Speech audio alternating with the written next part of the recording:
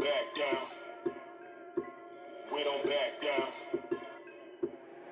Back out, waiting for nothing, I get it right now. Seizing the moment, no time to lay around. Will we ever stop? Hell nah, that's not likely. Will I ever stop? Hell nah, that's not like me. Back out, waiting for nothing, I get it right now. Seizing the moment, no time to lay around. Will we ever stop? Hell nah, that's not likely. Will I ever stop? Hell nah, that's not like me. My plate need filling up, talk about it, I seen enough. Off-road in a monster truck, never cried or complained. Jealousy not in my veins when they laughed at all our pains. Bottom floor, sky's the limit, breaking every box. What you know, get at your feelings, bruh. I can see it in your eyes, they can sense it in your soul. I just take the good with the bad, then I made it go. We don't back down. Who they talking to? Right now, I'm the one to bust a move. We don't back down. Who they talking to?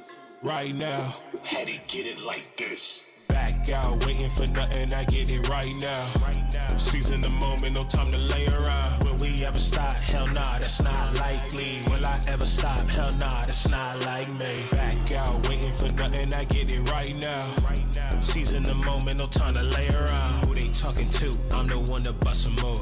Who they talking to? Had to get it like this. Get it like this, now passion like gifts.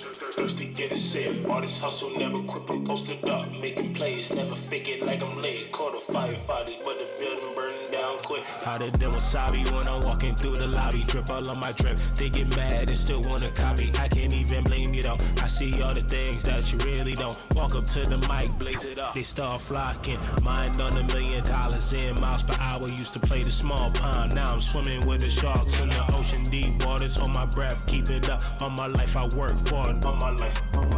We don't back down. Who they talking to? Right now, I'm the one to bust a move. We don't back down. Who they talking to? Right now, had to get it like this. Who they talking to? I'm the one to bust a move.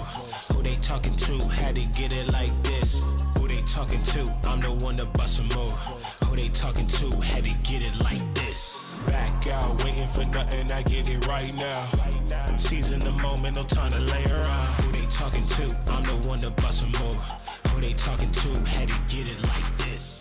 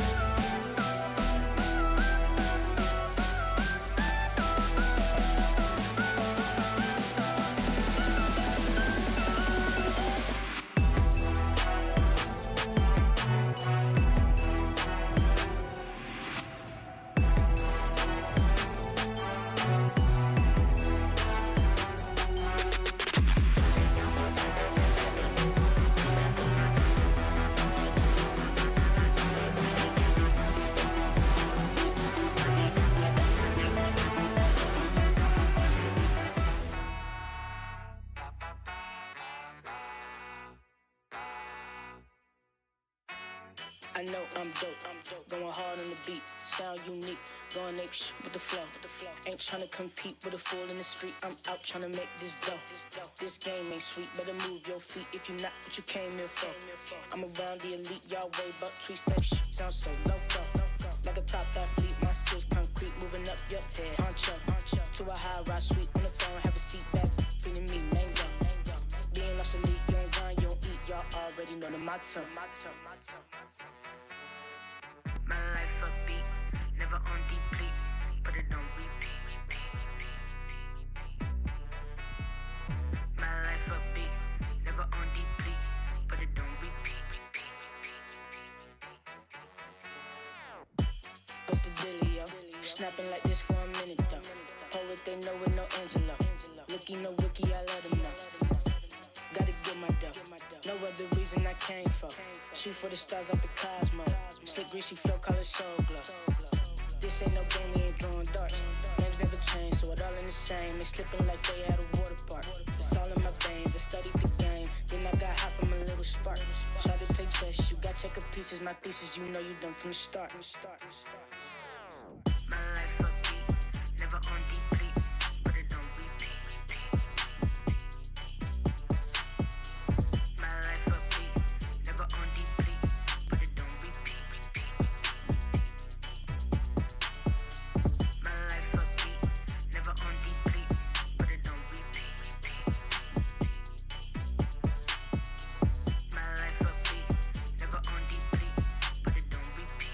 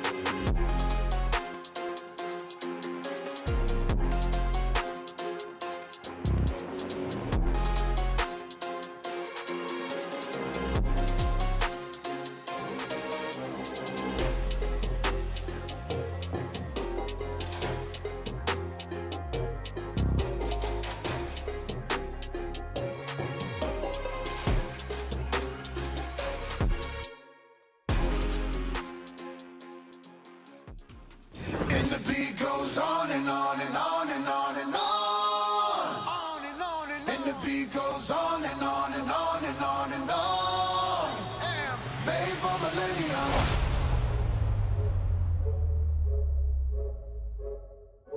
I am made for millennium. G-O-G-O-G-O-A key. Time we don't need you. We the greatest of all. In time you'll believe you. Greatest don't need fall. Happens in the feet. See my gritted jaws. Wonder who gon' feed. Press the beaters. Hundreds and tens hard fresh Adidas. Thought I knew men, most of them was Jesus. I'm more than man, I'm a natural genius. Where my medals at? I don't pedal back. I'm too smart to meddle where the fellows keep the metal at. They pedal for the stacks. I'm making benefactors, landlords without the pot to Hello, I know you feeling mellow. You thinking life is gonna be cinematic as these cellos, but that's just the rumble for the build up like a bellow. If they gon' hear you,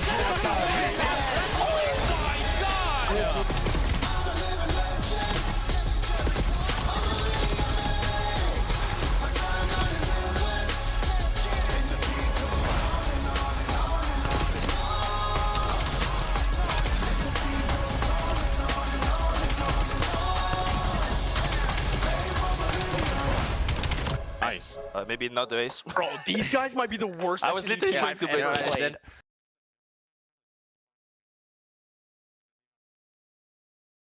No scams here. Oh my god. No scams, please. What are we doing? Come on, on this kid.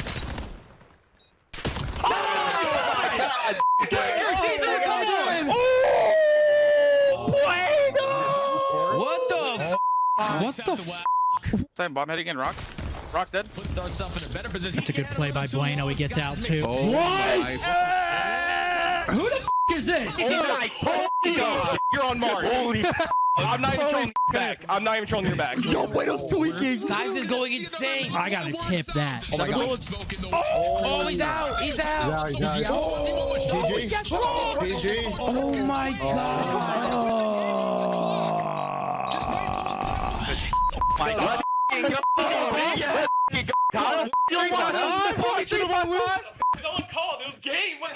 Jesus Christ. Wow.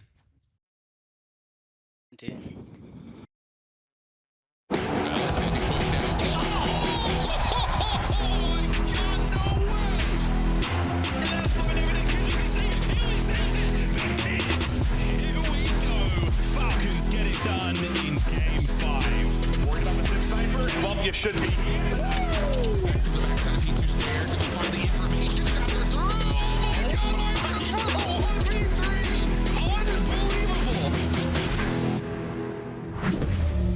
Ladies and gentlemen, welcome back. There's just 5 days left here in the Columbus studio before we head to France. 10 days before our flights. It's kind of wild here. Rosalie, before we jump into the day, what did you learn on Friday?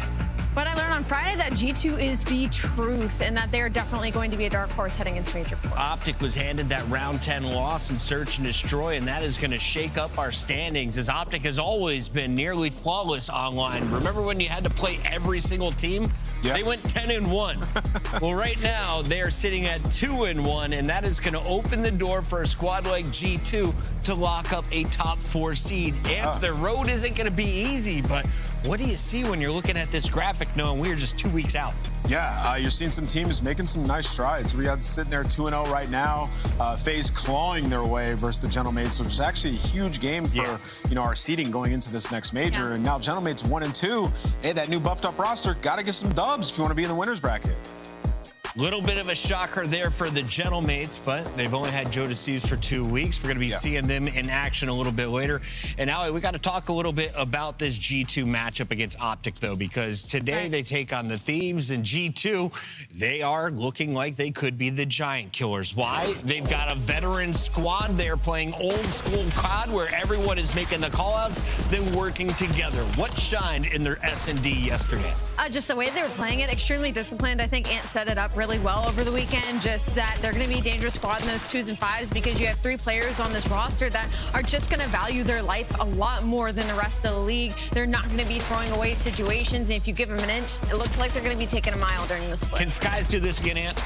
He can. I mean, we saw it throughout all of stage 1. He was really consistent, right? So when they have a system in place, they're going to be able to make plays. And you're going to need his sniper as well. And that's only going to make their search get better. But yeah, this is a team that, now at this point of the season, you have to find an edge somewhere. And Search and Destroy could be that edge for them. We'll see today if they can stay consistent versus a team like LA Thieves, who have been above Optic for a couple of weeks. Greb having an incredible day for G2 as well, leading the way as their top slayer. And of course, Nasty, a fantastic addition to the lineup. What does G2 have in front of them after having a very tough schedule? They had a up and down one. Well, this was supposed to be a down against Optic. You get a win, and now you are just 1 match away from the winners bracket. The question I have for you, Ali, is do they get 3, 4, or 5 wins going into Major 4? I'm hoping at 3. I think from the remaining matches that they have a chance. Traditionally I would have looked at that and been like, there's no way. They got Optic in LA, but because of that Optic win, truly anything can happen in that LA match at the end of the day. And they did beat LA last split with the last roster. LA went on to win the major, but they did beat them online. Setting that up while wearing the 100 Thieves hoodie is crazy. I've been told that Search and Destroy wins championships, and G2 is looking pretty darn good at Search and Destroy, Ant. Yeah, let's do some more G2 programming. A huge win yesterday. We're going to talk about sort of like what's going through our pros' heads when they're in these Search and Destroys. And for G2, a team that's very good at Search and Destroy with some Search legends on the team, they're setting it up from round number 1. So let's talk about this gridlock in this game 2, particularly the offense. G2 won 4 offensive rounds. So if you're Optic, you're going to be watching this VOD and making some big adjustments. So the first round, we'll just jump into the mini-map. What teams will typically do is like they want to have a player mid and then a stack over towards showers. So this is like an Optic default strat where there's like, we don't want to give anything up over towards showers off the rip of the round, right? So we got 2 over here and then a player playing towards mid, and then Dashy, his job on this map is to play B. So round 1, he's going to end up like challenging this, playing aggressive, which is maybe a little bit of an overchild, but if you're G2, the whole plan here is like, we're going to keep you honest. You have to have players over towards B throughout the rest of this map if you're Optics. So we get the first blood, we're going to push on up, and then this is the next offense that they win. So you saw this one. This is a quicker rotation if you're Optic, right? So we have to get back. We're going to play a retake here. So if you're Dashy, he backs up. We're going to wrap through, but we give up all this space. So if you're G2, you just got pushed up for free, and the adjustment from Optic, not good enough. So 2 simple rounds, but what we're setting up here is these early offenses. If you're G2, we're taking B away from you. You have to play honest. You have to have a 2-2 split. So this is Optic's default spread when they do this 2-2. This is how they like to play it. So you're going to get Shotzi. He's going to be right here playing on the van. And then if you're Brandon, what you do is you wrap around, and we're playing this crossfire setup. So in order for him to die, players would have to jump around the cross, and then Dashy would theoretically have this cross here, right? So if you're G2, hey, we went B a couple of times. We're just going to go A. And it's implied that there's going to be a map spread because we went B twice. So we're going to slow play this. We're going to have a guy mid in case Shotzi wants to get aggressive, and we're going to have the bomb be mid as well in case we need to make a quick wrap. If somebody does push B, we have number 7, Skies, to get that kill. If he got that kill, we would wrap. Nobody does that, so we know you're in a spread. So we're going to use our tax. We're going to push up, find a couple of kills. The implied advantage, we were right. We set this up perfectly, and now we got a bomb down, and we're going to win this round. So here's the final round and the final offense in which they close it out. Guess what? Back to B. We know you're probably going to be in this 2-2 split once again, but we're going to make a nice little adjustment, and we're going to send our playmaker, a.k.a. Kremp, through the mid-map, and we know Dashy's probably going to do that default wrap over here. They're going to be playing this crossfire. We're going to get a free first blood and close out this round with our tried and true B push. So if you're Dashy, you are pissed. You're 2-6. You're getting isolated. You don't have enough help, and the strats aren't based around you enough to help for that be aggressive push. So yeah, G2 were in their head, and that's why at the end of this series, Dashy flipped his camera on the top of his screen because he's like, our strats aren't helping me enough, guys. I'm getting bullied. This is not on Dashy, he says. I love the call-outs. Excellent execution of some phenomenal strategies cooked up by the Minnesota camp. Allie, you walk me through the numbers. 3 plants are 80% win percentage on their attacks. What's more impressive? I think the post plant actually is probably more impressive right now. We're finding that a lot of top teams are actually struggling with that right now. So the side of G2, this definitely gives them an edge versus the rest of the competition. G2 today is going to face off against LA Thieves. Are the Thieves the best search and destroyed team in the game? Yeah, so it's going to be a tall mountain to climb, but there's opportunity. So if you beat them in both search and destroys, assuming you have to go to a game 5, are G2 in the conversation for Major 4 title? Yeah, they're in the conversation to make a run. For the title, it would be difficult because we have to see it on land, but yeah, G2, dark horse candidate, 100%. Sure. We don't have a whole lot of storylines today, so I'm trying to create one. We'll see if that comes true a little bit later. That is the 4th match on the day for Minnesota. Before that, the Heretics try and prove we are not D tier as they take on FaZe. We got the Royal Ravens facing off against Optic, but when we come back, can Boston Breach go from barely invited to the winner's bracket? We find out. They're 1 match away, Ant. That would be crazy.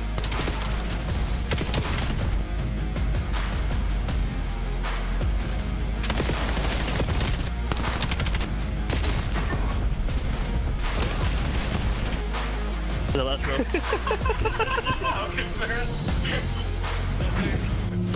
COD Champs tickets are on sale now. Come see the best teams lock in for this season's grand finale in fabulous Las Vegas. All 4-day passes come with early venue access. Head to FazeVegas.com or scan the QR code to get your tickets now. Scuff, official controller of the CDL. Monster Energy, the official energy drink of the CDL.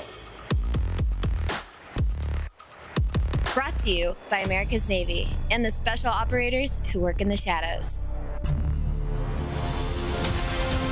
Let's find out who's built for the big save. The Heretics ready to dive in. Thanks, Tim. 4 and Snoopy. Come on, what's the more?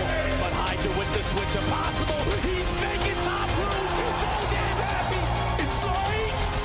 Down a bruiser. Dominance on the grandest stage.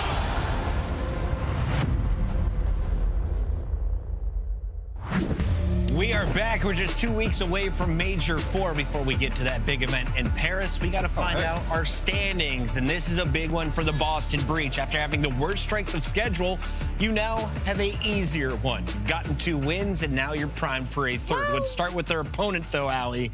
The Koi. How are Toronto looking after losing their star player, Joe DeCeves? They're looking okay. It's hard because we have a really small sample size right now. We have that win versus Cloud9, but then you have them falling short versus the Gentlemates in that really exciting matchup. So for Toronto Koi, I feel like this could be kind of the litmus test for them heading into the Major. You've had a little bit more time to practice with Abe, get things settled, but 1-4 record in the last 5 series per the Monster Energy pregame. And the recent Overload has just not been great. 1-6 record in the last 7 maps. I mean, in general, their their respawn has not been great. Yeah, well, when you lose the best Overload player in the game, it's going to be demoralizing for them. That's going to be a mountain to climb. But I will say, if your Overload's going to take a hit, but your search gets better, that would be great. And, you know, I don't know if it's all Joe's fault, but when he joined this team, they did have a huge fall off in S&D. And I talked about that a bit before. They had the round 11 where they lost. But I do anticipate this team getting better in search to end this season. And that will be how they find the pay dirt. So that's what we're looking at in this one, going up against a Boston team this stage, 1-5 in the game mode, and can't buy a first blood. Were you surprised to see Abe back on a Koi roster? Because this is a squad that they kind of invested in Abe going into EWC last year. Exactly, right? Yeah. I think he just set up And perfect. he's been doing well in Challengers, too. I think it makes sense that Abe's back in the league. All right, so Abe is there for Koi. On the other side of this fight, we've got Boston, who lost Nasty. Nasty, one of the best players on their squad. He was an AR, one of the better comms. Instead, you bring in Afro, of course, TJ Haley, another veteran alongside Purge. Let's talk about what he's brought to the table. Has it changed the game, or is it just Purge stepping up at the end of the season, Allie? It's a little bit of a few things true at once for the sake of Boston Breach. 0-2 series record, 1-6 in map count versus Toronto this series, so this is going to be a tough one for them. But Afro is playing better since the iteration of this roster, and once he's been plugged in with a 1.12 during the stage, Purge, like you said, he's been playing better as well, specifically depending on the map that they're able to get in this series. But I think the big story is Boston Breach and winning some hard points and able to elongate some of these series. The problem is, though, their S&D isn't great, which is weird considering it's a roster with TJ and Spart on it, which should be 2 players in the conversation of some S&D superstars. You hit everything, Allie. That was fire, except for one major aspect. Hit me with it. It's Spart. Spart, there he is. A dog. There we go. If he can play to that level, then hey, who cares if Nasty's not on this team? Like, he was frying. So, yeah, I mean, I think they got some good things going from there. Hardpoint's been really good. Yesterday, the first bloods got away from them like crazy in that Thieves match. Got to find some bloods today. Got to find some bloods for Boston. We'll see if they are able to pull this one off. We got our maps and modes. Where are they playing Search tonight? Well, the party's going to start on Raid and finish on Hacienda. Not some bad polls there if you like some high frag games. Gridlock will start things off for Hardpoint, though. Allie, expectations in your best of 5? Honestly, I would love to get to that game 5 just because I want to see Toronto Koi and Hacienda specifically, but the Raid S&D kind of leans for both these teams. They've both played it in the last 5. The problem is Boston Breach got kind of handed it by LA Thieves, so hoping to see some different looks on those. Is Den still Koi's best map? I know I was scared to play Koi on this going into Major 3. Are you scared to play Koi or Joe DeCeves? Joe DeCeves. Yeah. Well, honestly, Kips has had some takeover games on that map as well. He absolutely has. But yeah, their overload has fallen off a bit, Chris. I mean, even towards the tail end with Joe, the vibes are off. They lost, I think, 4 in a row. So we got to see where Toronto's overload's at with Abe. But I will say, if that map set, GG's. It's time for our Scuff Pick'ems. You've got the map sets to go ahead and lock in, Ant. Yeah, Hacienda game 5. Just Purge seeing that. Purge. Is going to allow them to win 2 maps because he knows if he gets to 5, it's a wrap. I'm going Boston. Allie? I don't think I've ever seen Toronto Koi have 2 bad series in a row, so I'm going to stick with Koi on this one. I think they have a big turn. Ooh, this is coming down to a vibe check today. I came into the studio an hour early. We already had the player cams up. Insight has never looked more frustrated. Really? I am going with Boston. Let's go. Today, the Koi cameras have me nervous. Are they the same way going into the match? It's time to find out. We've got your Scuff Pick'ems locked in. It's time to get into the game. It's with Merk and Maven. I'll be honest, I'm twisted. I'm still riding the high that U.S. soccer win last night. USA! I literally, I ordered a jersey this morning. I watched highlights all morning. Yep. I did very little preparation for this match because I was just reading articles about U.S. soccer. I apologize. It's World Cup time and I'm locked, but you are locked, yeah. No, well, temper expectations. I've been trying to, but they looked so good last night. I've been trying to. Yeah, but groups are awful. The groups are really bad. The expansions made it interesting. People want more CDL teams. I'm worried that same thing would happen. Exactly. Yeah.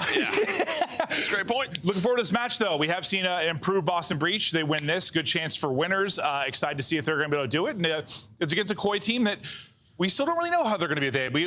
They looked pretty solid. They're a win over Cloud9, but it was a win over Cloud9. Not so good in the minor. Yeah, I mean, obviously the first they're only 0-1, so they have 2 matches this weekend, 2 matches next weekend, and I mean that's good for them, right? So they had time, they had this week after the minor, and at the minor, I mean, even the match versus Paris, it was a 0-3, but there were some close maps. It was that overtime, like almost double overtime that we went to on Den. So they had some close games, but I think you just need time. And Purge has been a big part of kind of the rejuvenation of this Boston Breach roster.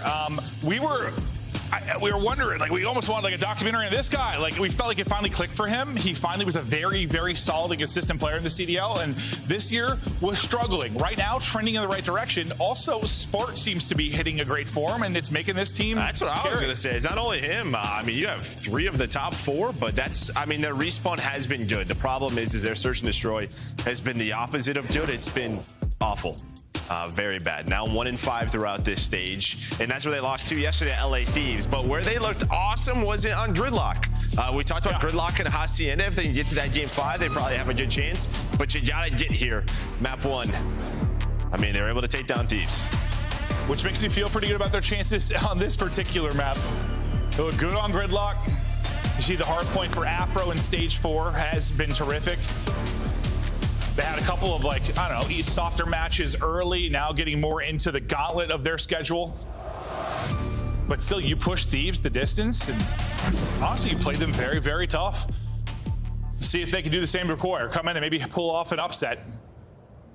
As we hop right into this Gridlock. What was good about Boston Breach yesterday in the Gridlock that you liked? Was there anything that stood out for you? I mean, it was all about the P2 for them, right? Even when, they gave up 40 points at the P1 to start off the map, it was all about the full investment inside of the P2. That's where they were able to win the game yesterday versus LA Thieves, and then outside of that, they made the rest of the hills very, very messy. I just remember an insane amount of multi-kills where, like, they were limiting the effective trading that Thieves you kind of expect from them. Spart was demonic with it. Purge was right there too, just chaining together multiple kills, getting 3 dead scenarios, whether it was in the overload or in the hard point, that put them in really good positions. So far, soaking up some time inside, but the only person really on rotation for Breach is going to be Purge, and he's in between enemy lines, everyone swarming around him, and they're able to pick him out. So Koi in a good position now to answer back at P2. We'll see if Breach can break or if Insight and company can hold. Yeah, well, it's all 3 kills on rotation, so you do give up 30 points. And we saw this yesterday. It was just the script was flipped, right? It was LA Thieves trying to break up this street, and this is not easy to do. You have the spawns. If you are a Koi, you are locking it down.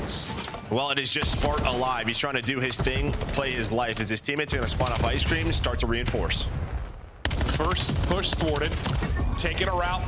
I think off spawn will be TJ, but he's not going to be able to get there in time. By the time he will get there, everybody has dropped. So now he's hoping to just get a kill or play his life until everybody gets there off spawn. Now they're swarming on forward. There's only 20 or so seconds remaining here. I mean, they've killed players on the hard point a couple times to make it white. So, like, I guess Koi haven't got as many points as they could have, but still it's been a really successful hold. No, it is. It's exactly what Koi needed to respond to that P1. They got the map flipped, and they were able to find the players rotating. Purge almost got away at the start of that P2, but that's just good communication from Toronto. That's what we're used to from that camp. Well, here goes the give and take. You gave up a lot of points at the last one. Now you try to take the points here at P3. Immediate pressure from Koi. Big gunfight win there from Kips, only on 9 HP. Got a little help on the crossfire from his teammate. Abe is able to finish that kill. Kips back to full HP, and now Challenge just not on the right angle and guess there from Afro, but Kleenex already into the point with a close right side spawn. You've already made a mess of this. Yeah, and I mean, Toronto had to go. As soon as that player dies in the middle of the map from Boston Breach, that's when spawns got a little bit weird, but they took their time, and then you had some spawn outs, and now Afro, he continues to make plays alongside Purge. So, I mean, Boston Breach with a solid hold there on a nice break attempt from Koi. Yeah, got a little bit messy there for a moment, but Boston Breach able to stabilize. Spart now trying to battle with his teammate for the backside spawns. He gets tagged up and dropped, trying to trade out for his teammate on the other side of it, just barely able to do it with a nice slide through and finish.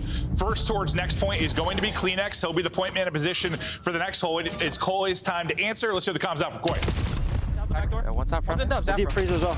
Yeah, one out top mid. One back top mid. Top mid. Top mid. Freezer. Time. You're good. He saw you as well. One back door. Back door left fast. He's playing steps on time. Okay, I went ice cream, bro.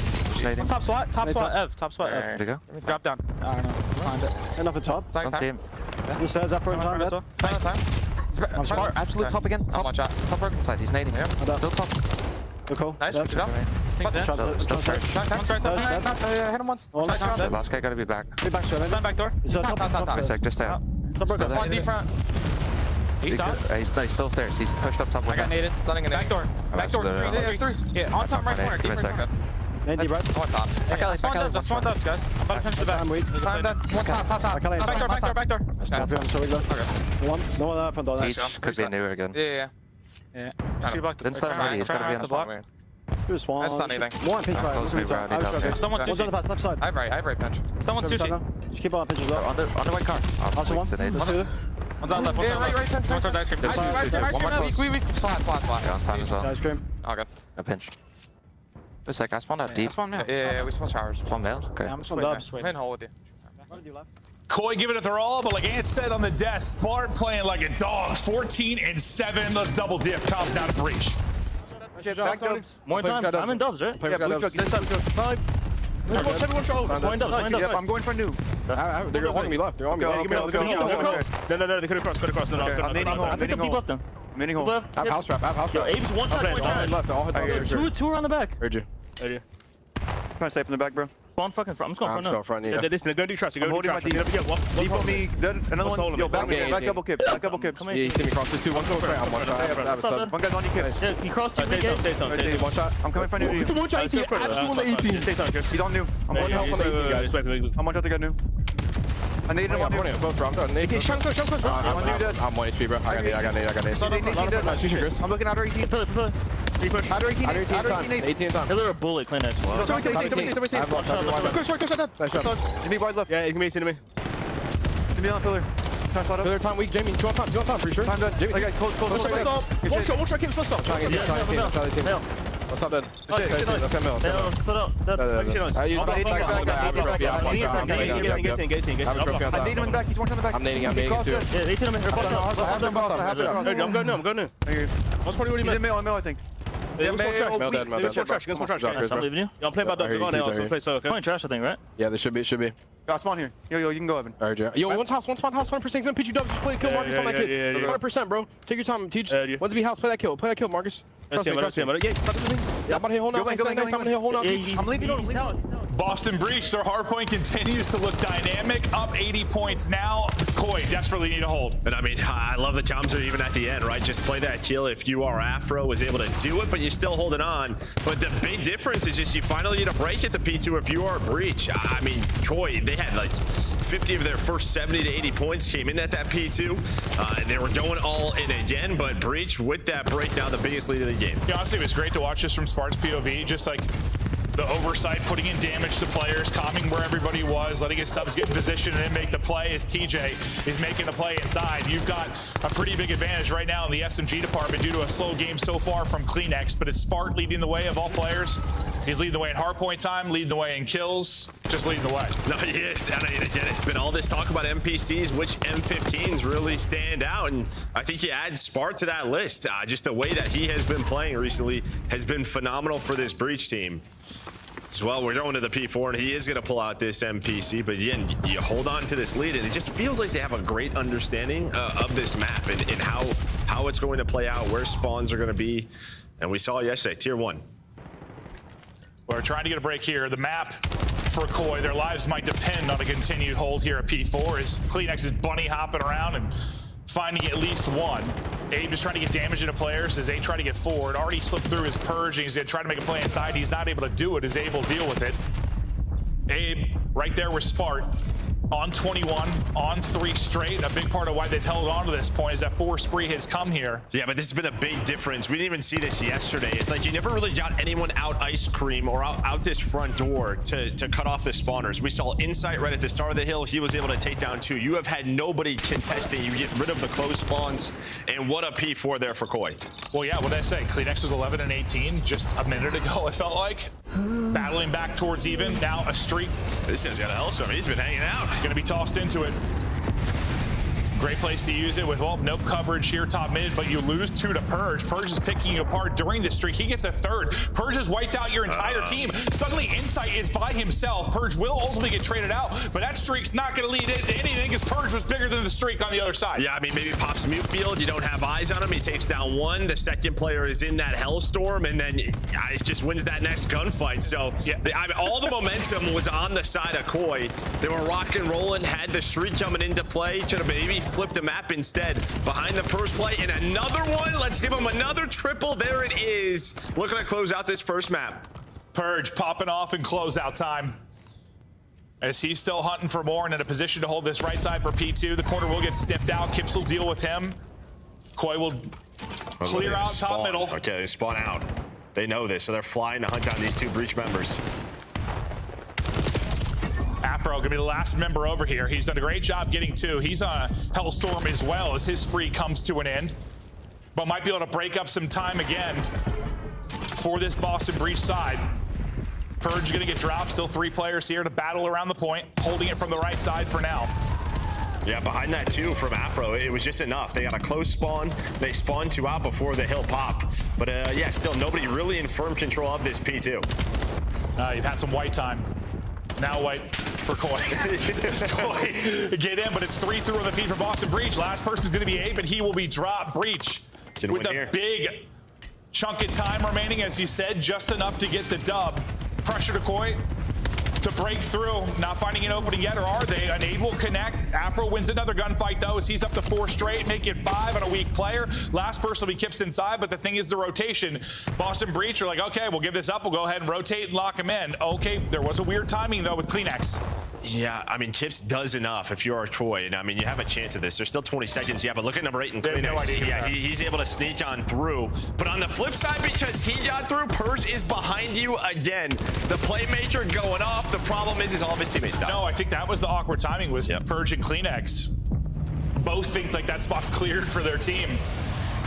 Don't see this often on a P3. I mean, don't get them off the hill, but they should have plenty of cover to still lock down these side doorways. But Spart's going to get a double. You don't even need this streak. Just get them out of position. Yeah, I think that's due to this. Yeah, streak gets them out of position. It leads to a Spart double, but Koi answer back with a pair of their own. Still narrowly holding on here, trying to steal this game away. Breach has been sitting on 232 for what seems quite a while. With 20 seconds remaining on this point, it's a double from Kleenex. And now you're going to hunt him down again. The player's on rotation. You're just trying to stay up. And Afro, his multi-kills at P2 were massive. He does it again here. And now you can see all the green arrows are in position for this P4. Afro going off in a massive moment here late in the game. Nearly takes down another one in Kleenex. This push has to be a thing of perfection out of Koi. Already in the pointer, Boston Breach, looking to close this out. Insight trying to find an angle with the AR. You have a pinch. Look at the hill right now. It's 4 people just swarming from every possible angle from Koi. They have the numbers here to win this. So far, able to win it. Now battle back inside. 25 needed to win for them. 1 win for Boston Breach. They just need 7 points if they can manage the break. There's a one-on-one that's going to go down on the point. Abe is still weak. Hasn't been chased down. Utility may have been good, but he's going to get thwarted and drop. Final ticks go to Boston Breach, and that should seal it. Yeah, they barely hold on, but it's a map 1 win. Yeah, and you saw that pinch develop as one player from Koi spawns out, and then due to that, like, they don't get those kills fast enough in the hill in like a 3-4-on-2. Then there's a couple of spawns behind them, and it just felt like nobody really had a good understanding of where the teams were pushing from. And then Breach, they're able to find it, get the win. Yeah, no, when I looked at the minimap, it was like 4 of them just surround the point. Like, I thought it's a 4-on-2 that's going to go down quickly, but by the time the battle started, yeah, the reinforcements from Breach basically had gotten there, so it stayed kind of messy. You won it in the point for a moment. if you were Koi, but not really cleanly enough to hold on for any length of period. Anything popping off the page for you statistically? I mean, Afro has been fantastic for them in hardpoint. Does it here again. A bunch of multi-kills in key positions. And you did fight back if you were Koi.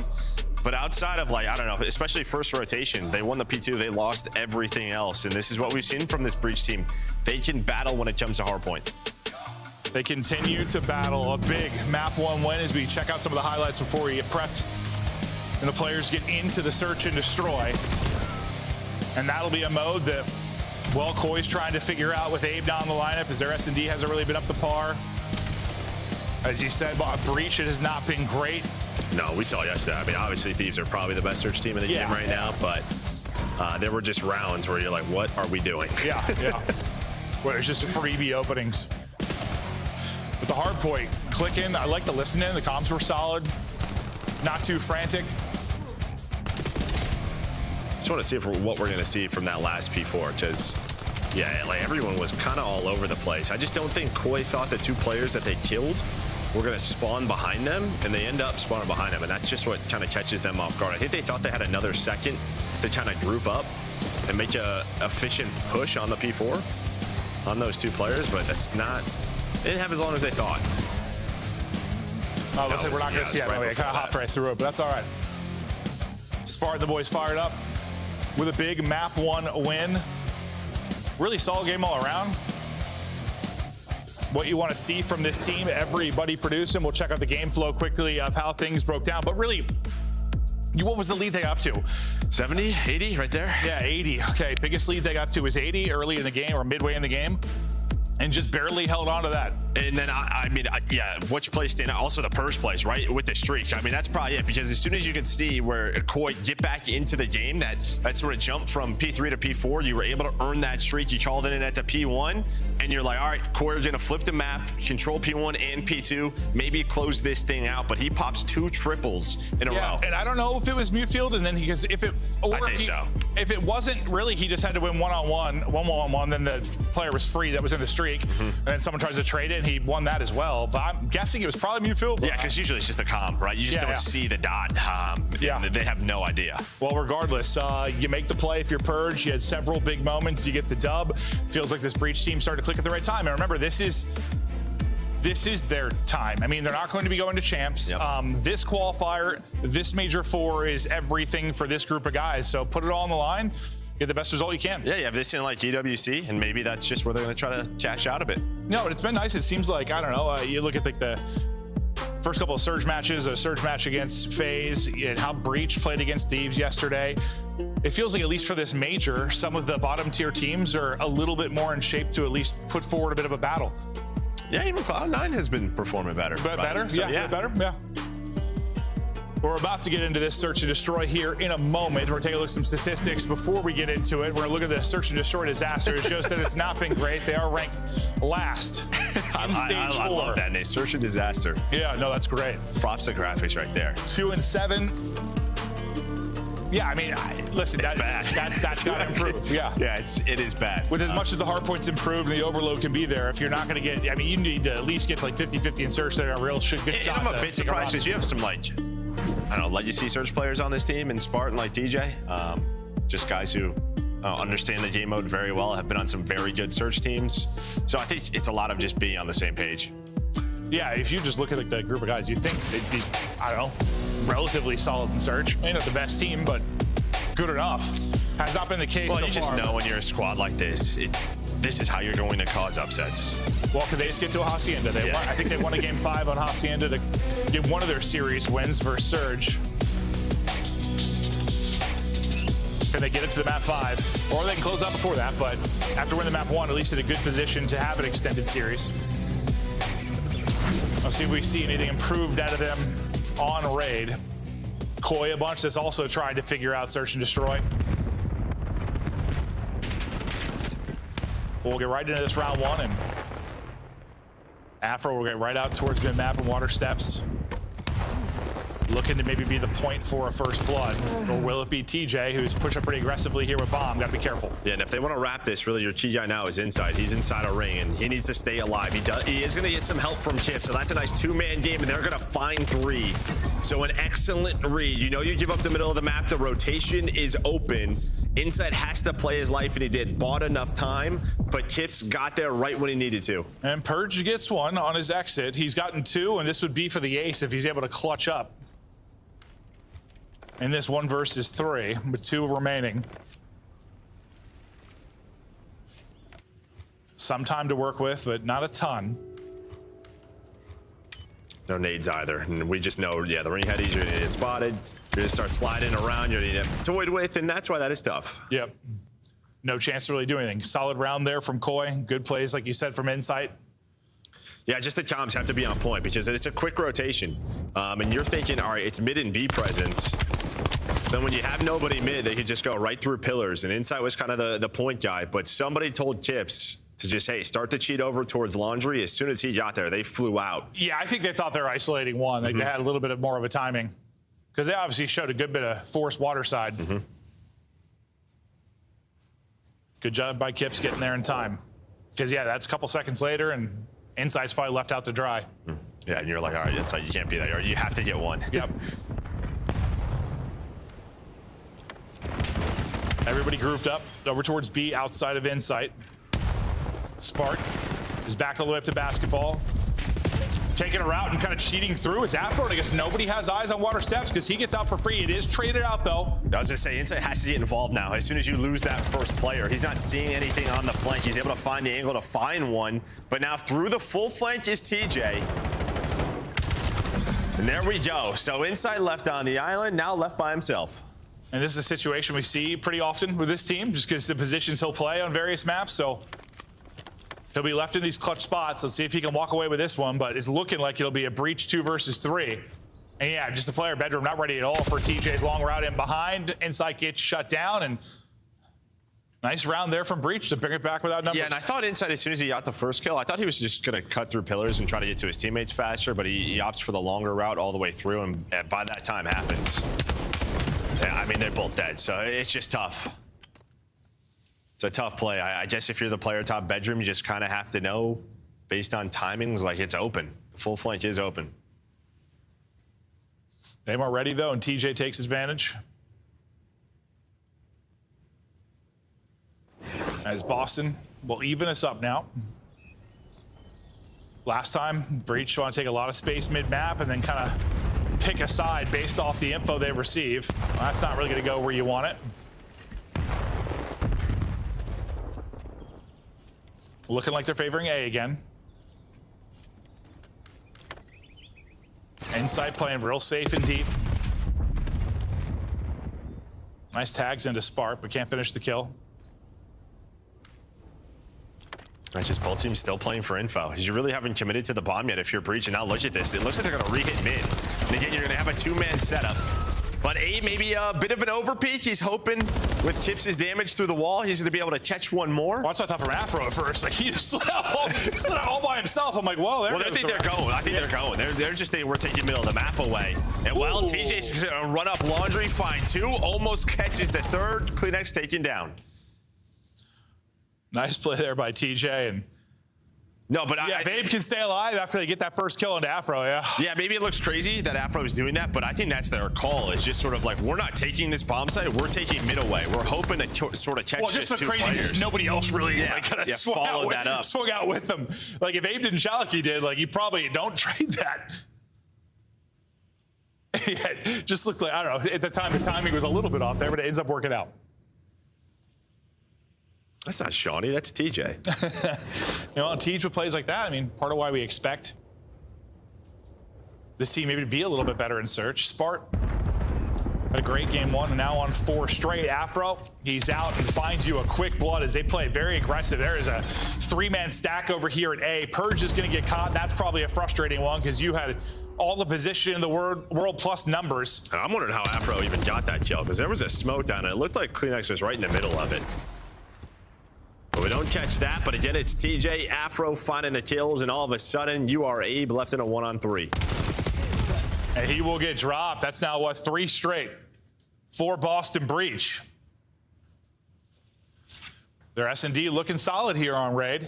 Yeah, they pretty much just switch it up, take ring control, but again, there was a smoke down. I think it was from the Koi side.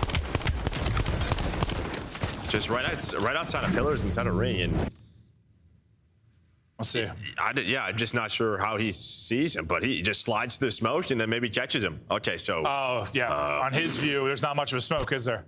Yeah, maybe. Yeah, no, I guess not. Yeah. Okay. Also, dude, wasn't it Spark yesterday that had that insane kill through the smoke? He just like snapped mid-map. It was his vertical. You saw he went high there, Joe. Up over the smoke. That seemed like a bug. Yeah. It looked a little goofy, didn't it? Yeah. Spark's still on this streak. Breach still on this streak on 3 straight. Everything starts exploding, and Spark can't do much with that. Afro, despite the damage, is able to stay alive. Koi now just trying to play together, not give anything away for free, make sure they can trade out anything that happens. Kleenex nearly caught, but Kip's here for the help. If they're gonna isolate anyone, it's probably the player mid-map, but he has help pretty quickly from inside kitchen. That's that same setup, and well, TJ maybe just doesn't spot him, or yeah, maybe him and Afro are trying to go to find Abe, but Abe at Insight played it wonderfully. A much needed round here for Koi. Slow the bleeding. Lost 3 straight, bring it back easily here. A dominant round. Good job kind of with the plays back launders, making sure nobody got picked. Making sure if a fight comes down, it's a team fight. And they win it with numbers, but yeah, really good job by Abe and Insight here mid-map. I'll see it one more time from Abe. Yeah, you just don't catch him on the sliding. He's just going back and forth. TJ looks there for a second. As soon as he looks away, that is when Abe slides back out, finds the kill. Abe, 3 in the round. Excited to see what this kid's going to do with this team. Yeah, he's definitely shown it's not what his stats were on Surge. That is for sure. Oh, yeah. Absolutely. He's been playing well. Granted, I still think his Koi has team has some work to do, but so far he's slotted in pretty nicely. 10 inside, you just sort of leaving him on an island. And he would do this a lot like back in Cold War, but this is a bit of a different title. Sure is. Kleenex. Oh, I thought he just snuck right through, but TJ will sniff it out. Insight able to win his one-on-one to maybe give them a chance. Kips from the top rope. Well, sir, you're going to be battling everybody. Gets damage into 2, but can't finish either. Insight hoping maybe he can catch one of the weak players on an exit, but won't get the angle. And with a sub from this position. Nice first win. No, yeah, first one, but like any other gunfights are going to be so tough. Yeah, they might have to switch this up. I mean, you can see what they're trying to do.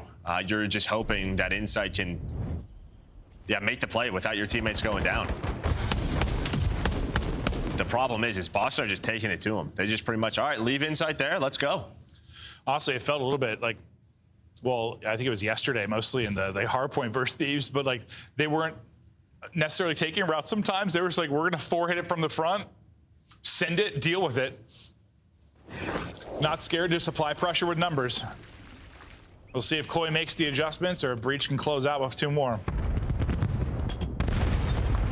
Well, nice nade combo with maybe a bullet there because TJ got blown to smithereens the second he peeked out. Yeah, it's a freebie from Kleenex from top laundry, and then he just hits the first blood, backs it all the way up. Him and Insight playing for info, and Purge trying to drop one on his head. Yeah, see, he's got to chase the kill, but he's going to get traded out right after it. Afro now. Wins 1. Can't quite get out the window. Now he does, though, in the back hop. He heard the reload. I was just saying, he hears the reload. He thinks he's running. 1 versus 1. Afro for the 1v3. 35 to go on the clock. Bomb down way over towards A. And Afro's out. Yeah, his timing could be tough, though, for Afro. Just pretty soon, Kleenex is going to check B. He's not going to see anything. It's just, does he want to play the 50-50? And it looks like Kleenex is, so he might just sit B this entire time. Looking that way. Yeah. Get ourselves a little extended 1v1 here. Afro with the plant now. The key is he's not going to see him maybe cross off that bomb or anything. So you have no info if you are Kleenex. You have all the info if you are Afro. Oh, I thought Kleenex just spotted with that shoulder, but he doesn't. Afro didn't want to get caught. Slowed it down for a second. There's just so little time. 20 seconds to go. Does Kleenex turn around here? Ringing around the rosy we go. Back out to bomb, and Afro wisely. That's it. Just playing the time. That's a clutch right there. He knows he's not on the defuse. Afro just with so many good timings, but really the play. Insight over peaks. He's thinking he's 1 HP. Maybe I can catch him sliding out. He never does. Just stayed prone. Yeah, no, I like, at first when he lay prone, I'm like, oh, he's dead. I just think he is dead to rights, but sneaky little play pays off. They think he scrambled away. He waits there the entire time, and a nice little clutch in a round that might kind of decide the map. And now you've been, I mean, 1v3. I think there was like a, I don't know, 3v4 or 2v3. There's been a couple come from behind situations now for Breach, something that Koi certainly have to ham up. And I know it was a little awkward there in Kitchen, but the fact is that kill's got to be traded. Yeah, first I was going to say, like, again, like, Abe made sure he had somebody with him. Like, all the trades, no matter what, Koi has a second player there. Yeah. A pick by Purge, a pick by Insight. Ooh. Purge can't take down another one, and he'll get dropped. So numbers over to Koi. Afro, maybe hoping to be the clutch god again, but he gets just absolutely smoked off the heady. But look, all these gunfights, right, there's never a second Breach player in position. 1v3 for Spart, they are taken down. And yeah, you spread the map like that, Koi, they made sure they were doubled up. And they just win all the gunfights. Koi trying to bring it back from down 2-5, one step at a time. Purge got you the first blood for Breach, but I think there was a kill almost instantly on the other side for Koi. Yeah, then they just ran at Purge. And honestly, I think if his shots were on point, he would have got one before he dropped, probably. That's but just, it's tough. I think there's the two players there got a little kind of panicky with the shots. Or he thought he had the first kill and snapped, whatever the situation was. Breach, though, don't need to feel the pressure yet. Still have a little bit of a cushion here. I think his own stun and another stun hits Kleenex. Happens even to our pro players. Abe gets a little info. Thankfully, that one didn't ricochet.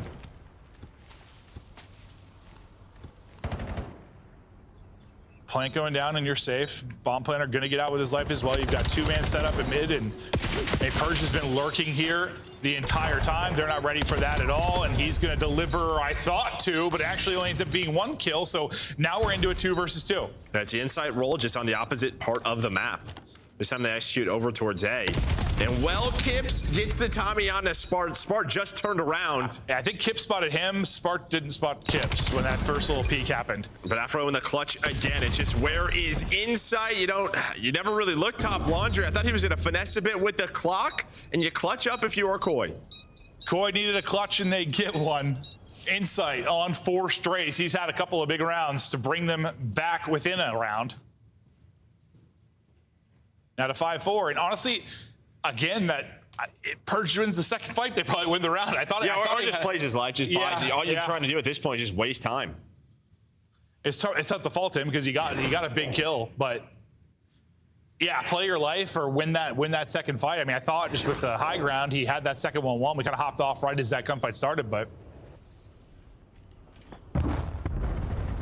an Insight who early was just trying to get involved, kind of playing the on the island role. This certainly got involved here late.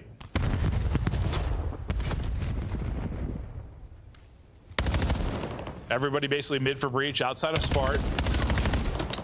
Well, it's on Insight again. I mean, again, he's been playing in these spots and almost was able to catch Afro.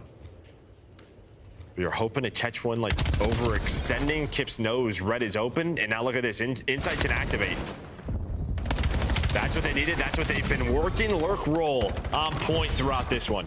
Close to a Hellstorm as well. 6 straight. Give him 3 in that round. Insight in takeover mode over the last 3 rounds. And from 2-5 to 5-5, we were gassing some changes for Boston Breach, and the search was looking good, and that has all collapsed over the last 3. Yeah, I mean, I feel like Koi have played this map like pretty darn well. It just felt, the clutch run is one that stuck out. Some of the numbers they've thrown away.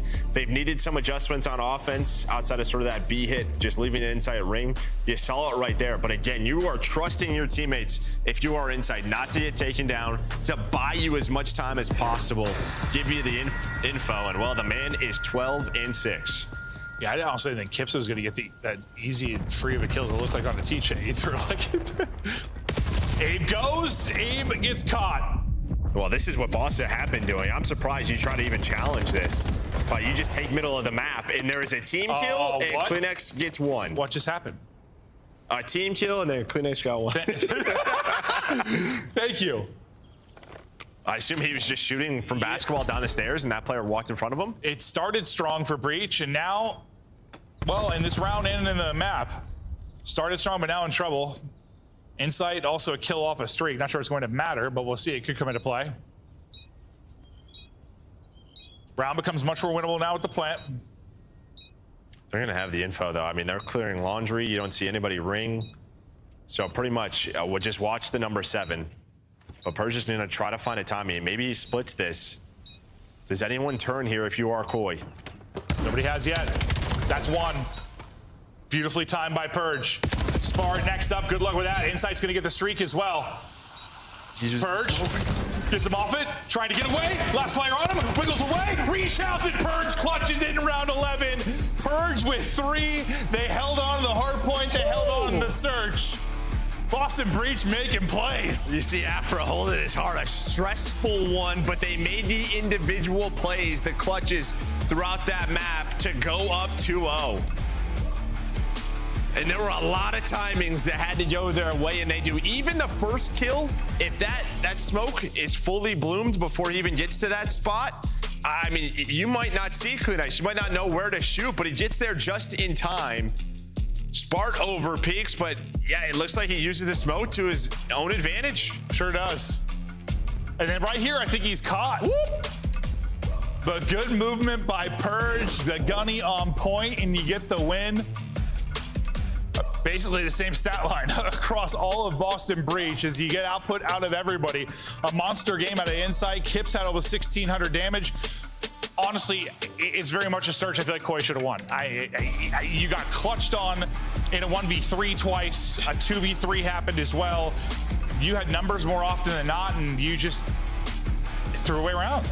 Yeah, but you're seeing what this Boston team can do now, right? Individually, like they have some talent. They have some playmakers. I don't know if we're going to rely on 1v3 clutches to get search wins, but all you need though is one more map, and you're starting winners. That's true. That's true. Up 2-0 in a great position. Both maps have been. They've been nail biters. We've been going down to the wire. You were up 5-2, and that almost slipped away, but hell. Props to him. Props to him. Purge has been improving. He's been in great form, and he had an incredible clutch there. Same with Afro. It's a map win for Boston Breach. They're up 2-0. They're in control. They're looking for their 3rd win of the qualifier, maybe a chance to start the winner's bracket here at Major 4. Quick break, and we'll see if they can close it out in map 3.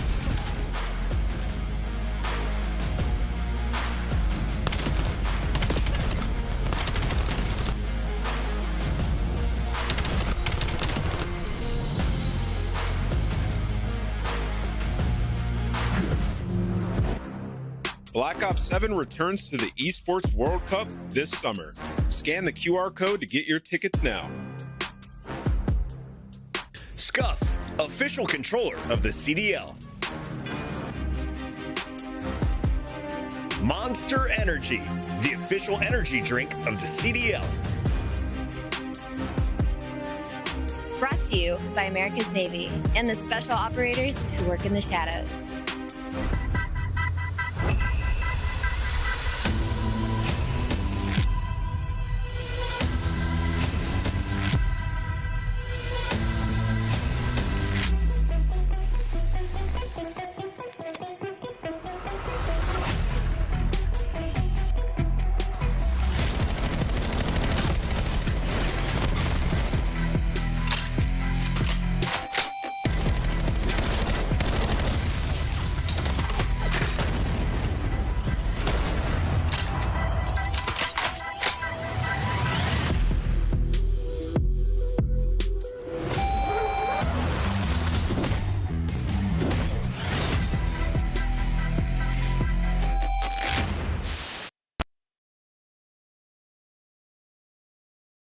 Man, like when you have the Slayers, when you have the talent there, it's all about putting it together.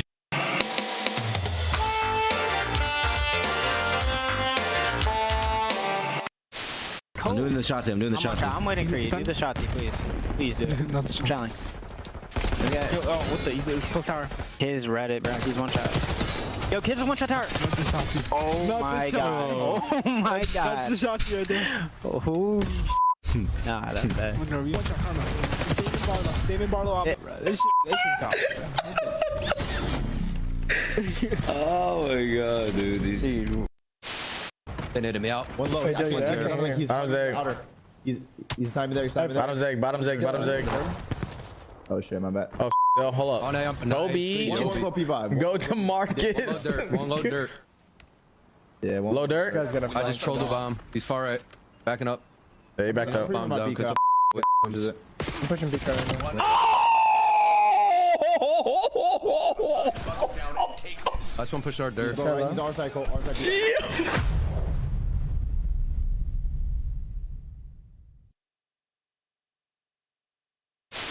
Can you act out the coolest kill you've had so far in Black Ops 6?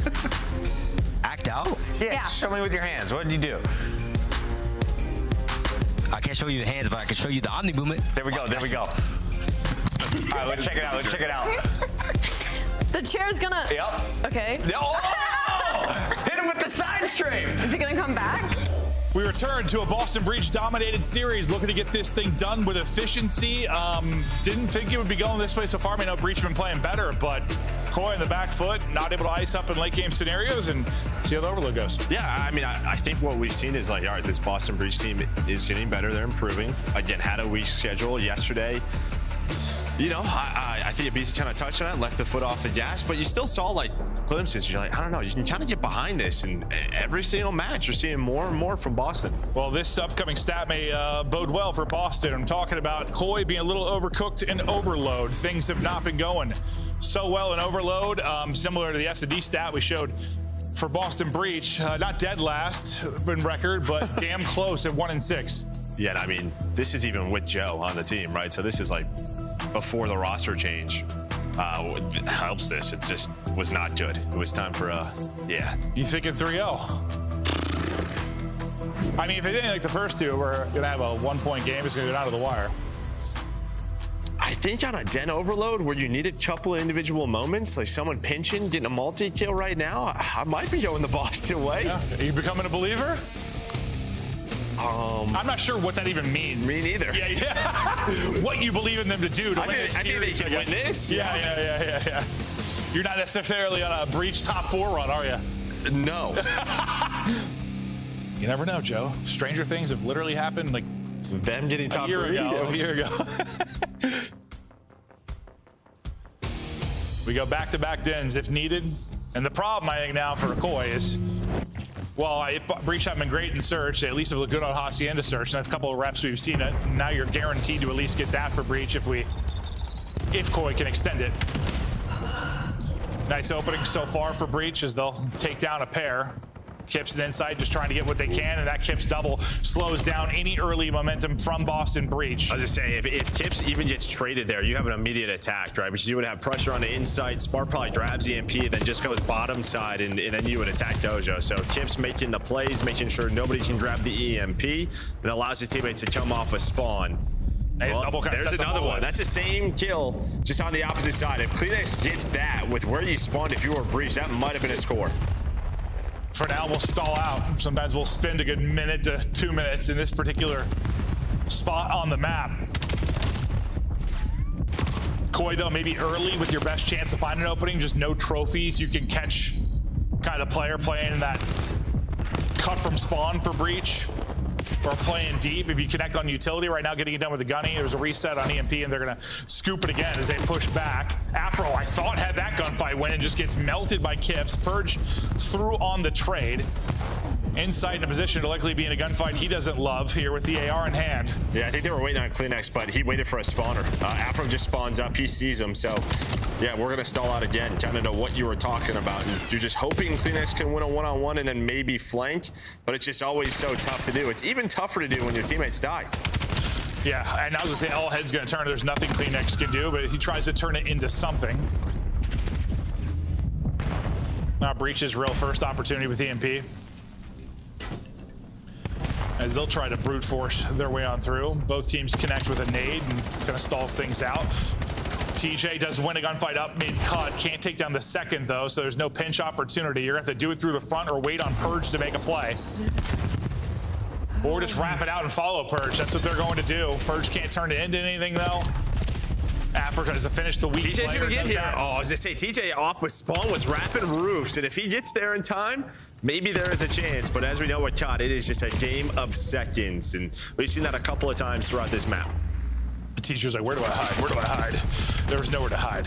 TJ eventually traded, and 1-by-1, go Boston Breach. They've been able to at least find a kill or two every time on this push, so they've kept EMP in a relatively forward position. Yeah, but neither team's really finding that key multi-kill, right, to sort of flip the odds in their favor and start a push. Maybe now is going to be the chance. I thought number one in Persia was flanking, and he's going to get around and trying to finesse. But again, no multi-kill, which means you haven't even moved that EMP quite yet. Yep. Just in a stalemate here mid-map. 2 minutes to go. Still no score through. Behind Kleenex, we try to get forward. Purge has already gotten to the heady, and that's going to be easy pickings for him. Once again, the MP going to have to retreat. Eventually, somebody's going to find an opening here. Well, it might be Koi. I mean, TJ flanks, and he dies. And there's one player in the middle of the map. So look at this. Your other two players were playing the B side, and now you have a scoring chance. But Afro comes off spawn, able to catch him. It's funny, you saw the arrow spawn up and like get ready to head towards their teammates, and they're like, wait, EMP's here. Yeah. EMP's here. They turn quickly and have dealt with it. Kind of fortunate you spawned out that side and not towards B. Otherwise, that might have been a free Koi wrap and score. But with the spawn, you get another chance. That's usually how it plays out. Unfortunate team kill for Boston Breach. Spark gets damage into just about everybody, but not able to get a kill. EMP flies forward. TJ tucked in the corner, deals with it. TJ deals with a second. TJ can't deal with a third, but his teammate and Spart off spawn. Yeah, he just able to find there. him. Wow, he gets there in time. I mean, that was your one chance, and neither team's really been able to. You see why both teams kind of been struggling in this game mode, just not able to generate a ton. But it felt like Koi had enough, but Spart must have spawned somewhere in proximity to get there in time. Another chance. And this might just be wide open. Now Purge got the 1-2. He doesn't get there. Oh, Afro with 2 to shut it down defensively. We remain scoreless. But even before that, Purge just did enough. He wins that gunfight, and that gunfight goes the other way. It's absolutely a score. There would have been another player there from Koi. No way you get there in time. They've taken an EMP and got the hell out of their base, but there haven't been many forward kills for Boston Breach, or if they have, it's been like a single kill that's traded out. There wasn't really a chance they've been a threat at all. Not a great overload. You know, it's funny. Like sometimes, like if it's two teams that aren't good at like search, it ends up being really entertaining. Overload, I thought maybe, you know, if it's two like not great teams, maybe let's pick a wild one, but that's been the opposite. Well, the problem it's just this map, right? It's this map where you have to be creative, and your teamwork and nades have to be on point to create offensive chances. And this is just two teams kind of butting their heads against each other. Yeah, it's just finding zero. It's like watching a football game and it's just punt after punt after punt. That's really what it is. Kind of how it feels. We're checking out some of the lowlights from the first half. I mean, you had your one chance right after this, right? Where you're scoring here. I just don't know where Spart spawned. This was afterwards. I think he spawned B and just backed up quickly and got the angle. That was the one big defensive play there from Afro to stop it at the goal line. All right, now into the second half. We'll see which team can get through a score. That's gonna be 3 dead for Koi. Insight, last man up. Kip's in a similar position. In the first half was able to turn it into a multi. Insight's not gonna come away with anything, so this will be pressure for Breach right off the rip. Yeah, at least buys time though, right? He delays that EMP being caught. He weakens 2 players, allows his teammates to get off a spawn, sort of reposition, then he's gonna win one as soon as he spawns up. So it's like, yes, he didn't find a kill, but did what he needed to do. Oh, pop a little double there, pop a Purge. Abe and Kip smoked, but, well, every time that double leads to all of them dead. I thought that was the moment for Breach. It was not. EMP back over to Koi as they try to ramp it up over towards A. Mid-map trying to find an opening, I believe is Kips. He's gonna get sniffed out and dealt with, so the pinch on that side will drop, and that'll probably slow down the push over here. Kleenex ends up spawning out roof side, and he's gonna try and get through on the pinch, but he might be out of the play. Okay, he gets back to it quickly, and he's actually just gonna catch an EMP. Or just getting well, I was going to comment and say, like, Boster being a little bit too slow on this. Like, they should probably know Kleenex is off spawn, probably pinching. They should at least be going forward. But still, yeah, Spart hit some shots. No, he dropped so quick. Just against EMP carrier, I'm thinking, oh, this is a free kill for Kleenex. I don't think Kleenex got the shoot. No. Just deleted by the pistol. Back to a similar spot on the map. We'll see if Breach can do something a little bit better with this. They just try to send it on forward, maybe get lucky with an opening. That's not going to happen. Purge, last man here to try and hold the line. Teammates pushing out mid-map, trying to get to him. Purge has won some gunfights to keep Koi on their back foot. Now TJ through on the flank. If you win it on the other side, it could have been a score, but you don't win it on either side. Oh, well, okay, I lied. Afro gets a double for you and stays with the pressure. All right, here's now maybe your chance. You finally get a point man in Afro, and well, Chips, he was going through Broken, so do they know Afro is here? Can they take him down first? And, well, maybe they should. They check the corner, and nobody wants to score in this game. It's not going to happen. It's not going to happen. The best opportunity there for Breach. Come away empty. Now quickly go Koi. They are fast on this. They're so fast. It's going to come down to Purge to stop this. He does damage to two. He does damage to two, so you have to back away if you are Koi. And well, now you're just going through the middle, through bottom computers, and Purge spawns up and gets a kill. This has been an insane sequence. This is a circus. Kleenex with a chance. Now you can't get there. Oh, they're edging us. Just in a much more painful way. Yeah. Than we'd like to be. No scores yet. 2 minutes to go. Hold on. Buying time. We're buying. Teammates are off his spawn. Kips is pinching, and every time. Okay, we did it! There we go. Koi up 1-0. Finally, flush one through. Still time maybe for Breach to tie this up. Push it to OT. I'm not sure we need that. I would like to get off this. Do we need 10 more scoreless minutes? We did not. We did not need that. Koi, though, keeping the pressure here. Another chance to maybe get through. Not going to happen as Purge, Afro, Spart all shut it down. Last person here in Insight. He'll finally end up dropping. Now the counter chance. It's a deep spawn out from Afro, though, so it's going to be a minute before he's into the play. His teammate spawns up closer with him, so here comes the pressure. It's a double pinch. Or they're going to try to wrap this. It looks like TJ's going to get a kill, and now it's a question for Koi of where's EMP. So TJ just goes, and Purge's going to find one. That's a score. And you may have put it out there. That's a score. But it's going to spawn roofs as well. Tied up 1-1. You still have two people in your base. Afro and TJ off spawn. Someone's going to scoop EMP here. You're hoping Spark can stay alive or do some kind of damage. Neither him or Purge can. You take it back. Yep. You better be careful getting out of here. We know Kleenex, he can be a thief in these positions, and suddenly he picks a pocket and gets a score. Well, he's the guy chasing them, but Ote, Afro, if he wins that might be a score because you spawn out P2. One last chance maybe for Koi. Nice win on the Spark. From rooftops, Abe's gotten into position. He's going to catch a kill. Yeah, this is in. This is going to be a score in the final seconds. Oh, they're going to wait for the reset. Buying time to make sure you can't reset. Heads up play from Koi, and they will get the dub. All three maps now. Nail biters. Got a little more entertaining late in the second half. But Koi now come alive. Get the dub despite their overload struggles like we showed going into this. And I think you just saw, like, both teams, they just needed, like, this one more gunfight to go their way to put up some more scoring chances, but whew, tough one. Yeah, no, that was a stretch of just, yeah, I mean, usually, even if it's a low-scoring game, it comes down, sometimes it's a low-scoring game, there's a lot of, like, clutch defensive plays. Like, it wasn't that. Yeah, we saw one of those from Afro. But otherwise, it was just this battle of attrition mid-map. We'll take a look through the stats. Spart, who has been terrific, struggles a bit there with only 12 kills. Not the same impact he's had in recent respawns. No, and I mean, even like damage-wise, he just wasn't even putting that up. Like sometimes we go to these scoreboards and they're at least like, I mean, he had the EMP in his hand a bit at times, but yeah, there you go. Sure. Well, yeah, I mean, he was carried for them a few times, but I don't know if it results in the 12 kills there. He'll try to bounce back in the hard point. His Breach trying to close this out. They've had to get it done to a game 5 already once this qualifier versus Surge that they were able to take.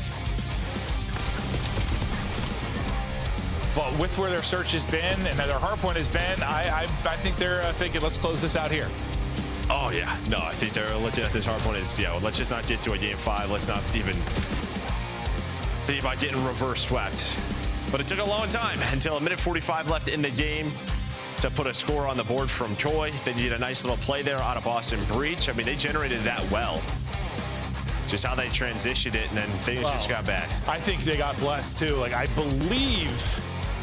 think it was Abe or somebody spawned up roof side, like on the push, and just like got a freebie because of it. Like on that final one. Like they were wrapping it that side. I think someone spawned roof side as well.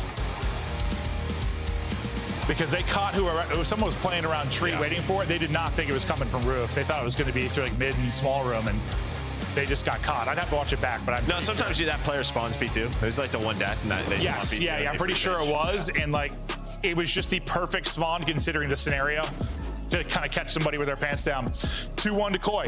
We stay on Den hardpoint now as we continue on in this series.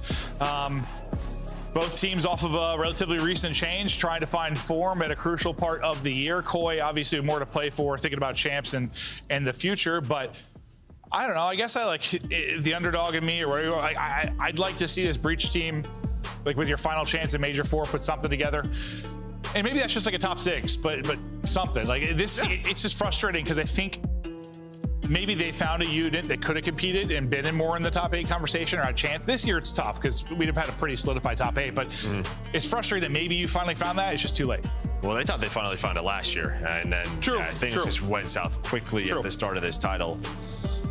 But we're going to take a look at the stats for both of our squads, looking at Den hardpoint just the last 30 days. And, well, maybe this is where Koi, they have had their recent success. And it was all about Den when they first made a couple of roster changes earlier in the year. So they'll look to extend this to 5. Not a bad one, though, for this Breach team. I just feel like wherever we've seen them play hardcore lately. Plus 80, though, in the last 3 is pretty darn good. Who was that for? Yeah, for Koi, plus 80. Koi. You got blowing people out here on Den. I'll see if they can replicate that here behind some momentum in the late scores there in the overload. And maybe it was a small thing, but I like that they just, the pause there to make sure that it doesn't get interesting. That you don't like, I don't know, it's like the running back kneeling on the one type thing or something. Like, just make sure there's not enough time for a spawn, a pickup, and some final 30 seconds wackiness. Heads up play there by Koi, just make sure nothing available for Breach to clutch, because after the search, I wouldn't want to give them any clutch opportunities. Because Lord, they had plenty of them. Afro putting on so far in this series. Terrific in the opening hard point. Big part of why they took that map 1. Almost slipped away. Koi almost clutch up late. Same can be said really for the search and destroy as well. They're finally able to get it done, though, in the overload. Right into the break off here in the map 4. Again, a P1 that we've seen teams able to earn so much time, usually on the second and third rotations, but sometimes on the opener. And, well, I mean, this is exactly what you want if you're Breach. I mean, the only problem is they overstep. Afro pushed a little bit too far forward. Now Clean spawn behind, and I don't think they're going to be ready for that whatsoever. Now they are, because TJ spawns up, but map already flipped, so. I was going to say, I mean, the reason I was saying it's perfect is you got 3, you got hardpoint time, and you had left side spawns. Yep. Before I finished my sentence, though, yeah, I saw. And I think you're seeing, like, through some of these roster changes, there's just still these minor mistakes, which for our top teams, like they were doing Major 1, Major 2, just rarely happens. And if you're gonna have Afro push up that far and you're gonna like play for the flip, play for the time, you at least gotta get the time. Like they just get neither. Off of an excellent break. Now, TJ is deep before this P2. He's gonna find Clean X. Clean's not ready for that at all. Goes vertical. Some nice revenge tags in. Has stayed up. Kips, though, is picking everybody else's part, so TJ's going to have to get involved. Only gets 1. Everybody wiped off the board, and now a pretty solid stretch here from midway through the P1 now into the opening of the P2 for Koi.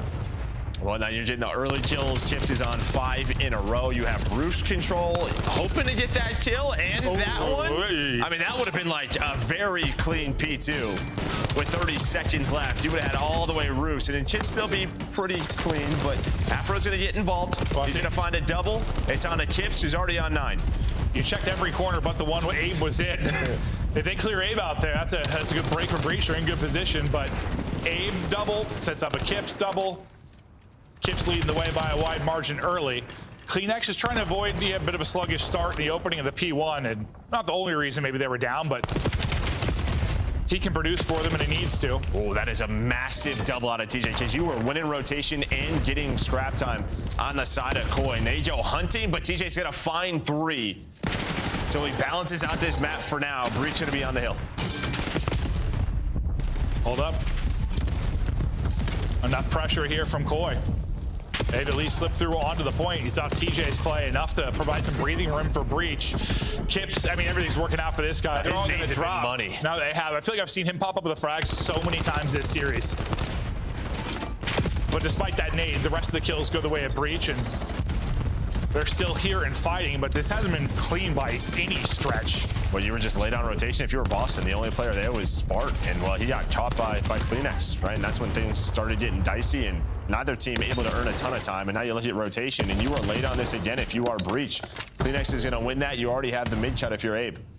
Yeah, maybe they got to focus a little less on the scrap and just give this thing up and rotate, boys, because they might get punished here. It's an important P4 that you got to be rotated early on. Well, again, it's TJ who kind of is giving them a fighting chance, right? He's the last guy alive in some of these scenarios, or sort of the point man with holding the spawns, and he's locked it down twice. Kleenex does provide 2, but Breach had the number, so they'll be in for now. TJ thought he had one, but they got swung rooftop side, and he will drop. Spartan in that corner, you can make so many plays, but it's pressure through the front for Koi, and once again, they're going to be able to break in. We're gonna break in, you still have 30 seconds left. Kleenex gonna finesse. It's all about stuns and nades or avoiding them if you can. And then Insight gonna pull out the MPC for this hill, whips out the pistol, finds the kills, and you're gonna flip the map. I mean, dude, Breach had what, like 20 points at opening P1? Yeah. And then through the rest of the first set, they got 15. So they have found no success at all, thriving in the chaos, because there's been some chaotic points. At least in the chaos, Koi have turned it into some points. Yeah, maybe that overextension there, sort of flipping the map before P1 spawns for Koi. Maybe just a bit too far. Did you allow Boston to get into a nice clean setup here? Maybe it doesn't matter. Well, team kill will help Boston. At least they're still left side spawn, trying not to replicate what happened last time when they spawned somebody in the back. And I think picking up the back off spawn perfectly. That's number 2 in Spart, trying to make sure it doesn't happen, because Afro got forward. Last time there was just no one that held the back spawn. You know, Afro just getting so much info there, right? I mean, he's pretty much telling them, like, they're going throughout the low side through Dojo, or at least roof. So he just knows there's nothing through the middle of the map. So all those kills earns his team so much time. Yeah, you almost doubled up your points there. At this opening P1 in the second set, Spart has 1-1 towards rooftops in P2, so Boston, good chance to chain this together. Purge has got an AR out as well. Then you got 2 players with ARs, so they'll try to get shots in at range. But it's going to be a lot of NPC pressure coming in. What can these AR players do from the point? You always see Afro just trying to find space for his squad. Did it on the P1, was doing it there on the P2, was able to find the 1 kill. Problem is you are just flooding on the side of Koi. And well, the flood should work, but you have the close spawns. I thought it was going to work, but then a nade comes in, and with those close spawns, still don't have it. Boston's still fighting, though. Just so many nades. Abe's double gets Koi in again. And this has been, I feel like, a majority of Koi's like time has come from, like, not always even winning it from the favorable spawn, just making it a mess, it's like real gritty points, I kind of feel like. Flooding. Just flood. And I mean, it's a lot of what Breach wants to do it as well. This time, I mean, he thinks it's through Dojo. He looked mid cut for so long. Afro gets through. Now Tips can help out. Okay, at least Afro doesn't find a kill or two. But you see, that stalls kind of what Tips wanted to do, and with that timing, Breach have what they want. Yeah, he didn't get the position he wanted Dojo to catch somebody. Instead, he's like sliding out and challenging somebody on a heady. Frustrating, maybe sequence there. But Breach still have to turn this into time. And despite everything we're talking about, I mean, honestly, Breach have turned it around massively in this second set. They're back within 10 points after going down 60 or 70.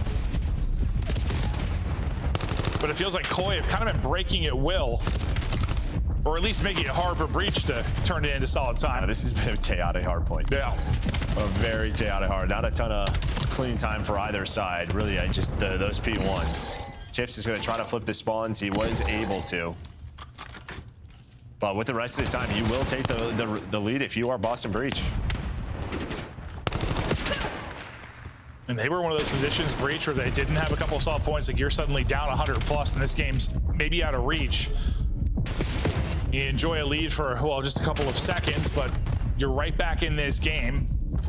Spark hits two. I mean, that opens something for the roof side spawn players to get involved and get right onto the point. Now the skirmish will go down. Insight finding his timing. Trying to tuck tail until some help is there, but eventually he will get pushed out. The help is in the form of Abe, but just more numbers here for Breach from roof side. Neither team can just find any space, right? Like nobody, the one guy who was pushed up there was inside. It's just he never saw anybody. Outer roofs, they went inner.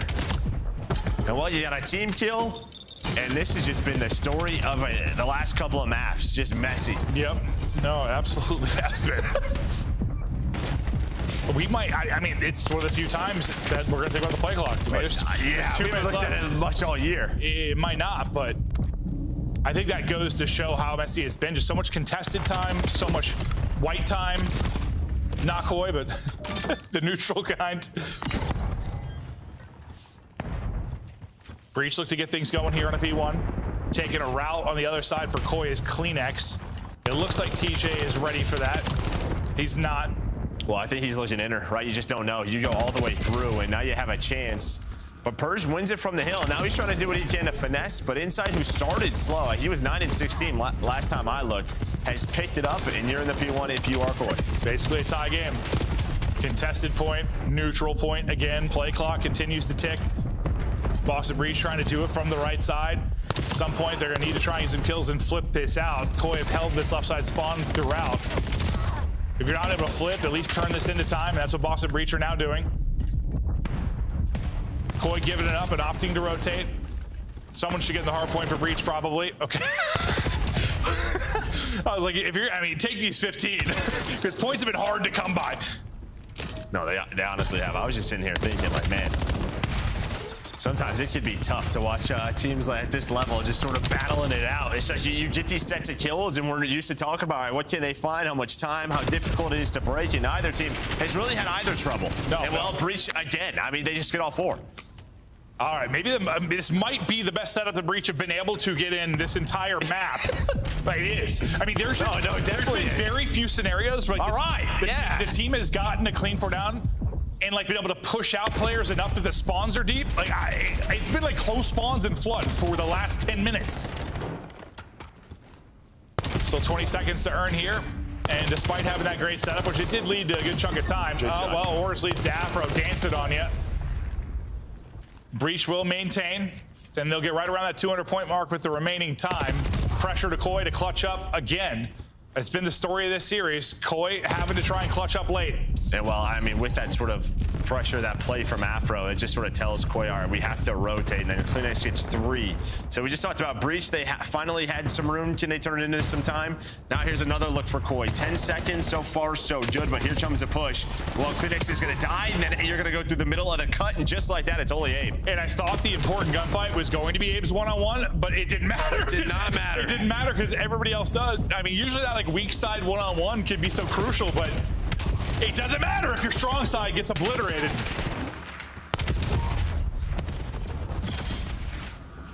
Every time Breach have had control here, I swear it's just been somebody up through mid-cut from Koi that has either gotten time or contested time. Well, when you were talking about the weak side, someone from Koi won the weak side gunfight and gave them the spawn, so you win that, you get the dojo side, so 10 seconds left, and now it's about this rotation of P4. A hell of a recovery from Koi. That might save their map. because you get the final 30 of that. I mean, this is... No, it'd be over. All but out of reach. Purge wins a nice one-on-one mid-map. Will be the guy forward to try and win the fight on the point. He is able to do that. Catches Kleenex, I believe, with a nade in his hand. Takes down a second as well. Purge trying to be the closer currently. As he gets the kills, though, you're losing some teammates. Nice nade out of Afro. As Boston continues to reinforcement, just 20 needed for the dub. Koi, again, have got to go clutch, and they've got to do it soon. Flood nade, flood nade, flood nade, trade, trade, trade. That is what's happening right now. It's just who's going to find the multi-kill. The difference, nobody is at the moment. Well, TJ got 2, and then inside immediately answered with his own 2. So the mess continues, and Koi have done enough to survive this particular hard I said point. that, and it said TJ multi-kill X3. Yeah, right? She said, no one's at a multi-kill. I was like, well...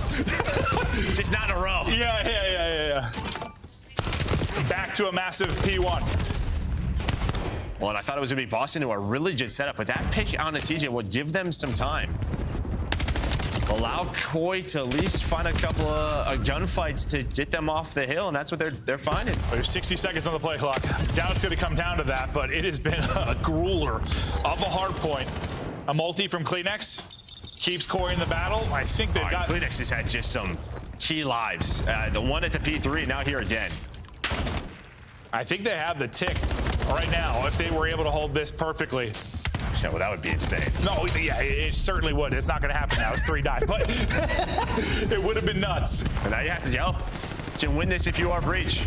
Pressure to Koi.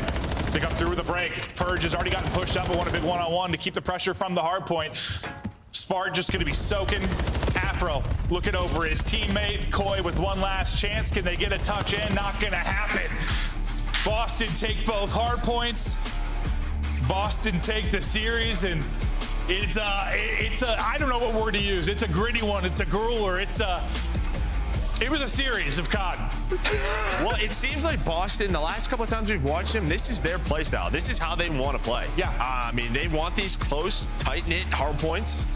They're not going to maybe have the best setups and turn into a ton of time. Yeah, but they're going to find a slow it down. Maybe not the game plan. No, they're going to find a couple of breaks. They're going to play this split time and go from there. Hopefully make the plays, and they're able to do it. And I thought maybe Koi would try to counter that by slowing it down and playing more to their game. They kind of just played right against Boston style, and they bash heads together until we were done.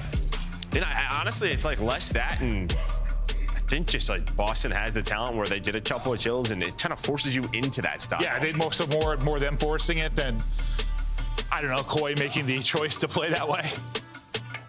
Look at the stats as we end it. Kips puts up 5K damage, but it is not enough. Afro, a terrific series in the 2 hard points. And Boston now gets their 3rd win, and who knows, maybe poised for a little bit of magic here at Major 4. Yeah, and I mean, you just have like this trio with Purge, Afro, and TJ in this NPC meta. Well, any one of those guys can pop a double, a triple, and sort of create this messy map that they want. Yeah, no, just sometimes, as a commentator and just the observing bouncing around, it just seems so chaotic when that's the play style, because this game is incredibly... Listen, it is some awful hard point to watch. Yeah. Like, let's be honest, it's not pretty. Yeah, no. I'm just like, I feel like I'm watching like the first qualifier hard point. Yeah. Teams are spawning out. Nobody can get a hole, but it doesn't matter because it worked twice. It's been working. Yeah, they're getting dubs this way. Breach start us off with a win. Now to 3 wins in this qualifier. Des, talk us through it. Gentlemen, enjoy some buffalo chicken dip I left for you in the green room. In the meantime, let's break down the Beantown W. Yeah. Alley Cat is in shambles this week. Once the fearless Pick'ems leader has fallen behind Nameless, and Ant, you got another one right. Another one right. Listen, it was the easy read for Boston because of the Game 5 Hasi. We didn't even need to get there, though. They played pretty good throughout this one. That hard point was chaotic. We'll watch some replays and talk a little bit about it. But, hey, Afro had a hell of a series. This is why you picked him up, for matches like this, moments like that. Sometimes the vibe check really comes to pay fruition. And Allie, throughout this one, I was impressed by Afro, a player that you once said was on your downtrending list. Yeah, is he now trending up? Absolutely. I would say Boston in general, all their stock is trending up a little bit right now with some of the ways they've been playing the past couple of matches.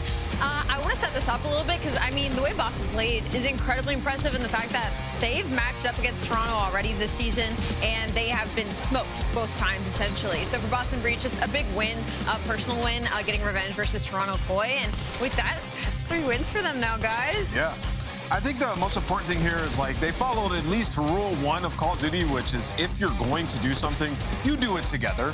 It might not be the optimal way to play, right. You know, rotating perfectly, getting pushed up and layering, all that stuff. No, they were banging hills out, and Toronto was okay playing that type of game against them, and Boston got the edge. The difference on this particular map was the 3rd set of hills, the P2. Boston got a huge chunk of time on that hill to give them a commanding lead going into the rest of the map. So, yeah, that really is what dictated. And aside from that, they got a couple first bloods in search and actually won one this time on the back of some clutches as well. Oh, yeah. They're out of champs, but they're likely in the winners bracket come Major 4. Here to talk about it live. In our Monster Winner Spotlight, we welcome in Afro, the MVP from the series. Afro, congrats on a dub today. Only 11 on the season. It's been a rough ride, but what has it been like in the recent weeks? You guys are starting to find your form. I mean, yeah, we're just coming in every day, practicing hard, and honestly, the vibes here are good. We've got Tej, so vibes are always going to be good. So yeah, we're just having fun. Champs might not be like, you know, going there, but we got EWC, so yeah, playing every day, getting better. Yeah, Afro, I mean, your guys' split has really been kind of remarkable. You start off 2-0, you go game 5 with the recent champions, and now you just beat Toronto, right? So 3-1 in every match has been awesome for you guys. How have you gotten so much better so quickly from a split last time where we didn't think anything of Boston? I mean, last split, you spawned me against Chris Lair every match, so I mean, yeah, we're just this stage we started off like with 2 quote-unquote easier games. Yeah, actually catch our flow. So I think confidence for us was like definitely higher because we actually started off the stage really well. So we just kind of over that, and yeah. I mean, based off the back of some success now, right? So we're starting to see the ball getting rolling. I want to know kind of what y'all's approach to the game is right now. What's the team motto? What are you guys hoping to not only obviously accomplish heading into Major 4, but what's the game plan? What's the vibes like in the team? Like I said, we got Tej and Evan, so vibes are always good. But our team motto right now is like literally just play for literally just playing for our spots. Like we're playing for next year, we're playing for the future, we're playing to show that we deserve to be in the league. So yeah. If we can, I want to talk to you about your clutch, your 1v3. What was going through your head in that moment? You get the kill, and I think you just laid down. Like, what? Did you know there were going to be 2 other players in kitchen? What happened? Well, I knew they were. As soon as I killed one, I assumed that one's going to be close to me already. So I just had to like play the closest spot I can to kind of just finesse. And I saw his leg jump above me, and I was like, okay, I can get this kill. And then after that, just a 1v1. Afro, we got to let you go because I'm told that clip is ready. It's time for our Scuff play of the game from Boston Breach. 11 wins in, and it's plays like this that earn you the dubs. Purge and Afro, multiple clutches in this game, man. Yeah, this is beautiful. This is the one I had him talk through. He found his first kill just off the raw gunny. Takes a couple bullets, and most people would just be, you know, they tuck it and run right here. He just stays down. It's all the toes. It's all the toes. Gives himself a second, like, oh, y'all not flying out? All right, let me reach out. And now it's just a 1v1. As he said, he's confident in these moments, spots him a little bit, hits the re-wrap, gets that bomb down, and the rest is history. Yeah, and you would think COD timing wouldn't work in his favor somewhere here, but 11 seconds down on the clock, he's able to still get that bomb down and just play the 1v1. And I think what's great about this is, like, we've been kind of waiting for Afro, I feel like, to get activated, and this was a really good series out of him overall, just kind of showcasing what he's capable of doing and why they brought him into this team. And just a little bit of COD timing that didn't work a couple of ways and a couple of routes hit by Afro. Little frustration there for Kleenex as Afro gets his clutch, and the longest Scuff play of the game brought to you by Purge, the playmaker. We had to add this little addition. Sick. Yeah, this was sick. Finds the first kill, and why this 1v2 is so awesome is when he makes the second kill here, he makes sure he goes into the pillar so the guy can't shoot him in the smoke. Like Batman backs out into the pit, and rather than hiding, Allie, he just squares. Yeah, he instantly squared. That was insane. How is he so confident still? And I feel like that may have been the play that broke Koi's spirit in the matchup. It is bad vibes up in Toronto, but they're looking to find the right way. In the meantime, we've got 3 more matches coming to your screen. Coming up next, it's Lurks, once in the MVP, or at least Rookie of the Year running, going up against some greats from out of Texas. The run starts now.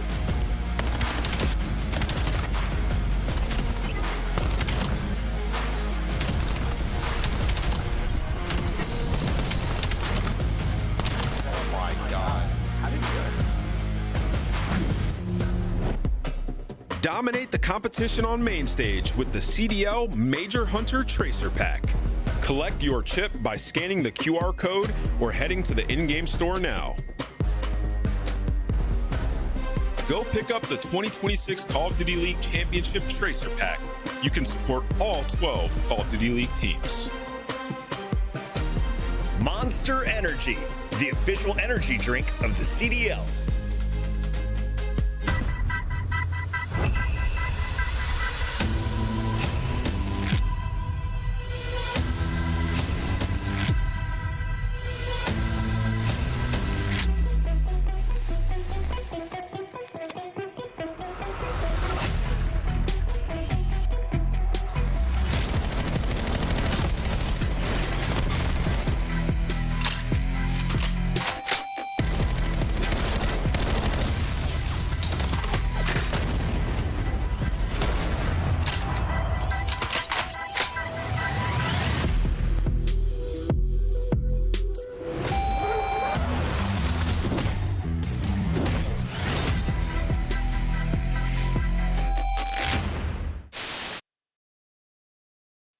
Ayudarme. Yo estoy muerto, izquierda. Dale, tengo el frente. Vaya remontada, hermano. Welcome in, one and all. There's just 2 days left of qualifiers. Ooh, not bad. Got some late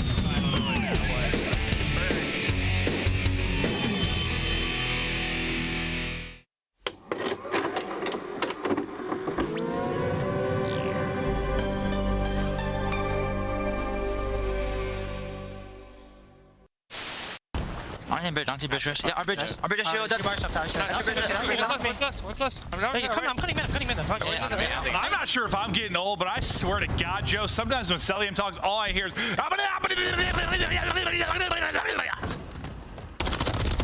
Yeah. Something was going wrong, apparently. Don't know who it was or where it was, but Linz is MIA. Linz has been, I'm not sure if you've seen Tron, the classic from the 80s, but he has been sucked inside the game. And now he has to play a series of games within Call of Duty to win his freedom.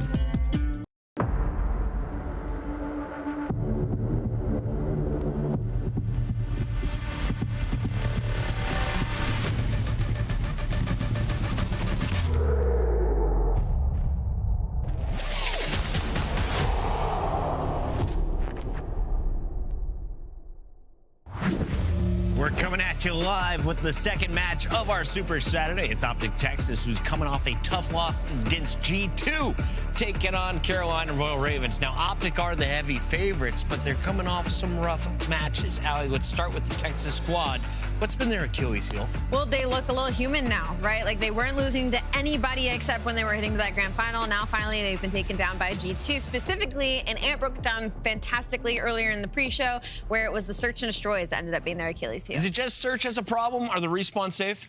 Well, I would say the overload they're still kind of working on. And when we get to maps and modes, they're really just playing maps that they're going to play LA Thieves in again, right? So they're kind of hyper-focused on the grand final. I think you could look at the last match and say, flash in the pan, we had 7 First Bloods game 5 and lost the map. So you can refine those things pretty easily. Let's take a look at our roster, starting with our green team. Optic Texas has been quite impressive on this season. They only have, what, 10 losses now after yesterday? Hook, Mercules, Dashy, and Shotzi, world champions, the reigning champs of Black Ops 6, still looking for their first trophy of this title in Black Ops 7. Are they still the team to beat, Allie? Absolutely. What's the thing about Optic Texas is they were in a situation where it was like, if it ain't broke, don't fix it. And a lot of teams had so much tape on them of what they were doing that was succeeding, right? So you go back, you watch enough of that, you try to counterplay for it, and you get a series like you did versus G2 Minnesota. So now Optic Texas has some things to work on and some growing pains. Also, Mercules just did not have a great match versus G2 or a good start in that grand final versus LA Thieves during the minor. So maybe as a player to watch, see if Mercules can get back to the man's like -2 this stage, and I'm kind of worried at his 0.99. Yeah, these Lisano got even slowing down a little bit. Listen, it's okay. It's a couple online games. He's still absolutely disgusting. He had a beautiful clutch yesterday on the Hacienda to even push them the distance in that map. So I think he's going to be just fine. For Optic, though, some of your play styles are becoming a little bit more readable, particularly in the Overload and in the S&D when you try to get a bit aggressive, because everybody is watching your tape. Everybody wants to be as good as you. So they'll just have to refine a couple things, and they'll be just okay. Exceed promised me that his run was starting a few weeks ago, Allie. Are they still on track in Carolina? Unfortunately, I don't know. They've lost to Gentlemates, and they have a Game 5 loss, 3 out Falcons. I mean, they are definitely on the upward surge for as far as Carolina is concerned, but the rest of the league is just in a different plane right now. This is why we need an LCQ. Imagine all these late roster changes. They get one extra LCQ tournament to get some points. You want to reward poor general management throughout the year and give them a last chance opportunity to get into a grand final? On the contrary, I want to reward good general management, making the good roster at the end of the season and fielding a good team, so you have a chance right before champs. Ant is a Bears fan. They're always scheming how to go the distance. They're doing it recently. Can Carolina tonight? Let's find out as we take a look at the roster. They've got some young studs, and Standy, the old vet coming in, has changed the system for Exceed, slowing things down, much like we saw with Envoy going to that G2 lineup. The question is a slow play style going to work against Optic Texas? Is this actually the counter you need? I mean, that's kind of what we saw versus G2, right? Is it kind of slowed the game down a little bit. They didn't allow Optic Texas's play style in the sense of getting somebody behind you all the time really bother them all that much. But on the side of Carolina Royal Ravens, the biggest problem for this matchup is going to be, one, the slaying power. You're going to have to get a really good series out of Nero specifically. I feel like you know what you're going to get out of Lurks. And then on top of that, their overload just has not been good. So you're going to have to focus on the hard play and the S&Ds and try to work out in the veto process at least a few maps that you're comfortable on, because the map pool is not deep if you're Carolina. Yeah, my boy Nero gone though, right? He's over in the Couve, so we're gonna have to see what this guy's gonna do today, as we are gonna see some big shoes filled today. Maps and modes, Den, Raid, Den, Sake, Den. Everyone loves Den. They're getting rid of Gridlock, Fringe, and Gridlock. So the reason Optic's doing this is all because of the LA Thieves matchup. Big Papa has sent them. They're reeling right now. So they're playing the Dens. They've been losing those. And then the Sake is a map that Thieves are, I believe, 8-0 on. So also trying to get reps there. This is all because they're trying to take down Big Papa. Allie, we're looking at statistics, and, well, Optic hasn't lost back-to-back matches since January. They've also lost to the Carolina Royal Ravens in January. Is this the perfect timing for Carolina to pull off the upset? I'll give you 3 points if you pick them today. I am not picking them today, and no, this is not the opportune time, because like you said, this doesn't happen to Optic twice. If anything, they had more opportunity to lose this if they hadn't lost to G2. How many maps today as you pick an Optic? I think we're going to go for it. I'll give Carolina 1.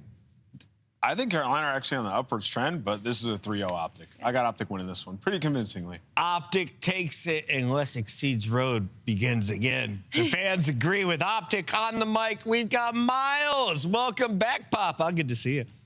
Hi, Chance. Very good to be back. Chance has got his Rockin' Dinosaur t-shirt on. We are ready today, chat. I don't think you understand how ready we are, but are both our teams ready? A very strange and slightly surprising loss yesterday for the Optic boys. Ravens on the upward trend. Could this be the possibility for them to finally catch some fire and quite literally get themselves in a Paris hop? Well, they caught a fire in the roster moves a stage back, so I think the opportunity absolutely is going to be there. Miles, a good set of maps we have as well. I'd say both teams going to be happy. Namo certainly touched on it on the desk of the idea. Optic really trying to get that prep work in, specifically for LAT, specifically for these grand finals. So we're seeing a lot of old faithfuls, and for Optic, well, then Hardpoint has been exactly that. Been a long time since they suffered a loss on this one. Always a strong suit for them. One of the Super Den squads here in Black Ops 7. And again, talking about Big Papa, talking about trying to get all the creases out of this roster. Nothing left under the table here for Optic going into the Paris Major. On board now with Hook, as he and Mercules will take what they can of Bimbap and get that early time. Yep, strong opening break already. Going straight their way through. 10 points on board, trying to get players in position. Nice counter nades, though, from Carolina. Able to keep things stable, maintaining those left side spawns, and seems like everybody right now with an AR in hand. Oh, yeah, there's just a lot of M15s in the feed. Who got spawned? One of his own.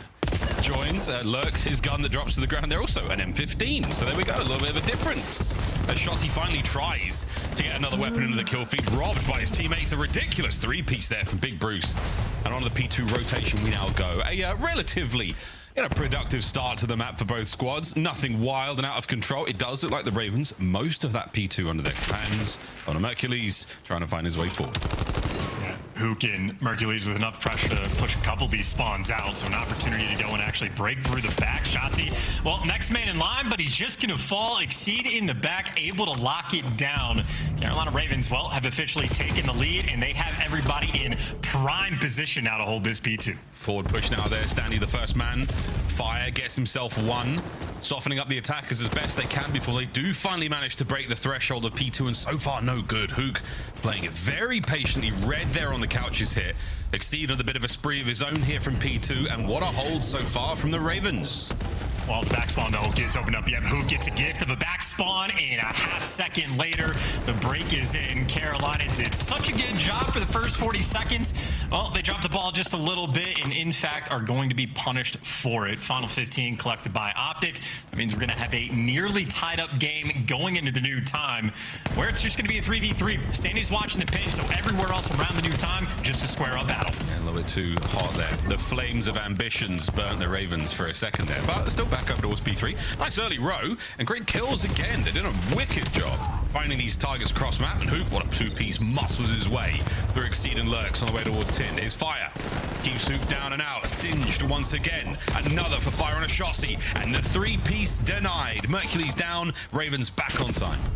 Well, they lose the spawns, though. Yep, another issue. They're getting all the kills, having great teamwork, but a little bit of mishaps are just going to make it very chaotic for the team. Optic immediately take full advantage, and just like the P2, they're back now in firm control of the map. They even have the right side spawns. They get the first two kills. This is everything Optic just wanted to have happen. Again, small mistake from Carolina, extremely punishing now in the scoreline. Yeah, really nice work there. A little bit of bait and switch, perfect coverage. Outstanding chemistry there for the Optic boys. Hold them in that P3. Nice bit of time their way. Over to tree now, P4 here on Den. And so far, Mercules on the approach alone. Gonna get brought down. Trakes one with him, but again, the Ravens, another rotation one. No back spawns, though, so it's going to be a long-term issue. And Shotzi straight in before his teammates can be there for the backup, so a little too aggressive. Fire there to punish, and the follow-up is clean. Mercules is going to be last man standing, and you see the spawns now a little bit scattered from Optic. Of course, though, that means they're going to have the natural pinch on the time, and once again for Carolina, just slightly unable to maintain control of the map. The spawns have been helping Optic 3 hills in a row. Yeah, they have indeed. Well, lead chain's on this way. Optic Texas creeping their way back in. It's Big Bruce here from lobby. Guns up against lurks. No good for the kills, but his teammates there for the trades. Hook now pressing forward, trying to stop these members of the Ravens on the attack. All it is information. Information does, in fact, win wars, but this time it is going to be his boys on time getting that job done. Final 15 here of our last hard point in the first set, and so far, so good. Optic with the lead going in a second. We will see how long this goes, because Ravens still nipping at their heels.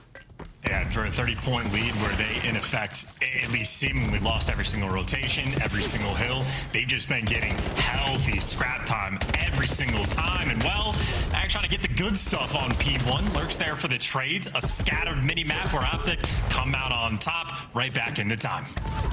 Ravens, oh, nice nades from Exceed, trying to break their way back on towards P1. Ravens, so strong in the first set. Let's go for a listen in. One time with white. Time and white. Time and white. Yeah, white. Bro, I can't. Time and white. He's on the right side. I'm going B cut for you guys again. B cut, Kyler. He's going through right. He's pushing on the right side of time. One building on time. He's gonna be arch right now. Alright, shot like. One couch right now. Go couch, bro. Yeah, but guys, I'm on the couch, guys. Couch. That's two on old. Couch old. Oh, he's in the back. One in the back, bro. Kyler's the back. The guard old and broken. One is broken, one's old. Cut. Yeah, old guys, old. I'm going front. I'm out of right front, dude. Kid. I wrote. Nothing at her. I'm not trying to. Somebody should come front with us. You guys front. I'm turning. Could be lights. I need you to try lights. I want to swim in lights. Could be our front window. Front window, lay down. One could be full pinching. Yeah. They're not on time. Could be close lights. Lay down. No, he's not. Lobby corner, left side. Nothing pinch. Lobby corner. Two close left, guys. Yeah, Merc weak. Outer Kyler, one shot. They're Merc's pushing. Front. Yeah, he's out. He's out. Outer roof. He's going front window. He's going front window. Merc. Looking front window right now. Front window, in the window. In the window. Window dead. Window dead. Sun lights. I'm waiting. Lights fake sun. Lights fake sun. Absolute dash on time. We should shout this, guys. We should shout it. Go. Mace weak on time. Right side time and left side. On time. Back tech down. Time. One shot time. Shot team, one bullet. I'm about to crouches. Crouches dead. Nice, bro. We're coming to mid. Crouches too. Another one, he's on the pillar, weak. And back crouches, weak also. Mace weak couch. Killing. Pillar weak. He's full broken. He's B cut now. B cut. I spawned over, by the way. Alright, Kyler on with. And then Mace on new. Alright, let's go lock right now. Alright. Anu, death. Another one, Anu. One name heard a few more than others there in that listening was Mercules. Mace is one shot. Mace is here. Mace is here. Mace is there. He's every freaking where. Mercules. It's Dashi with a streak, but it's Mercules with a 25 and 14. Wow chance. He's washed. Yeah. The moment there's some whispers about him being on the decline, immediate response in emphatic fashion. So yeah, 25 and 14. Optic at this point steamrolling ahead. Cheeky spot though coming through from Stan. He's able to pick up 2. So Carolina doing what they can to try to claw their way back into this one. Obviously though, it is a very tall mountain to climb. The second set has all been Optic. They've had the building bricks out and they have built themselves quite the lead. Final 30 here. Ravens get themselves on a P3. Thinking about that row, thinking about Hook holding on towards this lobby side. You're not going to let anyone there from the Ravens through. Last minute contest. We'll see if it can yield any results here for the green team. And so far, no. Ravens hold. 3 members now fighting their way from the old hardpoint time over to new. But Optic again, early row. They're dug in and ready for the fight. Yeah, Ravens allowed Hook to live, and that's going to be punishing long-term. Hook was the solo man. I mean, that's a 20-second life for Hook just displaying his patience because he gets his team the spawns, and that was the win condition. Carolina needed it. They had absolutely no fight to try to make it happen whatsoever, so they're going to lose a slow, painful death here on Den. He's still chilling. You should have gone for the head. Don't let Hook live. Shotty. Nice work keeping these players back. Lobby's all yours. Over to the hard point now, though. And it's going to be Dashi holding that tree alone. Mercules picks up a kill of his own on the other side of the map. Number 27, Hellstorm still there. And we do lose the hard point for a second, Optic. Young Merc, what you got? Plenty of damage. Exceed now on the attack towards time as Optic still hold. And comfortably at that, you're just struggling to get nearby the top. And when you do, well, at least able to win the first gunfight. Dashi gets traded out as well, and boom, there's the hit. Ravens, well, now only down by 110 seconds. Optic, any good hill for the next 4 or 5, and they'll walk away with map number 1. Yeah, not a lot of life out of the Ravens here in the second set as it comes to a swift and scary close. What a nade, Hook. It connects for sure. Now the final set. Optic staring down the barrel of a victory here on map number 1, but the Ravens, they've dug their claws in. Another hold is theirs. Shotzi going on the fullest of pinches. Exceed just gets terrible timing. Exceed just got the worst timing I've ever seen. Shotzi clean route through to get the guy off time. And, well, now you're bamboozled. Shot in the side and another pinch route from Shotzi. Man, feels like Houdini to play against. Well, that's the only break Optic needed. Yeah, big rotation for the Ravens. They're trying to hit the back. Coming through broken. Not going to happen. Merc, Hook, Dashi. We may not have seen the kills, but the feed lit up green. Mercules, 30 and 20. Nearly a minute of hardpoint time to his name, and map number 1 goes to Optic Texas. In ultimately Carolina, just poor spawn management. The first P2, they were fantastic early on. Had the back spawns, had guys pushed out like past lights up near AS and D. Eventually, though, with 25 seconds left, they accidentally leave the back spawns open, immediately punished. The following P3, similar situation. A strong hold early on. That, Dojo side spawns rolled through. They never properly blocked it. Immediately punished. The second go around, the same thing on P3. Who gets a kill? He's left 1 HP. He's out by a dragon, and he just stays alive for the next 15-20 seconds to secure those spawns. Ravens just not interested in taking it away from you. So ultimately, yes, they get outslayed, but only because they had to fight an uphill battle. Ravens just ever so slightly off. And, well, you give Optic an inch, they take a mile. Absolutely fantastic game down the line, especially so, though, for Mercules. 30 kills, 3,200 damage, putting those whispers to an end, I suppose. Yeah, shutting up the haters. Don't forget Big Brucey with over 2 minutes in the hill time. Serious king of the hill, back on his ish. A very pretty man there on the soak. Lovely work here. As again, the highlights, ladies and gentlemen, is going to be all Optic Texas. Ravens, after that first set, that game flow is going to be a telling tale of a squad that did not have the stamina to keep up with Optic in our second. That was strong stuff. They got a lot more comfortable. They got their setups rolling. They won their rotations yet again. And Mercules just ascended. Disgusting work out of him. And a massive, massive KD to finish things off. In S&D or even Overload, maybe a bit more thematic, but occasionally you'll see Optic a little bit too aggressive, a little bit sort of discoordinated. I think, honestly, they really are still in a situation for online matches, just limit testing. Pushing the map as far as it can possibly go, taking these big risks non-stop, because, I mean, you know, if you're Shotzzy, if you're taking these big flank route risks, you're leaving your teammates potentially in consistent 3v4s. I think at this point, you can trust the ARs and you trust Hoop to be able to deliver and slow them down. So the high risk, high reward play style is something Optic, one of the few teams in the game that could pull off that sort of style. And obviously a massive, monstrous run they go on through the middle portion of that game. Absolutely ran away with it. Flatline Carolina out for 3 hills in a row. If you've ever been to the London Underground, mind the gap. Look at the size of that thing. Look at the size of it. 4 hard points. Well, we scarcely saw a sign of life from the Ravens. That one stings, especially considering how nice the first set was, though. Close it was, back and forth. Lordy. Well, forget all about that one, folks. Goldfish memory, that one. Royal Ravens into raid, search and destroy. We now go. A little bit of Den and a touch of sake. If we get to go to map 4, Ali thinks that the Ravens will get themselves at least 1. But again, Optic, there is a certain lethality, and I think we're right back in that now. We'll see if that's the case. Raid, Chance, how are we feeling about the search and destroy? Very interested to watch Shotzzy specifically on this map. I don't know if he'll bring the same goods on raid, but especially in like the gridlocks and some of these S&Ds on a limit testing front, he is setting ridiculous pace. I mean, zero respect to any opponents, but in a way where it's like he can see the vision. I think he's really started to download the data through the year. He's done these routes so many times. He's been so aggressive so consistently throughout the year. Now he knows all the nooks and crannies, has all the timing sorted down, and he has been blitzing teams in S&D. So interested to see his style on raid, how much wiggle room or how big of a green light he's going to have. Because I think Optic are going to be playing very loose and very free. Loose and free, a player who hasn't had to be too loose or too free. Until those moments where his team needed him the most. S&D clutches, Mercules, with 16 clutches to his name. 11 of those are 1v2 or above. So the haters be silenced, yet the kid's back.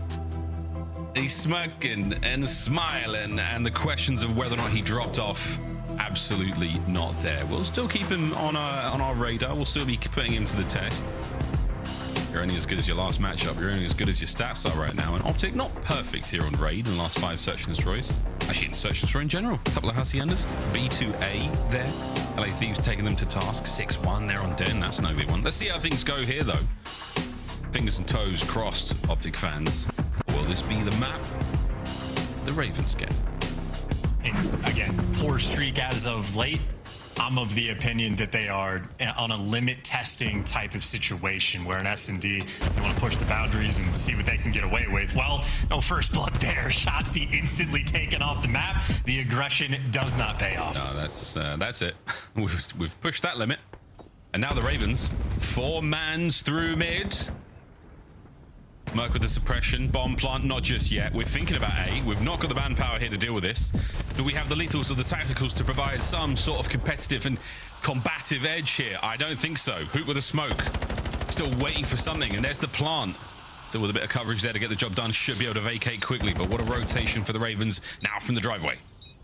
In a delicate spot, Hook is going to have to play. He's got Mercules watching over him. He should be for 1 hit. No, Lurks, nice work. The trade's on. Mercules good to get the coverage. Still a man advantage. Dashy there from back laundry. Slow retreat here from the Optic boys. Raven still. Toe by toe, they creep forward. Exceed there close to the bomb site. Big Bruce, good for 1. Wall jump, not enough. Standy there with the MPC, gives Exceed the defuse. Delicate moment too, because I don't know if Exceed would have been quick enough there for the trades. Standy required to win the gunfights, but delivers, and a great strat through and through for Carolina. Nade's on point to take care of the first blood.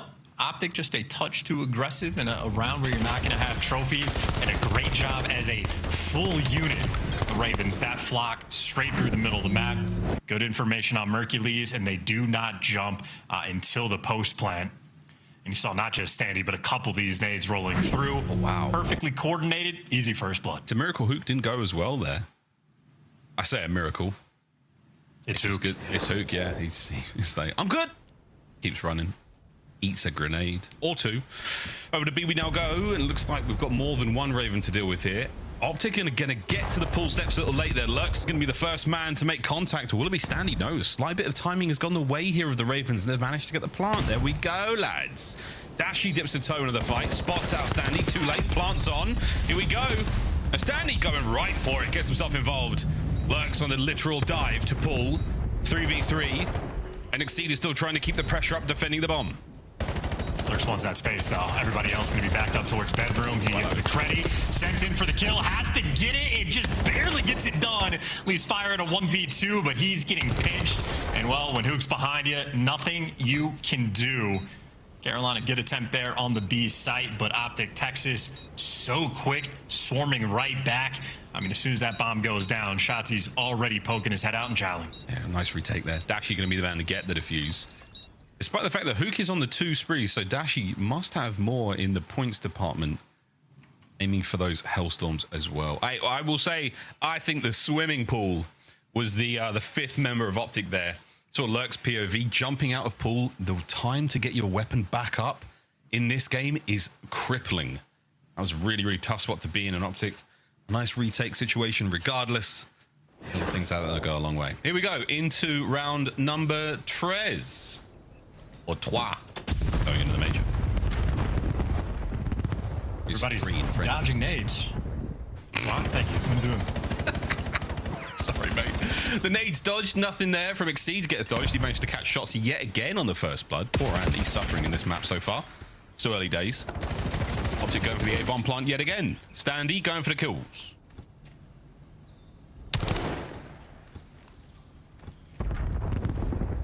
Hook is isolated here as well.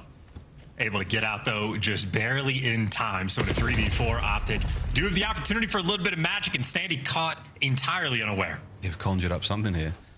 Lurks is playing this lovely impatient. Ian Fire here from Laundry side. Hook once again from one corner of the map to the other. From isolation to possible mutilation, he might be looking for a good one. Here comes Exceed. Good shots out of Exceed. The NPC not at that range, mate. 3v1 to Merc, who goes down as well. Ravens, big bounce back. That feels good for Exceed, too. Gunning Hook in any situation, even if you have the advantage, feels good every single time. So Exceed can be bouncing here in the next round. And I gotta say, become a big fan of Exceed this year.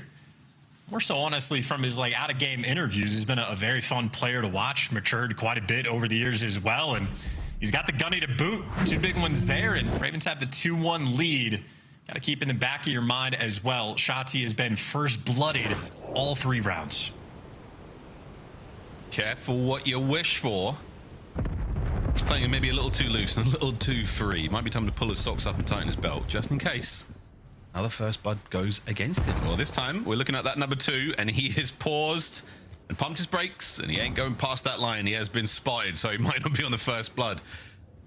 Not just yet. Anyway, still on the menu. Oh dear, chance. It's a bad omen. They know he's crossed. It's not worked for anyone in the league so far. Will it work for he?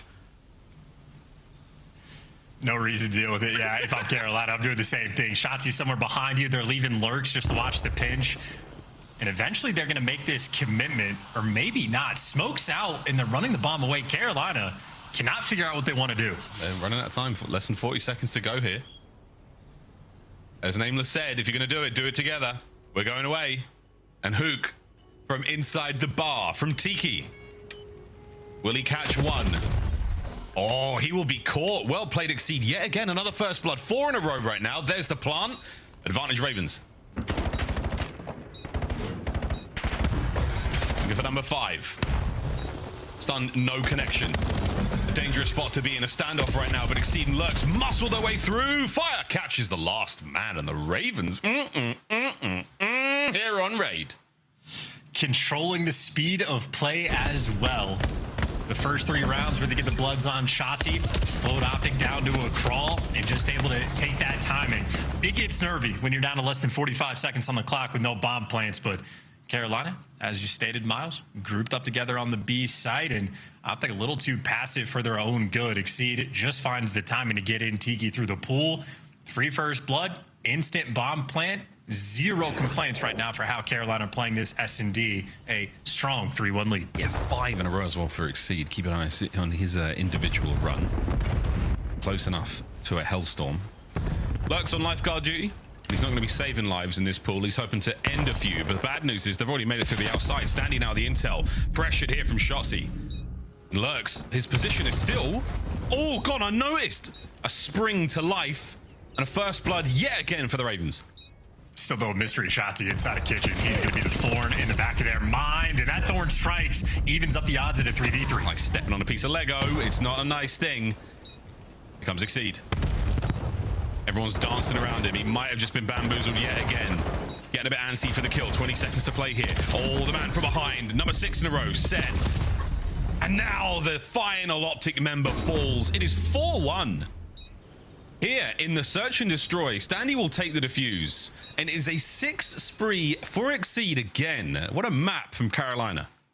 And just extinguishing them as well. Going for the bomb plant, and Lurk's able to hop almost entirely out of Tiki to catch the bomb planter as well, untraded. So the presence from Bedroom, not there when it needed to be. Find that timing, at least get the trade on Shotzi. Got to make sure you extinguish that fire nice and quick, but Carolina take care of business.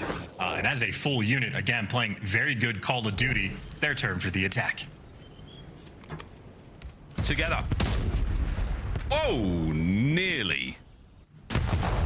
And actually stun connection, no good. The rest of the Ravens now, are they still? Yes, together. Shotzi, wait a minute. Is he good for 1? Yes. Any more in this life? He's going to get moving. A lot of noise. A lot of problems. A second. Hook shows up, and the last man now Lurks. Battles with his back so firmly against the wall, he's got nowhere to go. And taken care of from the outside pull ledge as well. Utilized in a way that is very rare to see. Shotzi the first one to really show off the goods there, and back on his BS. I mean, that is an instant pinch. Carolina, by the way, for their internal clocks, they picked it up at almost the perfect time. Problem is, Shotzi just never stopped moving. Hit it as quickly as you possibly could. He was punished in the early rounds because of the nades. Able to slow him down in a few different ways, but he's back to, again, limit testing, trying this time and time again. A fun little piece of trivia. In Japanese, the little bottles you serve sake in are called pokuri. That sounds close enough to Tiki. We might have to start calling it that this late into Black Ops 7 season. Are we going to hit this one, Bruce? We're thinking about it, but Standy's going to take their first blood away. What a wonderful lineup that was from Dashi. Sadly, doesn't connect. Big Bruce, though, lines up another. Intel passed. Bomb should be going towards A. On the plant, Merc on the pinch. And he's let his presence be known. Wow. That's all the intel in the world. Dies in a second. Here comes Bruce. Another miss. That time, no, yet again to the pistol. Wow, what a round out of the Ravens. Dude, unreal. Merc has better trigger discipline. Optic probably win that round. He is snappy as can be. And I think Dashi probably assumed he got a collat hit marker there because he hit markered the first guy. And whether or not he knew, nearly rips Exceed with the pistol as well. Exceed, honestly, probably laughing about how good Dashi's pistol shot is. Leaves him down to 1 HP, but whatever happens there, that is another first death for Shotzi, and Carolina with the teamwork executing on the round.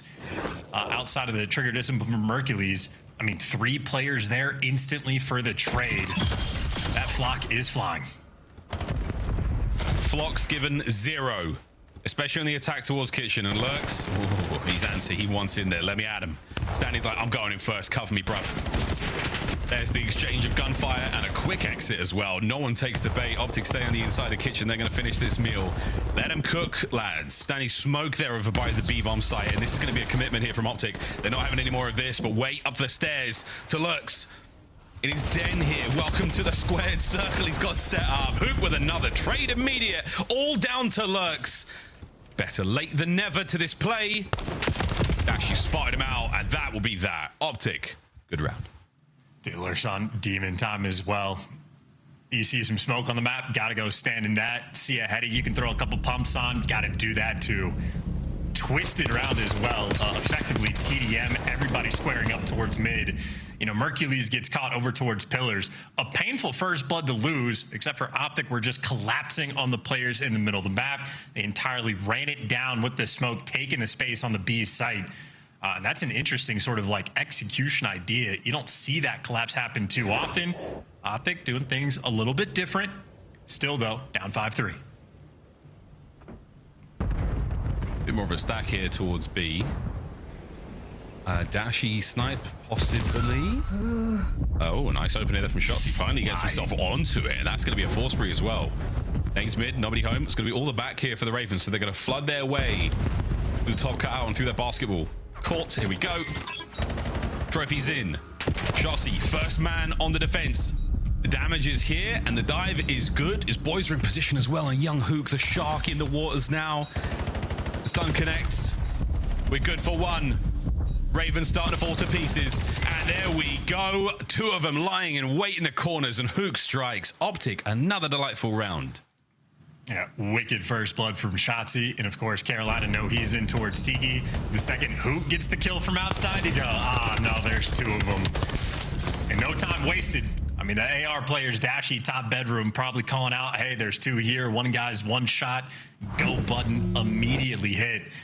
And even for the first blood, just wicked pace being set. I mean, Lurks gets ran over before he can calm anything is happening on his side of the map.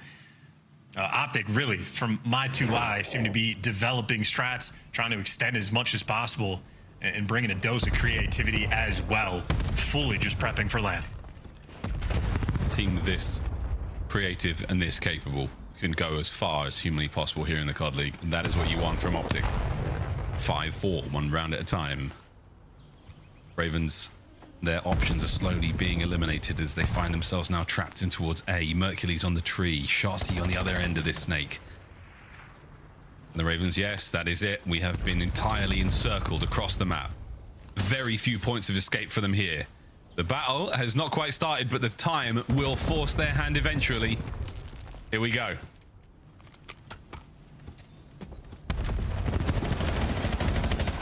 Dashi and fire, trades on point, Lurks, your instincts are correct, but Shotsy, incredible patience there.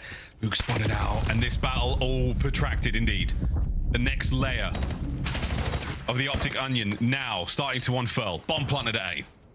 They're trying to isolate Lurks as well. They know he's one shot, they know he crossed. Now you get the intel downloaded, taken care of, and Shotsy gets out 3v2. Quick kill, quick regroup. Now back through the middle of the map. Optic with a man advantage, 30 seconds to play. Ravens finding their corners. A late smoke.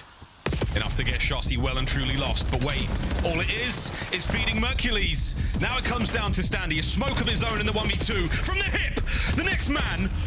Standy can't get away with his life, and not enough time to survive a final round. Here on Raid we go. Run from him, hide from him. Mercules will be there to kill you in the end. And how about that turnaround from Shotsy as well? Gets first blooded the first 3 rounds. Starts off 1-4. Here he is now the main producer from Optic and just the information collector. I mean, identifies Lurks, throws the smoke down, but you see, he's able to spot out fire top laundry, comms that to his teammates. Playing it hyper speed, crosses out towards the van, Standy in the corner, shoots at him. Shotsy collecting information. This is at least a 5-3 comeback from Optic, who have the bomb in this final round. Playbook so deep, it needs a lifeguard. That pool, ooh. Still rolling. A-bomb site dominance right now from the Ravens. Optic with the immediate reads, and now they've thrown quite a few of the lethals and tacticals over towards that side of the map, and this is technically all theirs. There we go, folks. B-bomb plant, and it is going to be Big Bruce now putting down the briefcase. Massive flank is on. Hook, he's going to be caught. First blood to the Ravens. Standy found his toes, and the pinch is quick. Standy gets that first blood, 4v3. 3 players now working the flank. Shotsy is cleared out the rest of the map. Are we going to check this spot from Mercules now? The iron is hot. Will he strike? Reposition. A nade through the window. Bedroom check, it's all clear. Exceed managing to find another kill. Oh boy, but now it's all down to Mercules. Will Patience be on his side? The first kill going his way. The second man catches him. And the Ravens do not let the raid go against them. What a round 11 from that squad. Outstanding composure in a powerful retake. And shout out to Stanny on the check for Hook as well. Damn, Miles, I don't know how consistent that's been, but that spot that Hook was playing has been very consistent. 4 teams able to successfully clutch, even just this weekend. I think we've seen it once, but Sandy takes care of that, get the first blood, and Carolina's teamwork absolutely on point this map. I think Optic are walking away with a very small number of non-traded kills. Carolina tied the series up. 3 bomb plants for Hook as well. They came so close and what a comeback, but man, Ravens just a little too much to deal with. I think the first bloods were so influential, especially fairly on. 4 there for standing alone, 3 of those from Exceed. I think all of Exceed's first bloods were on Shotzi as well. He was the man eating those 4 of those first deaths. Exciting stuff and a very interesting turn in our series. Ravens get themselves at least one. As Optic, the clear-cut favorites from our pundits and from our fans alike. To Den Overload we now go. And a quick break before the action starts. Give you at home a chance to get yourself a beverage or maybe something to eat and get yourselves ready to rock and roll into our 3rd map of the series. Will it go the distance? We've got a sake after this one for sure. To wet our whistles, boys and girls. Paris, not too far away. The penultimate week of online COD here in the Black Ops 7 season. We'll be right back after this break.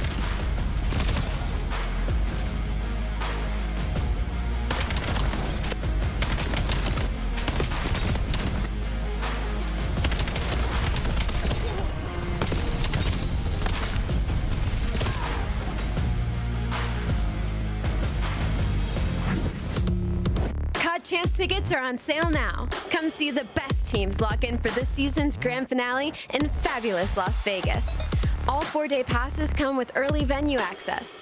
Head to FazeVegas.com or scan the QR code to get your tickets now. Go pick up the 2026 Call of Duty League Championship Tracer Pack. You can support all 12 Call of Duty League teams. Scuff, official controller of the CDL. COD Champs, the fun goes beyond your seat. Welcome to Vegas! If you're in the starter ranks, you gotta slide over to the iconic Vegas sign for a quick photo. Then drop into the playground made for adults. And then go swimming with sharks at the Shark Reef Aquarium. Now at the next level, full send the obstacles at Spy Ninja's Adventure Park. Then get active at Lake Las Vegas Water Sports. For the ultimate experience, take a helicopter tour of the Grand Canyon. Then jump off an 800-foot building at Sky Jump. And that's how you make your Champs weekend unforgettable. The pair slide forward. They're trying to play. Whoa, he gets one though. Can he get away? He gets one. Neptune is doing it all. It's another 1v2 for Neptune. Can he do it? He gets one. Neptune!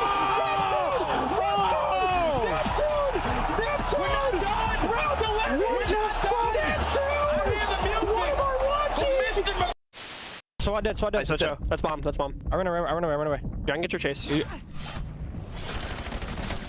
Wait, that was you assassinating? My bad. Yeah. I thought you were getting assassinated. No, I heard. That was me. I'm so sorry. I just killed your clip. I'm so sorry. It's just one of those days, bro. I'm sorry, bro. You're him, Dante. Come here. I'm so sorry. Thank you all for tuning in. It's week 2, day 1. We'll be back tomorrow for another round. It's not.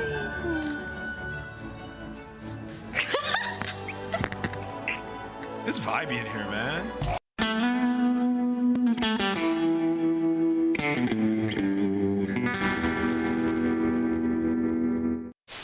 Cracked. Don't play with this guy, bro. Wait, that's me! Chat, I'm in the bottom right! That's me! I'm pretty sure if you have the ball to work with. No, I'm on the broadcast! Chat, that was me! No way! That's what he wants to do! Okay, bro. That's me! Okay, that's how the series ends. Okay. Oh my god! You heard some words. Scrap and Draza now getting the opportunity to go toe-to-toe. Who gets the final chance to head to Twitter? We're about to find out. Welcome back, friends. It is now time for map number 3 to Overload. We go to that one because that's what we do here in the Call of Duty League. You've had your hard points, you've had your search and destroy, so now it's time for a bit of Overload. Chance, how are we feeling about this matchup between the Ravens and Optic Texas? I'm feeling good. Expecting a very competitive match as well. Damn. At least I'm noticing that, Miles. We develop, we learn, just as Optic have in this game. A mismatch in the sense that they have been fairly dominant, especially so on Den, and Ravens have struggled a decent amount. That being said, I just want to pay attention to Optic's sort of play style. We've seen Dens through an entire stage where it feels like every single light shots he's just pinching through lights, pinching through P2, going on these flanks, leaving his teammates in these 3v4 type situations. They've got the repetitions there. I don't know if that's going to be the old faithful strat or if they're going to be changing the dynamics. When they played against LAT in the grand finals, they've been switching up the styles. So again, I'm of the opinion they're just sort of trying to download as much data on every different play style that they possibly can, figure out new things to do. And right now, the old thing has been the ARs getting the scores. Yeah. Well, Mercury's currently the golden boot holder. He has the most goals in Overload so far, the most overloads, the most EMP detonations, the most times he's run the thing through the hole. Do with as you will, folks, with that sentence. He's that guy. Especially on Den, very, very effective at that one. We will be going to a Sake at the very least, but will we go back to Den to complete the three-peat in the mode here in this series? Here we go. First half, whistles blown, and it is ideal conditions here outside this beautiful Japanese castle to score some overloads. Optic attempts to take mid-cut. Standing takes right back. Lurks with the follow-up there for Carolina, who have swarmed the middle of the map, and early advantage going to go their way. Fire with the device in hand. Well, swing it over towards Exceed, but this is going to be a long-term stalemate type of battle, or Optic will kill him immediately. Immediate. Merciless attack.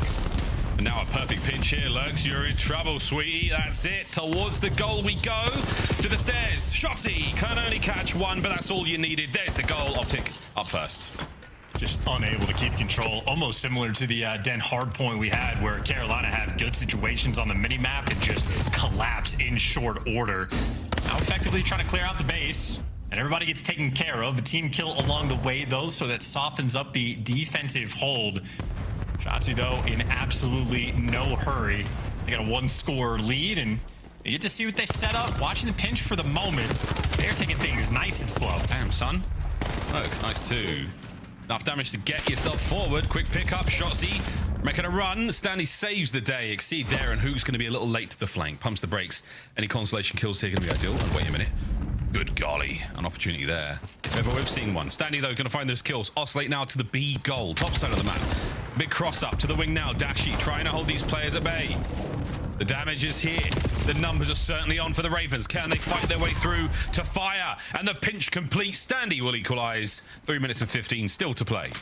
And Shotzi was completely out of position on that push as well. Once again, trusting his teammates and not able to deliver in this moment. Still nearby for the reset. Absolutely slammed by Standy. They had the frontline pushes as well. 2 players here trying to make some magic happen. Classic Standy slamming. Oh, Fire extinguished. Standy. Shots on a hook, good enough, but not enough for the kill. Can Lurks go absolutely gargantuan? Now on the attack, no. Exceeds flank. Last life left in the play here for the Ravens. He's picked it up. Oh, and Exceed trying to make something special happen. It does keep the device in play on the top side of the map. A quick rotation out of the bottom, and Optic are trying to make it 2-1. Merc V3 here in the back spawn. Doesn't even get the first. Exceed clears them out. This will not be a score, at least in the short term. Hook, though, lying in wait. Good for 1. Can't get the second. The trades for Carolina continue to be on point. Shotzi now worrying about the rest of his pressure now. Doing what he can to stay alive. Buys his teammates just a second or two to get the kill. Now Mercury's on this flank. This could be another moment. Another opportunity. A good read. But again, a single step purchased. Reinforcements here for the Ravens. They are dug in. No trophies as of yet to play with. Oh, what a shot. Still keeping the kills going. Lurks for 2. Shotzi times it right. Good 2-piece. The last man, Fire, saves it. And the Ravens will live to fight another day. That looked nutty. I think Lurks accidentally shot at his teammate, then randomly hit a wild Shotzi. ends up paying out in the long term. You got all 4 players grouped up to attack this B zone. Oh no. Everybody though falling like dominoes. A good nade from Shotzi, entirely swarming now around the map, and Lurks on the pinch. Well, needs to slow this push down. Yeah, again, we've got good positions, good timing, but unfortunately it's not when you need them. Shots from Lurks. Catches the carrier. Information pass now. Surely you get the trade here on the Shotzi. No. Slippery character. He gets himself one more. Lurk still the tip of this spear, drives himself forward. And 1 minute and 10, and it has been a stalemate since that second overload landed. Here we go, Standy. Still trying to make something happen. Final minute of the first half. Another nade though from Shotzi. Gonna have the man advantage on the push. Lurk's good for 1. Trades are there in a trade fest now around this device. And if you're Optic, you want this out of this section of the map, wrap it all the way around. No time wasted. Dash the lead blocker. Carolina, though, are in fact in the right positions, and Sandy should be working a quick pinch. He's working it. The kill in the middle of the map certainly makes things a little bit more complex now for Optic on the attack towards the bottom goal. The B goal is where we're going, boys. Shotzi, 8 HP. Somebody get in there and cough on him if we can. There it is, a couple of big ones. Hook holding the final goal line. 25 seconds left of regulation time. We'll be looking at a bit of extra here. And the Ravens, can they be a little extra in the final 30 seconds? Smart thing as well is you want to hold the device for the extra time to stop any of these late-term scores. Well, Exceed gets picked off. And Dashy might just be ripping heads. He's going to be outer as well. Sandy needs to win the gunfight. Dashy, he takes it from you, now gets the device control, so it is only Optic with the opportunity to score. Well, gets shut down straight away. No funny business there, but I would say very impactful kills by Bruce, at least in those final moments, just to kill that final opportunity for Carolina. And neither team able to get to the better of one another in the first half there. Those 2 goals got through relatively fast, and after that, very evenly contested. Neither team able to get the perfect setup required. Those kills on the players in spawn, just enough of damage on the flank to get that goal over the line. There it is from Lurks. This is the sign of a perfect goal and how it goes. But after this, nothing. 2 strong minutes of defensive play from both teams. No streaks, no clear-cut advantage. It's going to come down to perfect timing and good chemistry here in the second half. Well-fought battle. Very much Both teams bringing the goods. Maybe Shotzi out of position a single time on this map. Ultimately, 16 kills, not doing too shabby. 5 minutes left in this fight. Carolina won the opening break last go round. This time, Shotzi wins the opening break, and he is soaring now in your spawn. Next man in line is just going to be Lurks. No. Meets his bitter end, and well, now you got potentially Dashy on the pinch. It's the SMG duo that are going to be here. What a nade. Oh no, Mercules, what a nade of your own. The pinch is only good for 1, and now to the front. There you go. Hoop making up for it. Standy wins the final battle. An unfortunate turn there for the Ravens. A little team nade there from Mercules, just slowing down the play enough, and there we go. Even Stevens back to square 1. 45 seconds of bloodshed. Maybe just a little bit too fast, little unfortunate fury in this gameplay. Low side device should reset here in a moment. Yeah, the moment Optic actually get the kills goes right back towards mid, so a slight awkwardness. We'll be playing TDM for another few moments. But lovely work again. They've isolated Standy in the fight, but they're prioritizing the pickup. Yeah, that's good work. It's going to be Young Merc of the device carrier now. We've got a pinch here from Hook. This could be an opportunity. Just buy the time as much as they can. Empty those pockets. Good nades over the top. The pinch read has been dealt with. The lobby play is over. And Mercules now is desperately trying to keep this device in Optic hands. And it is getting a bit mixy. Attempt number 2 is on now. Shotzi on the flank yet again.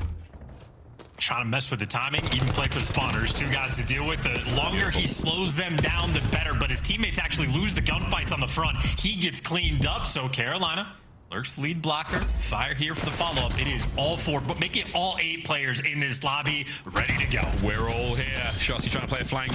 Trophy's good. Optic will be able to survive the onslaught of throwables. Lethals and tacticals now expended. It is down to the NPCs and the pistols. Flank's been red. Superb shots from fire. Oh, Lurks finds another one. And now the attack is on. That pinch play is going to mean absolutely nothing. Oh, what a stop. Lurks has got to somehow tow it in. And there we go. 2-1 to the Ravens. Opportunity for the rally. Sandy's going to be there for the Vice collection. Frontline blockers continuing to get kills. Lurks on a 5 spree. Hellstorm already secured.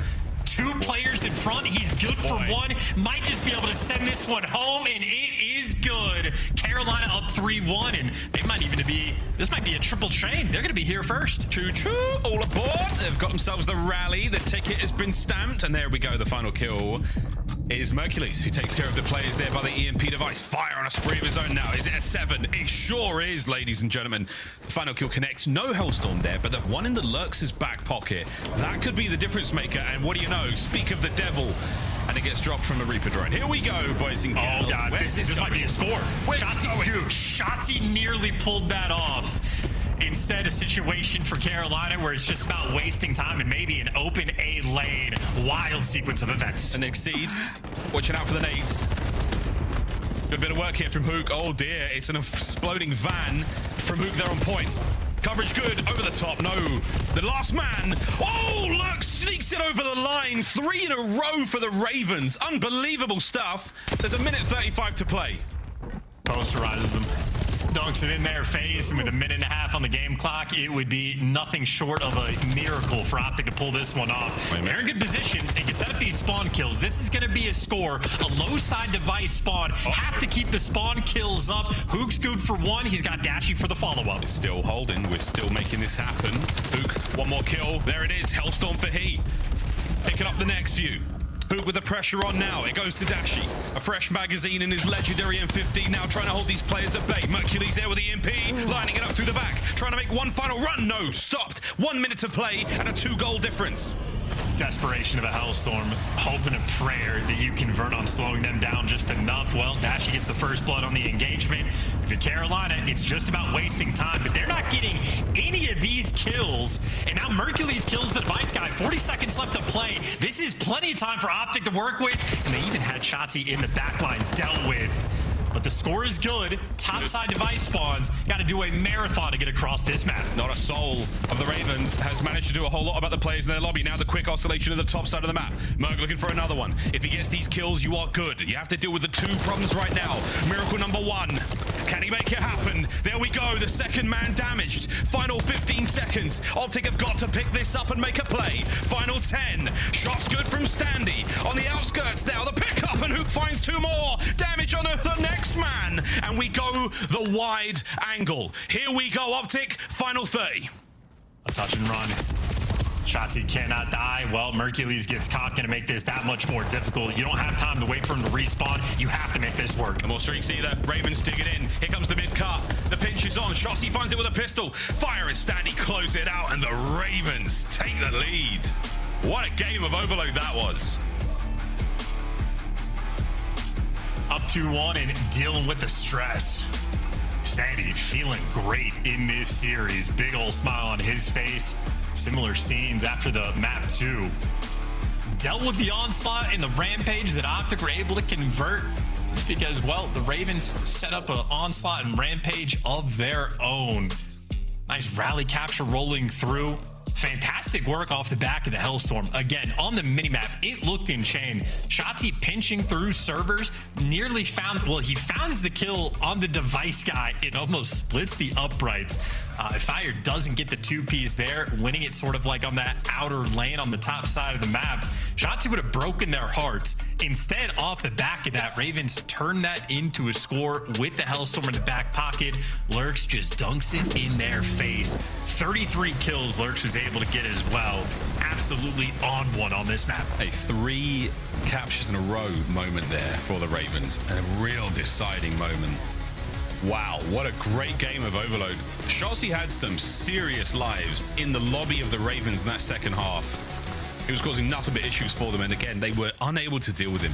Just a few moments like this. In the second goal here in the second half, I mean, the first one from Fire, impressive enough. Standy running this one home, excellent. But Lurks able to dip the toe on the A goal of Optic. That was unbelievable. They had everything going for them. And somehow, some way, there was the Shotzzy play. Lurks able to make that happen. Shocking, shocking development in the second half. Well fought for both of these teams. Honestly, maybe the only mistake we got to see was Shotzzy being out of position for the early first half score for the Ravens, where he ends up pinching through P2.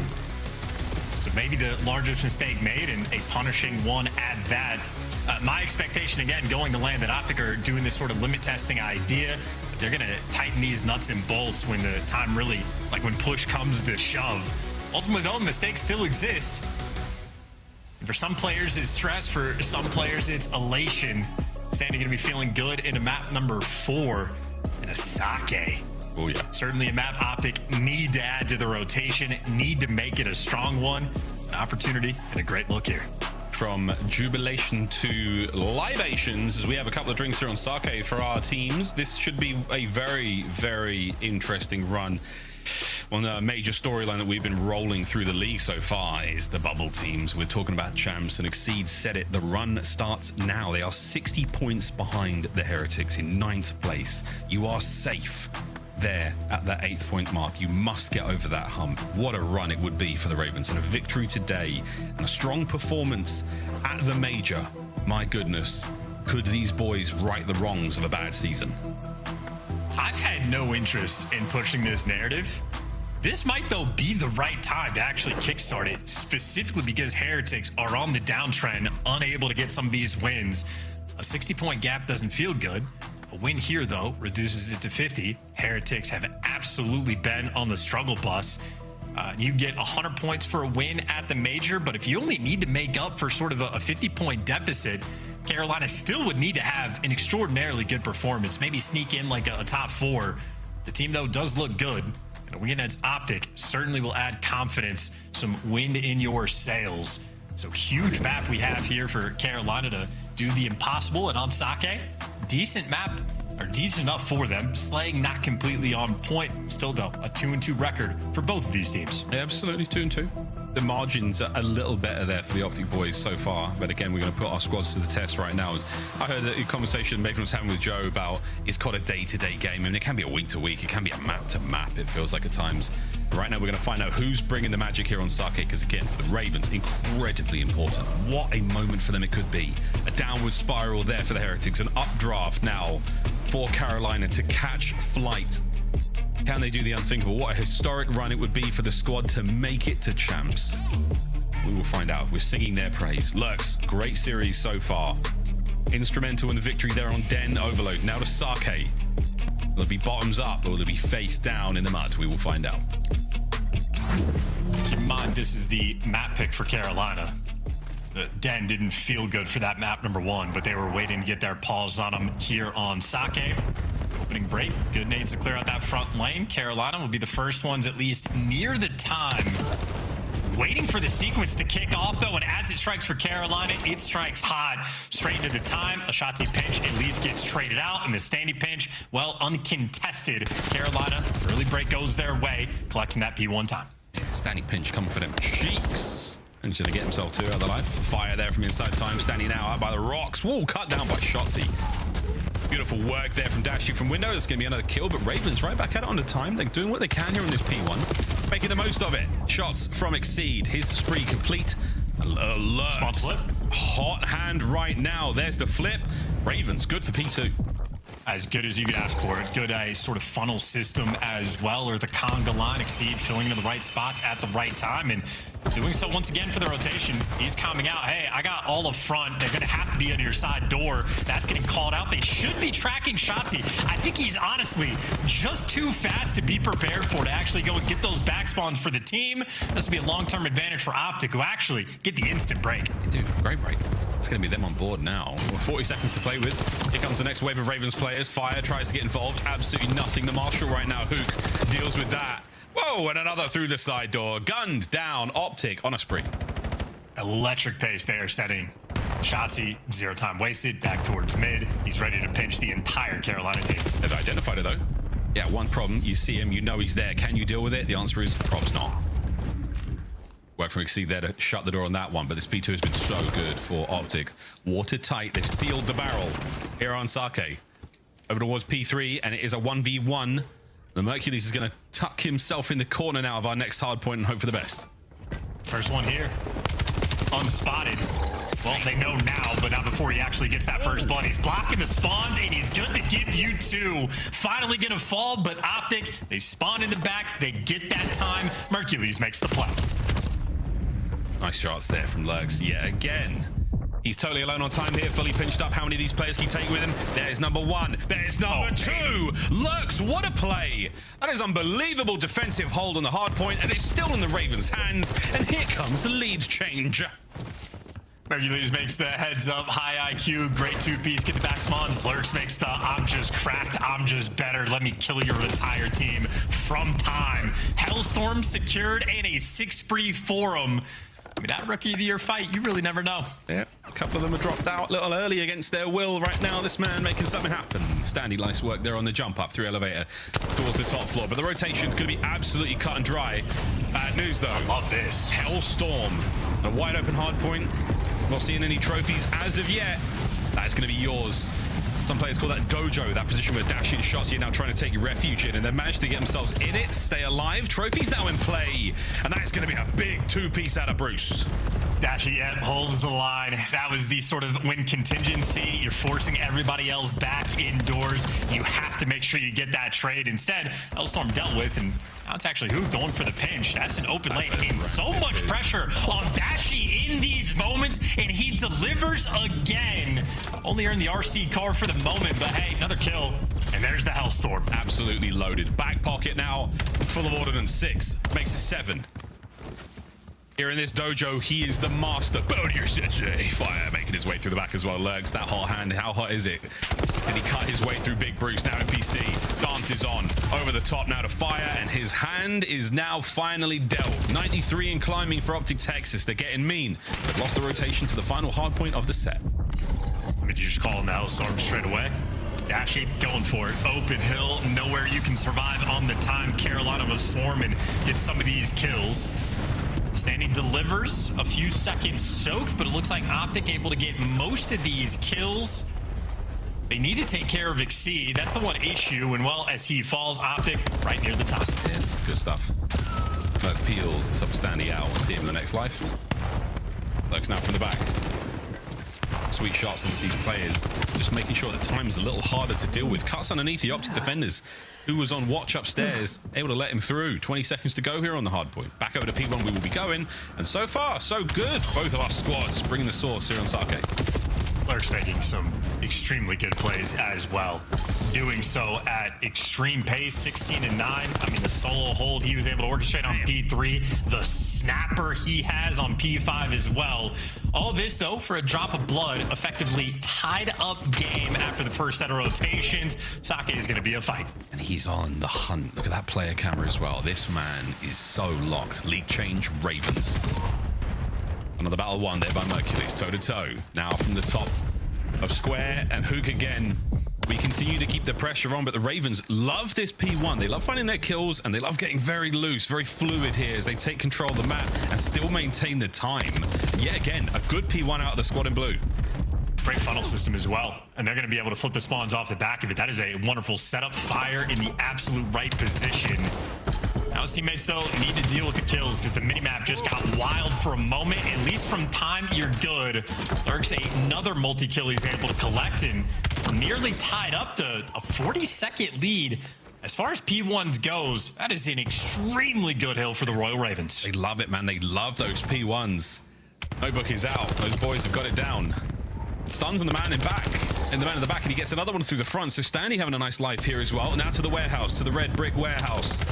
Can we get themselves in? Yeah, Dashi cut down to the back line. Mercules identified. He's the next to deal with. He holds the back admirably. Lurks is going to go down as well. Lovely stuff. Optic hold the first wave. No good. Exceed trying to make the impact. Multi-kill he's able to collect, staying alive, getting tracked the entire way to the back spawns, though. Good information gained from Hook while he's on top of the time. Ravens final hit as well, 30 seconds. You need to strip away at least a little bit of this time. Optic not interested in giving it to you. No, not at all. You have pulled the Ravens all over the place. What a hold. We're looking at the potential for a lead change here. 20 to go. And Optic not out of this yet. Let's go for a quick listen in. I got some. I'm bumping already. See, might spawn out.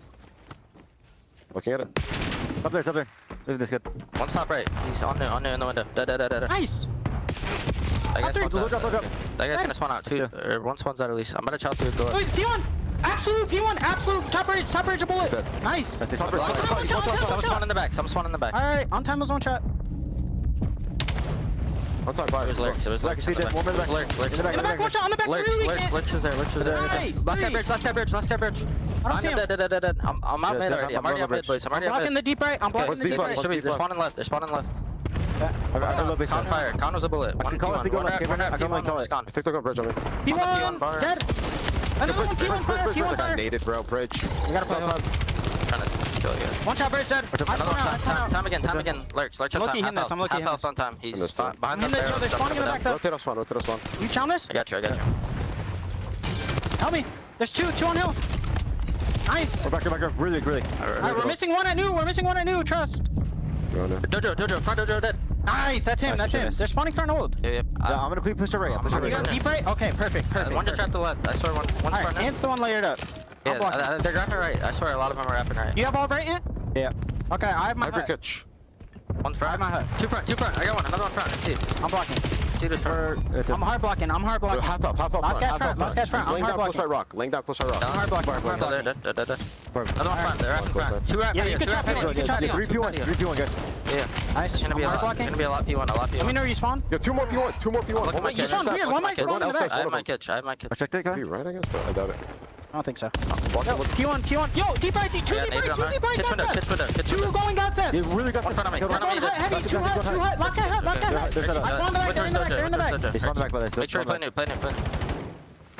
Yep, I have your cross, Bruce. One shot. Right here. I have all Back right. Lurch. Challenge Dojo. I have it. Lurch is there. Lurch challenge. Yeah, he's front old. Absolutely immaculate listening there from Optic Texas. Superb comms, but they are still struggling at times to deal with the Ravens. Agreed. I wonder if there's some people that don't like the energy from Optic or are worried about the maybe lack of comms production from 2 out of 4 players. I think ultimately they're just giving the best information at all times. Emphasis on the right things and dial in. Still though, Carolina bringing the good fight, spawning over towards P2. Need that God-heady control. Exceed's going to be there. Maybe actually towards the time. Last go around, this is a beautiful hill for Ravens, trying to do so once again. Yeah, this is good. You've slowed everybody down, but you're only going to get as much as you can out of those lethals and tacticals. Now towards the jump. Shotzi, the first man over the top. It gets another alongside Dashu, finds the final 2, and it is a clean, perfect break in the hard point now for Optic. Dig in and hold on. Trying to send us to the game 5. Reading the spawns. Dashy, so much damage being done. You expect his teammates to clear out some of these players. Lurch, though, hasn't had his pop-off moment on the hill just yet. Only good for 2. No pop-off there. Closely fought P5. Ultimately, though, Optic walk away. Second set of rotations, up by 20. The smallest of margins here on Sake. Now, final leg here of Sake. The final drops. Hard point to be grabbed. P1's have been so good for the Ravens. Can it be that again? 235 and climbing. Merc finally plucked from the hard point. Evicted as Hook joins him now from the elevator. He's going to find a little bit of damage here on time. Shotzi backing him up in a second. That's the break yet again. Another man to deal with. Standing down. What a kill. And that could be game. Optic looking for the final moments. Merc pressing forward. Final 5. And now we look towards the final game. We're starting to think about it, but Exceed and Standy cut him down. Big Bruce brought to his knees, and Exceed saves it, but it was all for nothing. Game 5. Back to Den. Will it be back-to-back for Optic in the 5th? Happy for the Sake repetition. Optic looking decent on it. Lurch, though, some wild work he was able to throw up on both the P3 and the P5. Maybe a botched Hellstorm, ultimately something that really hurts Carolina towards the end. I'd say ultimately, though, a fun map. Both teams looking good, bringing some strong stuff. And this weekend has had a lot of good series of Call of Duty, trying to finish out this year right. Lurch, though, maybe gets let down just a touch. Nearly 4K damage, 33 kills. Ultimately, though, just a better orchestrated effort for Optic as a full unit. Close, though, in the slaying category. I think Optic might actually get, or maybe they ended up outslaying by a single kill. Good enough to convert that into a 40-point win. Wow, that's really, really impressive. Yeah, the listening was good. The comeback was very, very nice indeed. And then we go, game flow. Lordy, look at that. So that's the good stuff. That's the good stuff right there, right back and forth. The final set, though, that was all Optic. Man, you create just enough separation. What a bounce back. Sake, thank you for coming into the league and changing all of our lives. Back to Den we go, though, for the 3P. We've had a hard point. We've had an overload. And this truly is to decide who's walking away with that dub. First Den Hardpoint, all Optic, Overload. Ooh, went to the Ravens. Now the Search and Destroy was the final map of the second series of the day, folks. Don't go too far. On the other side of this one, the exciting conclusion to this series between Optic Texas and the Carolina Royal Ravens. Don't go too far, boys and girls. It's game 5. It could be 2 minutes. It could be 5 minutes. You never know.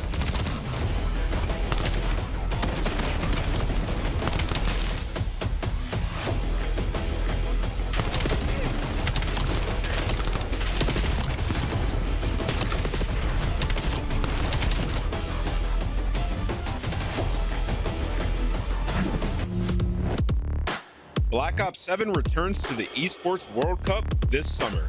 Scan the QR code to get your tickets now. Scuff, official controller of the CDL. Monster Energy, the official energy drink of the CDL. Brought to you by America's Navy and the special operators who work in the shadows.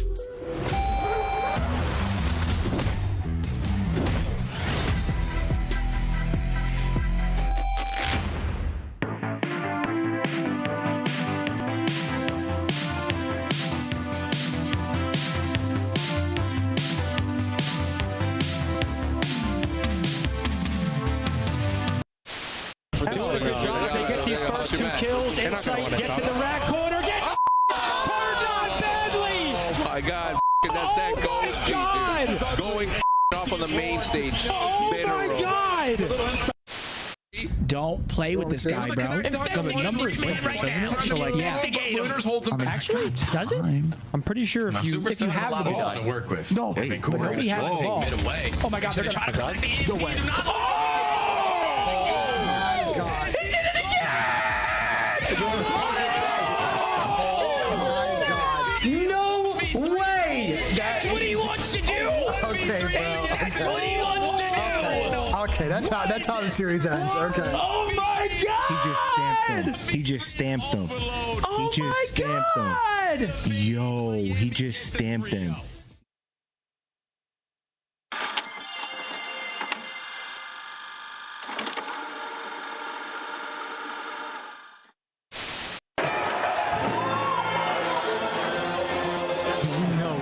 They're doing the CDL song.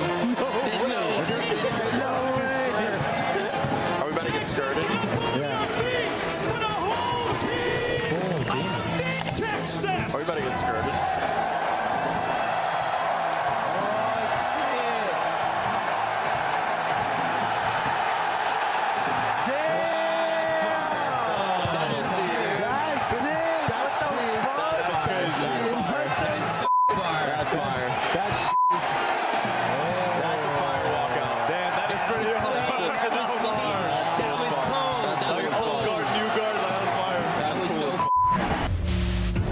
A fire walkout. It really was. You had to be there, and if not, you get to watch it on CDL TV every now and then. Welcome back, ladies and gentlemen, to Game 5 of the Texas Carolina Royal Ravens. To Den we descend, but eyes on the future. Carolina Royal Ravens, this is their road to Major 4. This is their journey to Paris, and let's face it, there's been some serious bumps in this journey, Chance. They are currently 60 points away from qualifying for champs, and the team who they are hot on their heels for, the Heretics, have been on the downtrend. So an opportunity, you get a win against Optic, phenomenal win. I mean, 3 losses for Optic in a row, like it'd be unheard of, absolute scenes. You get confidence there. Not the easiest strength of schedule. Falcons a good team, FaZe good team. So Carolina, got to do it the hard way. If there's any opportunity, it will indeed start here. Last 5 den S&Ds you can see from Optic. Success against everyone not named LAT. Oh yeah. Well, sometimes you just have a block. Sometimes it's that kryptonite. Sometimes it's just a damn good game. Well, Optic, can they close this one out? Bombs recovered, looking towards a little bit of the B-bomb site, and all of the Ravens now together. A murder of them as they hold firm in the middle of the map. Ook spots out maybe 2 or 3 players, gets the reinforcement. Shotzzy wants to take the space, and another first death. That is 5 first deaths in these 2 S&Ds in this series. Shotzzy gotta get. I've got a Shotzzy-sized net, and he just falls into it every time. Lovely angle there from Mercules. Can he thread the needle with a nade? Absolutely, he's a bloody professional. What are you thinking, chat? Fire stays alive. Next hit now from the Ravens. They lose a man on the approach. Casualty now, both sides. There's the bomb yet to be planted. It has actually been dropped there on the floor. The body of Hook there, a few meters away from Fire, still holding position. Oh, catches Mercules out on top of the box. Now the Dashy 1v3, 1v2. Intel past and Standy. You gotta go chase him. That is a tough one. Bruce on the clutch.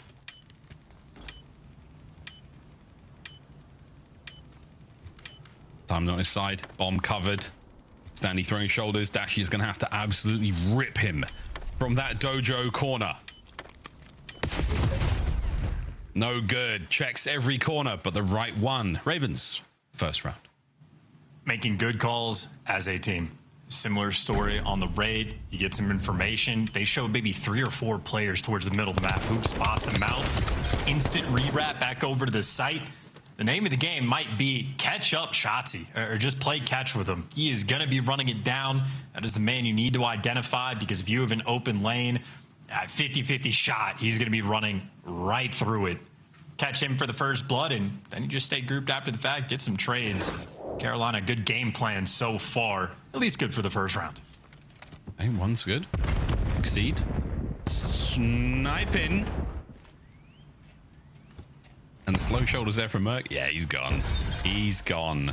Is the trap set? No problem. Dashy good for 1. Big sniper on the other side. Lurks. Does finally catch Merc. Shotzzy does catch that concussion as well. 3v3. No bomb. Exceed's going to go and collect this. Keep in mind, sniper in hand, so might have a pistol in the back pocket. 2 players out through mid, up top, lurking for Lurks. Instead, they caught an Exceed. And that means they know you're going to be looking down low. Standy and Lurks playing together. Oh, Shotzzy. Oh, the shoulder's gone. Lurks. Oh, he catches another man. He's on for the ace. A single is all he needs. And Dashy brings the snipe to the right part of town. We've seen him clutch from here before. 1, 2. Oh, and the discipline. Sometimes you just got to go a little feral. Ravens clutch up another. Got to be cracked out. Check every single corner. Standy head on a swivel. Man, just so in case. Unreal there. That's so good. His Lurks skills.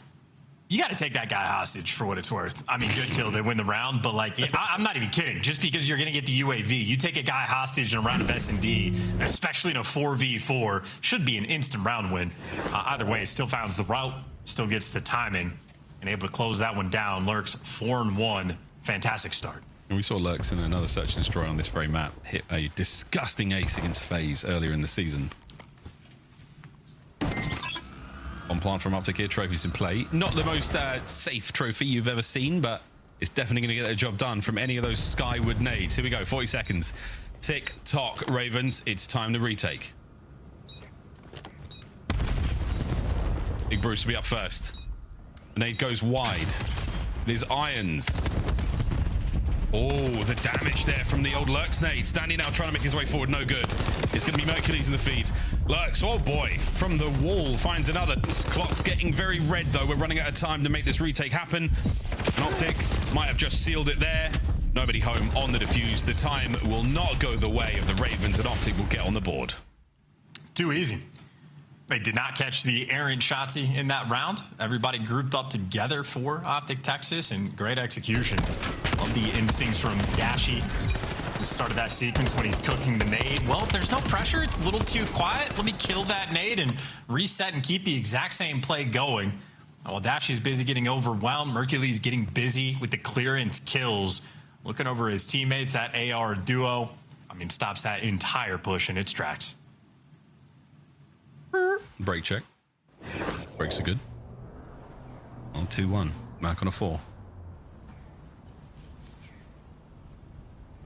A-bomb site wide open. No one's going to see this from Optic until it might be too late.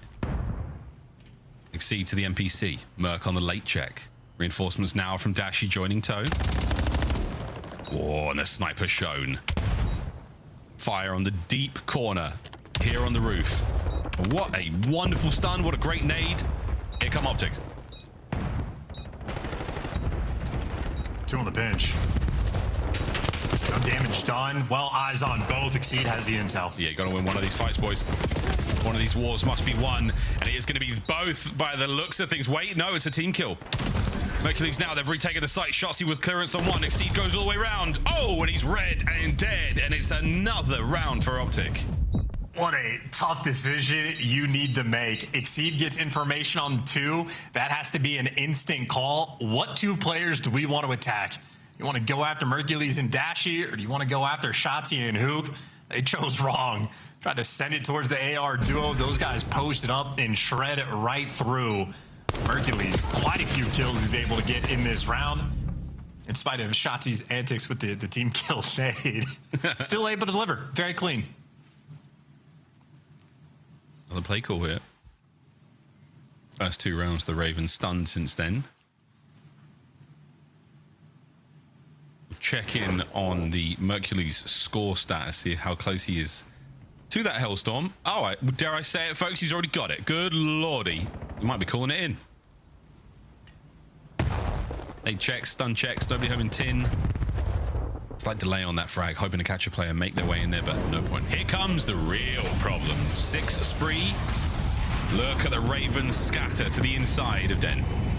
I think might not gain anything off of this. They're going to be taking space on both sides. Actually, Fire just gets caught in the back line, so indeed, you get more than you could ask for. Shotzzy in prime position on the pinch, gets bombed down. You already got the first blood. Yeah, great work. He's going to be outplayed for a moment. They're going to make that wrap through the middle of the map. Stanley looking for him now on the attack.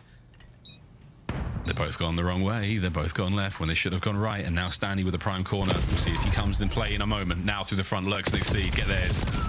Oh boy, there's Sandy Man. He finds it, and it's going to be Dashi. Whoa, lurks. Just enough left in the tank to get the defuse. Ravens take the lead. They need these CDL points, and they are getting after it. First blooded by the Hellstorm, still able to convert and have 2 bodies left at the end. Standy is bouncing. The jolliest player on Carolina I've ever seen. Maybe the jolliest player in the league. I really enjoyed his work as Pennywise in that film It. Really good. He was really good in that. He's so Skarsgård number 8. Skarsgård number 8. He's got the genes. He's got the genes. Fire infinitely locked all series. Exceed? Infinitely? He just got Hellstormed. He's been locked. He just gets stormed every now and then. The man gets stormed. He gets stormed.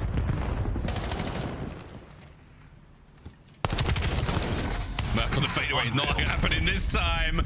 We tried to make the exact same play happen. Ravens brought the numbers. An hour 3v3. Dashi, he sees lurks, he sees a few. Can he connect? Left, right, good night. Ravens overwhelmed, back over the lobby. This fight's not done yet. My good God, it's like the Matrix. It's guns in the lobby, it's tiles and bullet casings everywhere. And it's the Ravens yet again.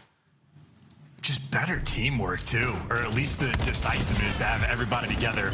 Bomb was down on the opposite side of the map. If Optic were able to identify that, they win that round 10 out of 10 times. You could leave Dashi to die.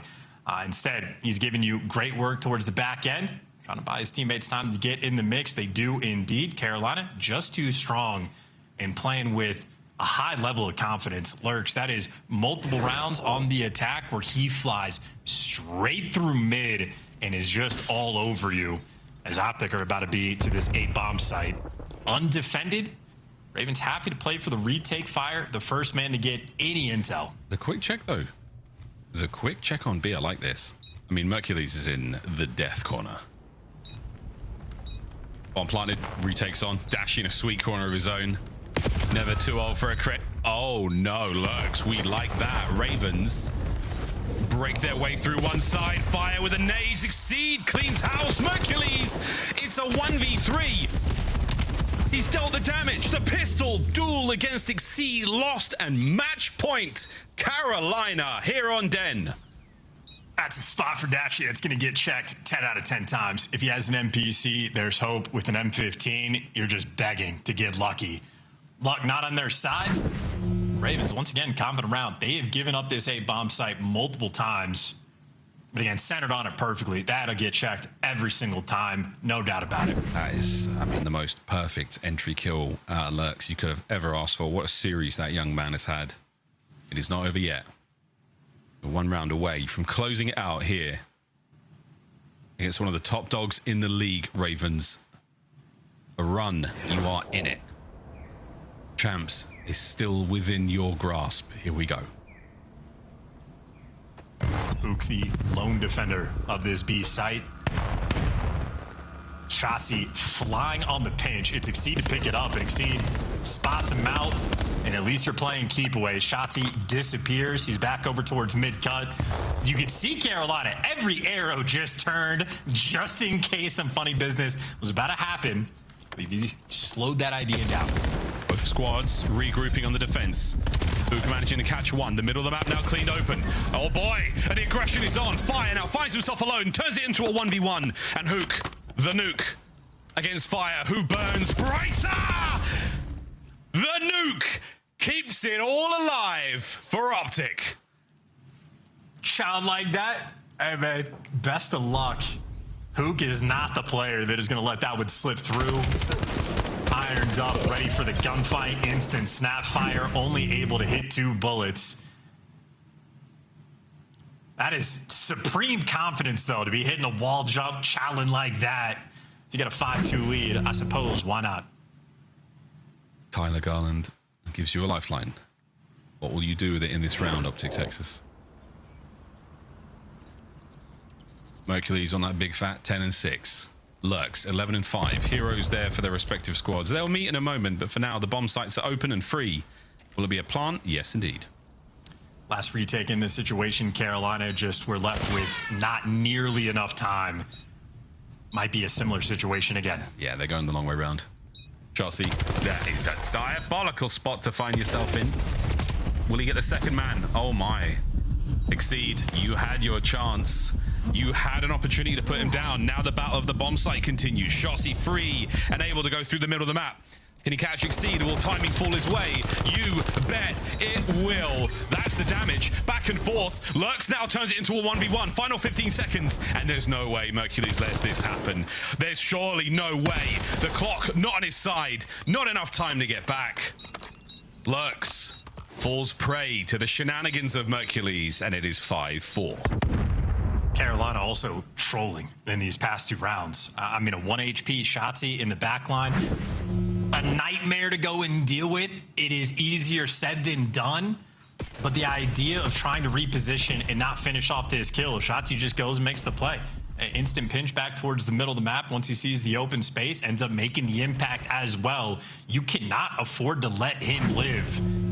As close as that round was, if you get the kill, the entire sequence is going to be changed. And the round before, Fire in the 1v1, just a wild chow coming through. Carolina are trying to squander this lead. Not trying hard enough to squander it. Fire lives. Optic defense right towards the back line. Now towards A. Ook, the solo man at B, yet again. He has been a true bastion, a bulwark of defense on that side of the map. 1v1 win a few rounds ago.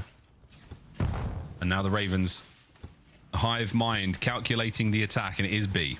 We're committing to this one, boys. Here we go. Ook has already spotted everybody out. The players making the rotations. Dashy wrapping back. Shotzi through the mid. Optic instant response. And no nade connects, though. Nades and stuns being exhausted. There is a trophy to play with on the Ravens side. We'll see if that has been deployed. Dashy, what a connection. No kill. A superb damage dealt. Now Mercules looking for the pick, looking for that man to show a little bit too much. Here comes the bomb plant. The stun will give you all the information in the world you need. Big Bruce brings the gun forward under the suppressive fire of the Ravens. The bomb has yet to be planted, and Shotzi threads the needle again. It's a 2v4. And we are looking at that round 11, salivating at the prospect of another shot. Optic, the lifeline's still there. A single round is all that remains for our squads.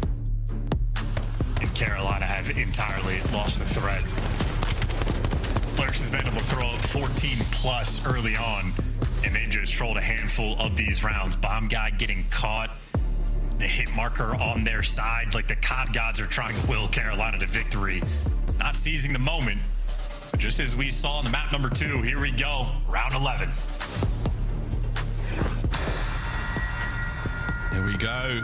One more round. And it's a square up at B. The connection! Oh, and it succeeds!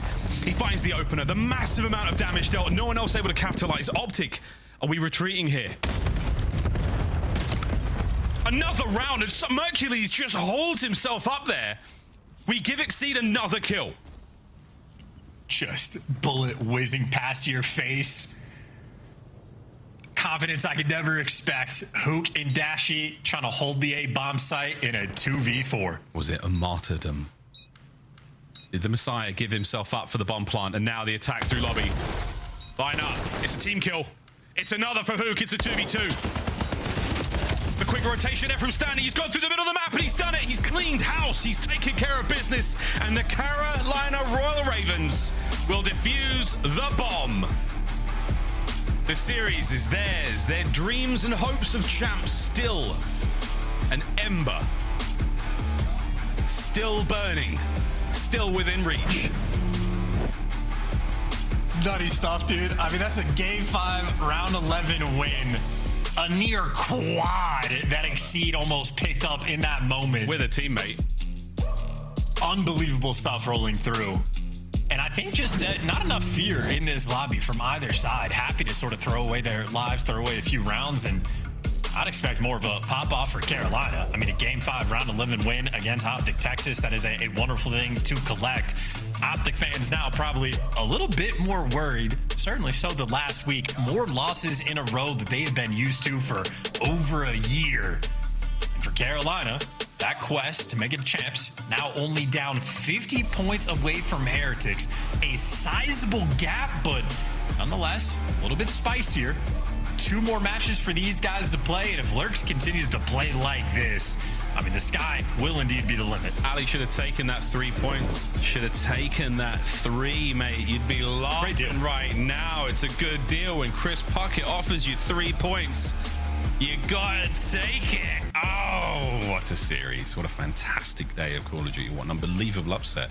And the storylines just keep writing themselves in the build up towards Major 4. How we doing, Desk? She should have took it. I tried to be generous, and Miles. hindsight is insane. That's crazy. Wild. I mean, if you looked at the stats here, Allie, everything pointed to a Lurks and Exceed repeat. Remember, it was right after they had signed Exceed that they came in, they beat Optic. That was back in January. The last time that Optic lost back-to-back online qualifier matches was against Carolina.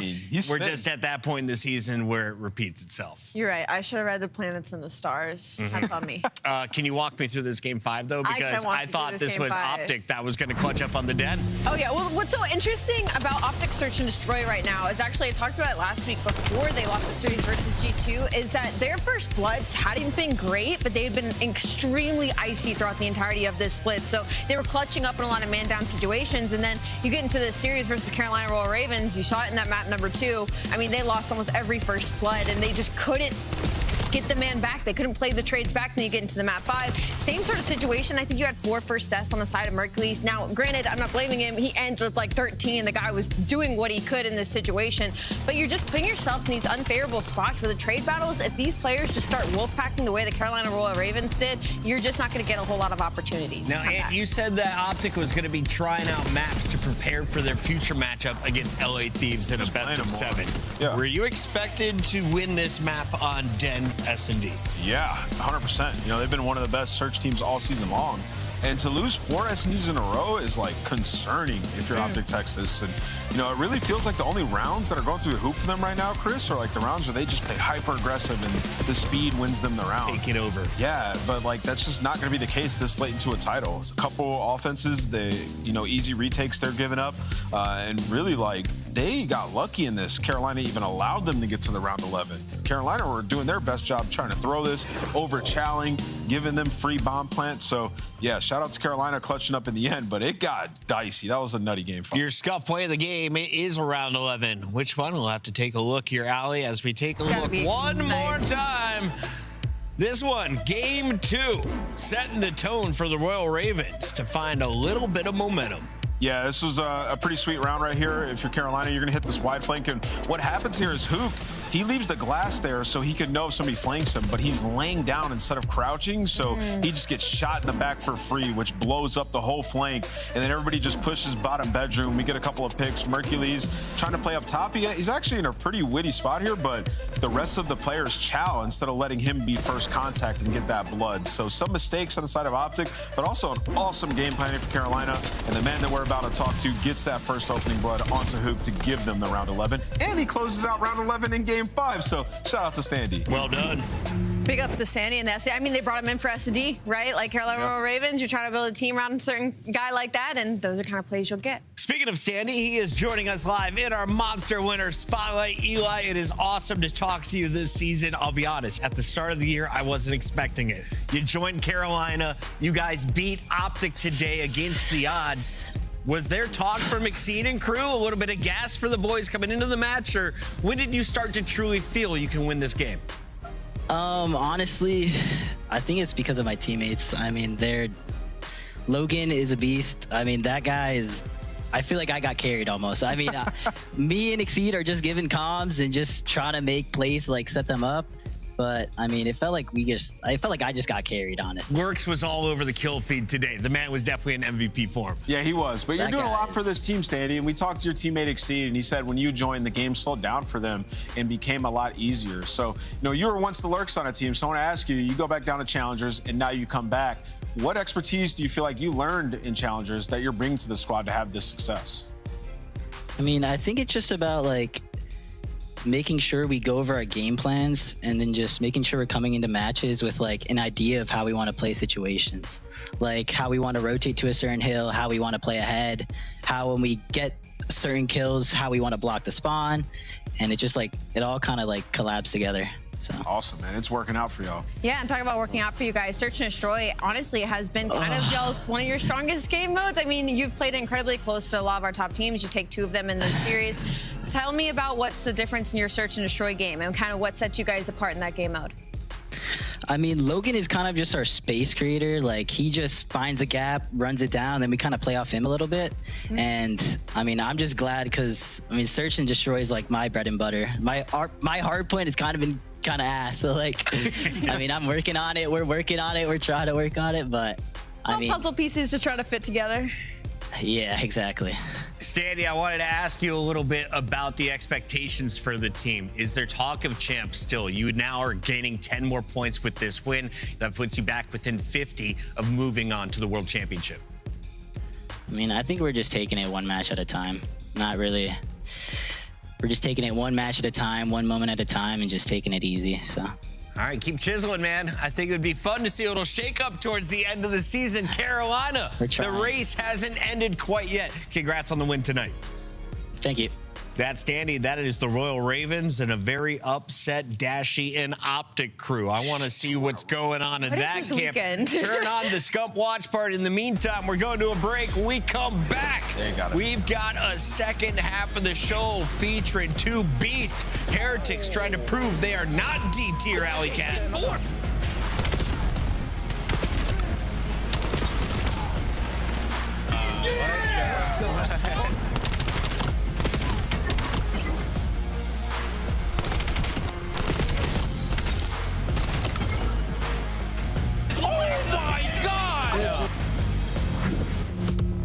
COD Champs tickets are on sale now. Come see the best teams lock in for this season's grand finale in fabulous Las Vegas. All 4-day passes come with early venue access. Head to FazeVegas.com or scan the QR code to get your tickets now. Scuff, official controller of the CDL. Monster Energy, the official energy drink of the CDL. Brought to you by America's Navy and the special operators who work in the shadows.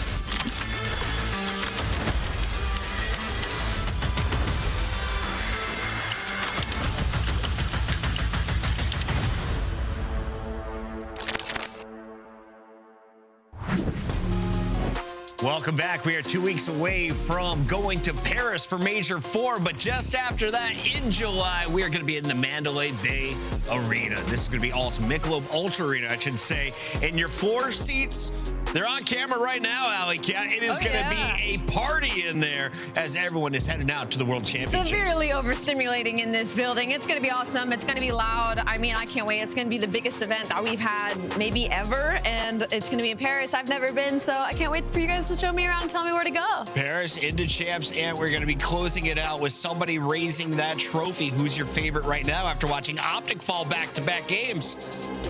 Boston Breach. Boston Breach. Right. In Paris. It's impossible, but it could happen. Are you talking about scan the QR code and get your champs tickets. One of these teams could be playing on a championship Sunday. Most recently, it's looking like it's not going to be Miami. Let's start with our squads, introducing the rosters. Just go ahead and bring us the graphics, and we'll talk about all of the beautifulness of this FaZe squad. Abuza's crew raises the trophy at the end of Major 2.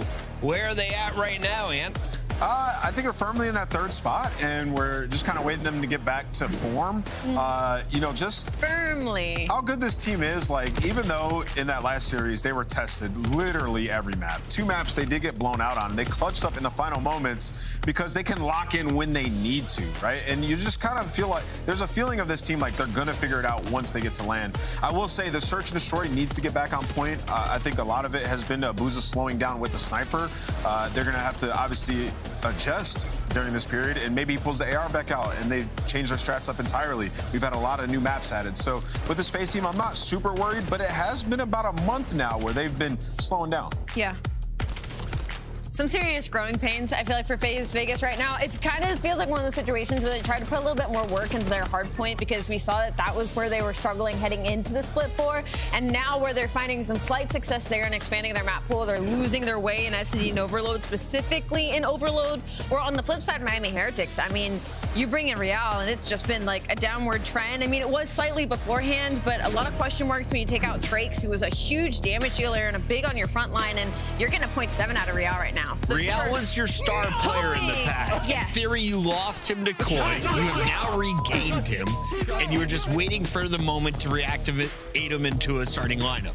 How much time do you give him before he's expected to live up to the Trakes numbers? Immediately. And here's the reason why, bro. You had a great player in Trakes. So when you're bringing Real in, you're assuming that the current system that you have is going to evolve, if not get better right away, within a couple of weeks. And for these guys, they're on a 5-series loss streak. They got bonked when Real got put into the lineup. And for them, I fear practice hasn't been good enough. You look at the new maps that have been added, like they're not even playing the new maps in Search and Destroy. And in the hard point, what are they? They're 0-1 on Hacienda, and they are what? It's horrible for them. 1-7 on Sake with the one that they had in the minor where Metals was having the best performance of his career. So for Miami, they have to get better at the new maps in order for them to have a chance in the series. If I remember, Real is most dangerous in a small box. Where can you find that on these maps? If you're looking across Sake, Raid, Gridlock, where can Real be activated? I'm gonna tell you what, it's not Sake Hardpoint where they're 1-7 at right now. I'd say the Gridlock's probably, Chris, maybe, you know, something a little more traditional for Real, or maybe even that Fringe game number 5. But those first 2 ones, they're not gonna be easy if you're on the side of Miami. Raid and Fringe, does that allow Super to snipe again? When they were finding success, he was leading the league in those picks. Yeah, it definitely does. And there's been issues with FaZe and Abuza with the sniper in particular. So there's opportunity here. And let's be honest, Miami play the best Call of Duty ever when they play FaZe. They literally look like the Globetrotters in this matchup. I thought we would wait till just now to start that storyline. So reminder, if you looked at yesterday's broadcast, we had FaZe in the A tier. We had Miami in the D tier. Yeah. But Miami is 3-0 against FaZe in Black Ops 7. So, Alley Cat, do us the honors. I will. Where are you going in your Scuff Pick'ems tonight? I think Trakes is 3-0 versus FaZe Vegas. I'm going to go with FaZe in this one in 4. No Trakes, no dub. Ant? Oh, bro, give me Metals. I placed them in the D tier because they have been ass. But I just think FaZe have also not been that great, and this is just a matchup that gives them troubles. I got Miami. Let's go Miami. Oh, I mean, Carolina just beat Optic. Miami could beat FaZe, but Chris Lair is still on FaZe. I'm riding and dying with Simp. Let's lock it in, and the fans are going to go with FaZe as well. Everyone's going with the standings. Are we going with the facts here? We got Maven and Merc on the mic for the grand final.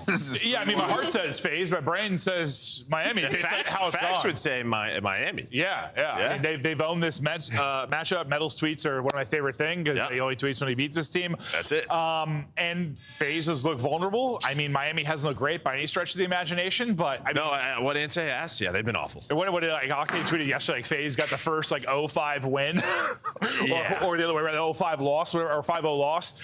They haven't looked great. They haven't. No, I mean, it's like tough because when you look back at like Major 3, they beat Thieves, who won the event, but they also lost to Thieves. I think maybe the matchup that stands out is that 3-0 versus Falcons. Online, they just have never looked great. But I think if like you're leading into Major 2, like they were okay. Yeah, they looked decent, but I just think it's sort of like you could tell they're a bit behind. I don't know. They're 2-3-5 right now. It's just not good enough to beat LA Thieves. It's just, I don't know. I hate to think that they got complacent after the Major 2 win. I don't think that should happen when it moves up 4-1 for the first time. It's been way too much time. Yeah, no, you're right. You're right. They need to fire, though, I feel like. And Simp has been, I don't know, almost like human the last couple weeks. Not the second coming of God that we. There he is. No, he's on your screen right now versus FaZe. Yeah. There he goes. He's doing whatever he wants. Metals frying early on, and that'll set up Miami to get to the hard point here early on Sake. Super now in position, but Abuza reads him like a book and will peel his face firmly off his head. That would hurt. Yeah, true. What are your expectations from Real in this lineup as Simp gets going? I mean, expectations are... You would hope they would get back to where they were last year. Well, I guess it's not really as much about even his individual numbers. It's this team just it's the team further the tournament. Yeah, they couldn't get over the hump of like top 8, top 6 right now, where last year they were in the top 4 conversation pretty much every major. Yeah, I guess just you think the expectation's there for him individually because he was a big part of why they were able to do that. But maybe in this particular title, he won't always be the guy that's frying, but they'll get a better team result with him. We'll see if that'll end up being the case. But early in a P2, Heretics are in position. They'll wipe the feed, and that'll allow them to sprawl out across the map as you see them taking space and trying to push out the Vegas spawns as far as they are able to. Yeah, a ton of space right now for Miami. You're going to have a push at 38 seconds off the clock. Your point man's going to get picked.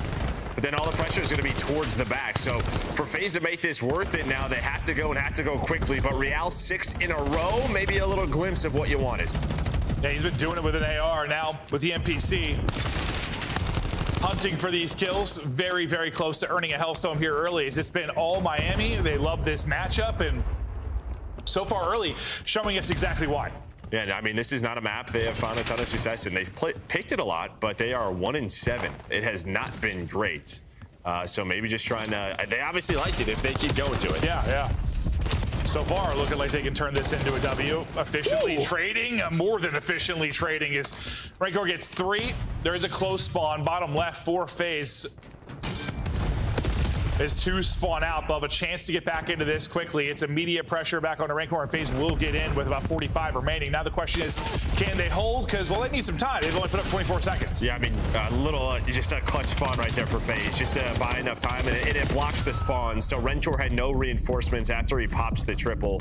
It needs another individual play. So FaZe able to maintain control of this P3, get back into the game. Yeah, he's like, I just killed 3. Why am I fighting 3 again? Yeah, unfortunately, yeah, just that spawn was open, and before his teammates hit spawn there, one player from FaZe was able to get it. FaZe do a good job holding the line after the break, and they'll honestly turn that into a really solid hard point considering the opening from Miami. Now we trek across the map out to Rocks.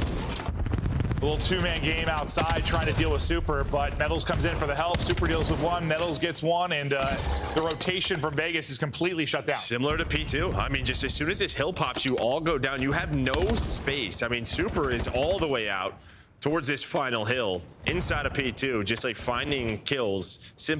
Metals in Real do get taken down though, so this is going to open up some routes here for FaZe to get onto the hill. Yeah, FaZer's trying to start their breaks from the back line, Joe. And I mean, I think that is just, Real and Metals just, I'm not sure what happened there, but they're going to come off a spawn and maybe return the favor. All right, so they do get right back in. I was about to say, like, that'd be really frustrating when you kind of get the ideal setup 2 times in a row and you get break about 20 seconds into the hard point on the first real FaZe push. I'll see if FaZe can battle back in, but so far, after Miami retake control, looks like they're going to be good to go. So now we'll think about the rotation out to 5. Abuza trying to lock players in from old. As draws a spawns, he'll help him deal with that. The other 2 are ahead on rotation, and Real gets dealt with. So finally, in early hard point, where FaZe are in control. But I think as soon as Real spawns, he's going to call in its Hellstorm. Yeah, so this is going to go away. At least, I mean, maybe you can hold this setup, but you're going to have to get off the hill. Abuza's able to find a double. He's on 4 in a row, up to 14. He had a great series yesterday. I think that's a very good sign for FaZe. Like, you know, Abuza getting back into that top form. We saw him earlier in the year. So the Hellstorm doesn't lead to time for Miami quite yet. Well, I think Abuza got 2 kills like right as the streak got called in. And it doesn't lead to much of anything. This is their next opportunity to break. Metals trying to get behind enemy lines, takes a shot. Now his position, give it up. Abuza's just going to tuck away into a corner. Waiting on the help to come in. Able to win the 1 up close. Still leading by 20, but looking for a break. Let's go to the comms now for Miami Heretics. Vamos a salir igualmente. Estoy jodido. Estoy esperando, ¿vale? Por el ali, ¿vale? Me piña abajo derecha. He salido out. Ahí no, la izquierda el punto atrás, muy atrás. Puedo limpiar de la derecha hay otro teléfono muerto. Otro teléfono. Vale. Forklift a la izquierda. Vale, izquierda. P1 y bodega o 4, eso es por el de bodega. Medio luz de Chema, ¿vale? Vale, buscamos el punto de luz y un punto de vino. Da pie los vinos. Me tope a nuestro lado puede estar P5 no va a la sim. Vale, aguanta Chema. Cuidado. Otro más bodega. Mata el de bodega. Vamos para el chal. No sé qué ha hecho. Ha puesto nuestro lado, creo. Ha puesto nuestro lado. Hay uno por roca. Y no van a ver el otro lado. muerto. Roca muerto. Ventana sin Roca. Roca Nacio P2. Voy a bombear, mírame la ventana. Voy a pincharme la derecha. Buena push-up. Sin ventana, muerto. Push-up a la izquierda, dale L, no hace nada. L, muerto, está fuera. Me puse de frente. Vale. Tengo la roca, yo solo tengo 10 rocas. Pinos 3. Si van todos. Mira el teléfono, Chema, ¿puedes? No ve nada, Vino por encima, meta. Me voy al fondo con el... Vale, ¿metéis ahí dos? Bodega va para el medio, parece, ¿eh? Tengo el teléfono, ¿vale? Tengo unos chinos, señores. Teléfono muerto.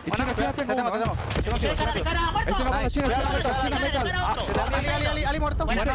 Fondo. Aguanta, Freddy. Eso por eso. Hace contigo, meta.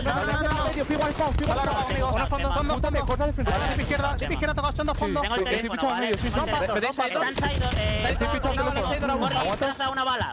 Son dos Chemas. Sí, por Cliff y Sidor. Vale, teléfono uno de Inner F5. Ok, he salido en ese. Hay que spamear, Aguanta, te tengo dos. Muerto uno. FaZe have relied on getting some breaks. They get another one there at the P2 to get right back into this game. Won't be quite tied. We'll be darn near close to it. The one kind of ahead on rotation is Abuza. The rest starting to flutter out now from P2. Miami, last time we were here, they got really good setup early, 15 to 20 seconds, then an unfortunate spawn, and next thing you know, they're broken and don't get that time. Looking to hold on a little bit better here. Yeah, FaZe going to have to break again. You obviously fight for that final 30, and really that break was behind 04's play. Wins the one-on-one, then Sip spawns on him, and that was the reason why they were able to split this P2. But yeah, you hold the rest, and now you're going to have to break again as Super Metal's finding kills on this attempt here from FaZe. And well, now you have the read. You are behind enemy lines. That is going to be all 4 dead clean here for Miami. Yes, much better than last time. Beautifully done. You see number 4 kind of patrolling that lower spawn where things got messy last time through. Next teammate up, and they continue to control that. Simp gets you 2 to try and get FaZe in, but will that be enough to set up his teammates to do it? Real trying to hold on to 3 straight, and that's vintage Real making the play inside at 25 and 16. Hold on and push out to a 50-point lead again. There he is. That is the star that we saw last year, and also doing it with the M15. Started off hot with the M15 on the first P1. Rentor's hitting some headshots on rotation. Again, you are forcing FaZe to break. They have just had to, they've been in such tough situations from the get-go. They're in the cycle. It's break over and over again. I'm honestly surprised the slight margin is not a little bit more than it is. I mean, it's significant, but just the fact FaZe have had to break what feels like the entire game. Trophy coverage in now for Ingors. He'll look to peek this and land some deep shots. Abuza is going to get ripped down weak. His teammates pick up the other 2. Abuza and a 4 just kind of penned in. There's been no opening here, Rocks. And we were just talking about, I feel like FaZe getting back within 10 to 15 a minute ago, and now it's over. They're going to push over Novus 100-point advantage. Well, that's just that clean P3, right? I mean, it was just such a good job by Heretics, and then you transition into this hill, 5 in a row now for Rentor. It was Real, now it's Rentor. Does that sound familiar? Yeah. It should. So these guys just love playing this team to put the cherry on top. Quicken. So far in this opening map, FaZe now will try to answer as the P5 is getting ready to go, but with only 14 points needed for Heretics to close out the win. FaZe have got to be absolutely insane, and so far, so good here at the P5. Simp gets you 3 straight to hold on to this point. He'll be the forward man here, tucked away at the trucks. We hop to the sky cam. But they're going to need to be absolutely nuts over this stretch. And well, Metals might have just put you down with a lovely double there. Rhaegor got his streak. People are blowing up off spawn in Miami in control. Yeah, you see Super, he's going to just go ahead and put that trophy down, try to find the final 11. Real, he is just lurking, getting to his spots, and he turns that into a double. That is what the Des was talking about. That's what he was able to do last year in Heretics. They have been perfect versus FaZe. Fired up, emotional. They're back. Yeah, just a lot of times when they win in this matchup, it's not like it's like a tight one. They just come in and smoke them. I have no idea. Over the last 2 years. Whatever it is with this matchup, it continues here. Smoke show map 1, all Miami. The second B2, FaZe were able to bring it back into a real close game and then just got dominated for that point. Yeah, you had to break. I'm not sure how many points they scored after that because they didn't get any at 3 really, none at 4. Maybe a few at 4, maybe. Maybe a few at 3 and 4, but like not many at all. And then they had a little bit of a stand there at 5 behind Sip's triple until things fell apart. Real goes +9.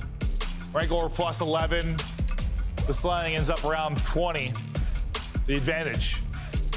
And yeah, I mean, I guess we should just expect this in this matchup. I mean, that's just what happens. It's one of those things. Taxes and Miami over. No, I honestly I have no idea. I really don't. I think just one thing to note is like Real at times would just pull out an extra M15, which we really haven't seen. It's been so much about this NPC having to run 3, having to run 4, and he found his spots. This is when things maybe got a little dicey, like yesterday called in the Hellstorm. Simcoe's on a crazy spree. Started off like 6-11, then brought it back here at this P5. A very close game, and then things exploded after the next P2. No, it feels like sometimes in these hard points or phase, like they can't get out of the cycle. Like, it's just having a break, having a break, having a break. There's never that moment where, I don't know, you just kind of take a breath and commit to the rotation, or if it does happen, you get broken right away and it feels like you're right back into the cycle. It's almost like frustrating to watch. Yeah, I assume because you can see right there, like 2 rotate, so they must have just lost the rotation gunfights. And then the other 2 players spawn it at old. So you're just split, and then you die, you spawn it at old, and you're just forced on that P4 to have to hit alley. And it's over. They did not get a lot of points after that second P2. No, they really didn't at all. Miami boys live for this matchup, continue to dominate this matchup. I'm not sure if Draza is doing a giveaway this time around. I think that was the call last time. Probably done with it, yeah. Yeah, it might be. He'd be giving away a little too much. He wouldn't have anything left. All right. Oh, so you get 11 points. Yeah, so I didn't know the exact number, but I figured it was not many. Just got right back into the game, and then you were right out of the game. Yeah. Miami lights out over the final 3 hard points. Well, and to be fair, I think they had chances to do that on the first rotation. There were a couple of setups with a lot of space. The first P3, or sorry, first P4. Yeah, you mean this game could have been 250 to 80. It could have been worse. It could have been worse without a couple of phase breaks. Utterly agreed. Yeah, I mean, phase, I guess to their credit, did break quite a lot to keep it interesting early on, but that's what we usually say. Like, it's tough to be just a team relied on breaks, because eventually that goes away. Like, eventually a team's going to get a solid hold, and then things just unravel. Especially on that map, a more traditional, long rotation, spawn out map. Like, there are some maps you can get away with that, right? Boston Breach, no, a little gridlock, a little den, let's get messy. That can happen, but not on Saki. Yeah, no, it's almost impressive what FaZe were doing for a while there. You can't do it all map and expect to get a W. So things fall apart. Miami look impressive so far. Now we get ready to search and destroy. At times, these teams have been 2 of the better search and destroy teams in the league. I mean, we're going back to probably Major 2 when that was the case. We were talking about it a lot, or like Major 2 qualifier. What are these teams trying to figure out in search and destroy? It feels like a little bit of everything. I think when FaZe were kind of at their best throughout Stage 2 at Major 2, I think we saw sort of an unlocked 04, and that was a lot of their sort of post-game interviews is 04 is just playing with his confidence. We trust him, and I think yesterday when we talked to Draza, he kind of just said, you know, someone has to make a call and then make a play, and we're relying on that, and it's through the comms. Someone has to recognize a specific situation and then have the confidence to take it. And listen, that's pretty common with a lot of teams right now with search and destroy. Like, you have one player that you're kind of leaving like off a leash to make a play, and the other 3 have got to make decisions based off of that. Like, you see it a lot with Optic and Shotzi. You heard what in the previous match, Standy was talking about it as well, like what Lurks is going to find. And it comes down to how that player communicates that. And that can be difficult for that player because they're in this, like, I don't know, playmaking mode, trying to do something crazy, but and then how the other 3 deal with it. But we've been seeing a lot of that. And well, who was the guy for Miami for a very long time? It was Real. Yeah. See, a much different title, but as what Puckett was talking about, the snipe comes back into play on maps like Raid and Fringe for Super. Yeah, we haven't really talked too much about Super Snipe, Abuza's Snipe over the past couple of months. We'll see how often they may be coming to play, but it's A, aggression for FaZe here early on. Draza looks to be the guy kind of dealing with any pressure up through mid that might cut for the full wrap or the full wrap around. Plant is going to get down safely. And now FaZe will try to get into their spots. Playing a little 2-man game aggressively. You see on the left side of them. What did Draza see? Did he get spotted, or was he... I was going to say, he was picking up that full flank, but he's kind of the one guy out of this. And, well, he's just going to find one. Now, it's just up to him to waste time. But his job's already done. A little more, a little extra from him, and that should be the round behind that. Yeah. He was dead to rights after that second one, but he won the round with that second one. Beautifully played by Draza, kind of in that lurk position. 04 then cleans house once the information comes in and Draza drops. Yeah, and there was somebody on the full flank and draws like mid-zig. I didn't know if one got spotted, but I guess not. Probably just threw him behind the wall.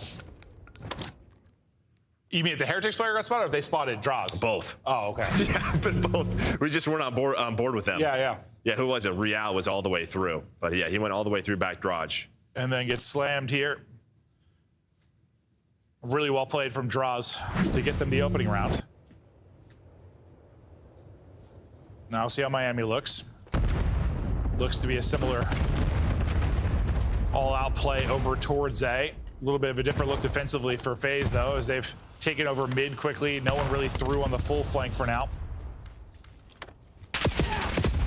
Abuza playing deep. Some nice shots in. We'll see if they try to push out and isolate him, or if they're just going to get the bomb down. The problem is you've gotten some control for FaZe through much the pusher faster. where Simp is. Yeah. Like, you might be able to catch this planner. Well, I thought Simp might be at the window, but not the case. He might have sub in hand.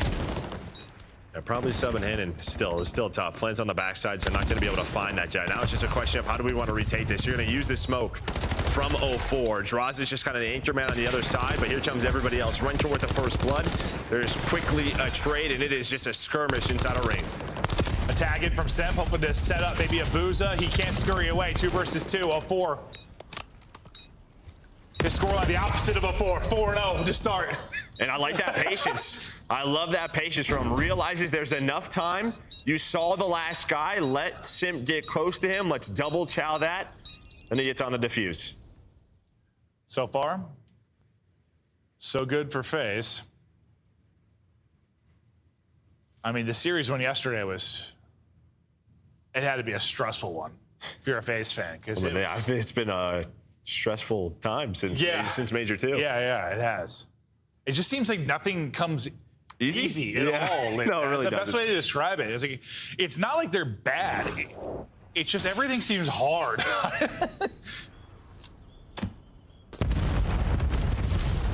Super hoping for a collab. He's able to get one on the slide through, and this round might be called immediately.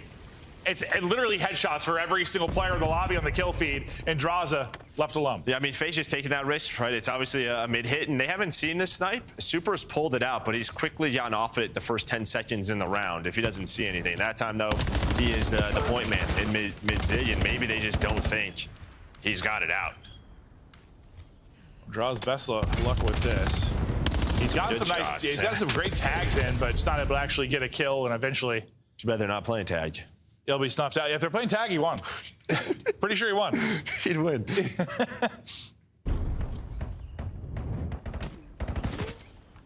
Heretics. Real nice opening to the round to get on the board. We see a snipe again. It's like mid-slide here with Simp. Yeah, 04 was waiting for the nades to explode, and they were going. Oh, man. Yeah, no, that's not far off being a collat. Also not far from just missing. Like, I think it's just the tip of the helmet. Oh, yeah. Like, that's straight through on the slide. I feel like you don't see that shot hit all that often.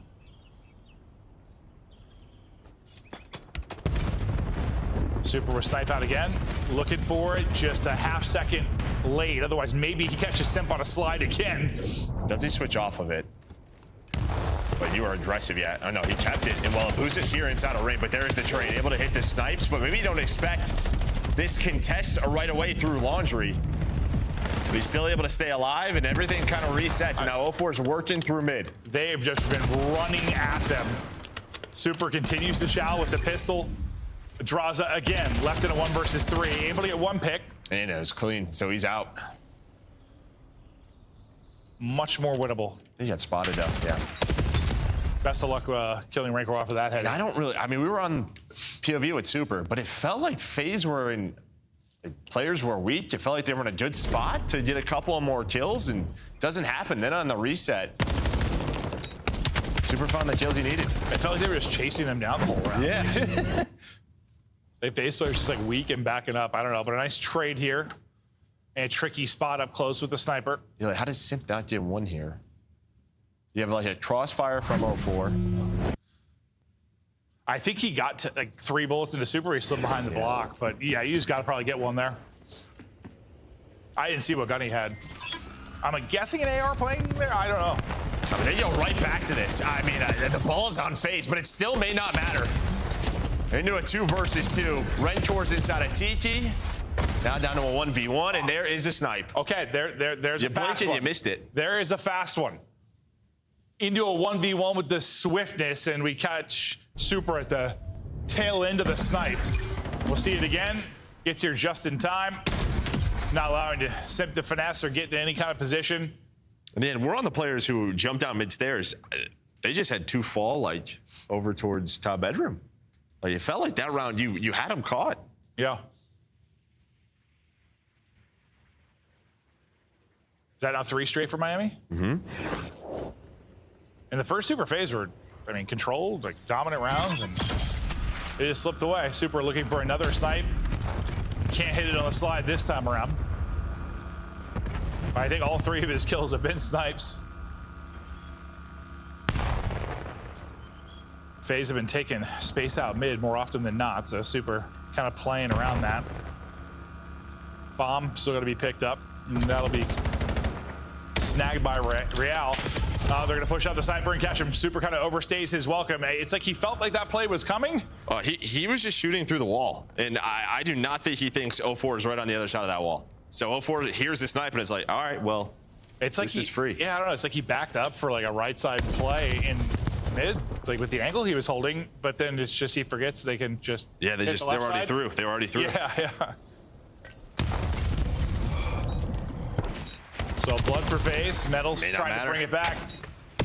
Metals, nice little backslide. Flank. Can't get the second. Real, though, is through on the flank, as you call.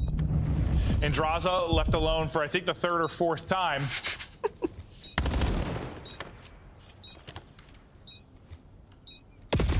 And they're just all over the place. He's not able to track anything down, make it 4 straight. And Real just finds his space. This is what he does. Hasn't done it much throughout this map, but now takes the opportunity. They're down a man.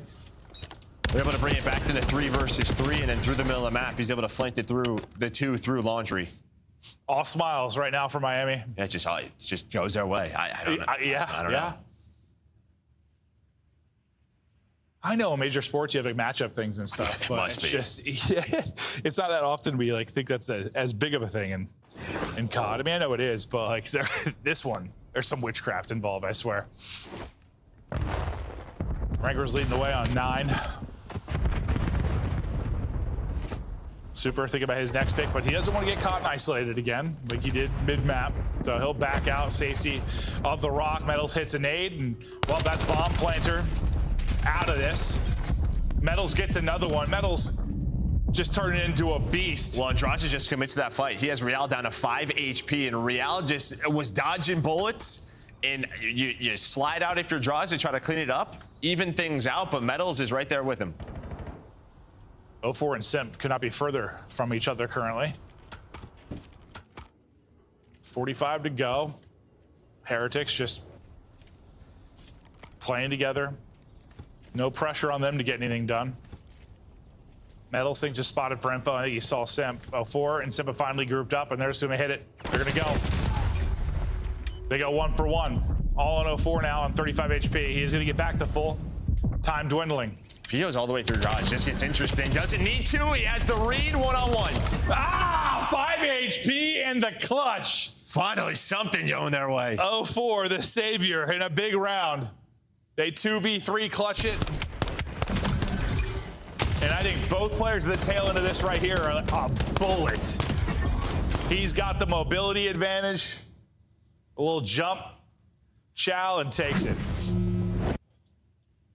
Well, yeah, he is weak from Real right here, down to 35, which I don't know how, but maybe some headshots. And then Metals, yeah, they just don't think he's going to push through. He's like 20 seconds, he's got to play around the bomb. That is not the case at all.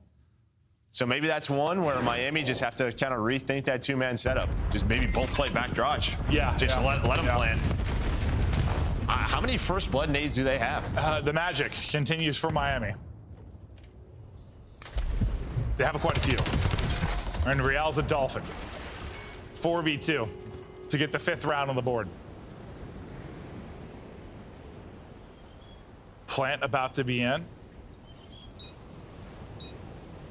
Sipatabooza now to clutch.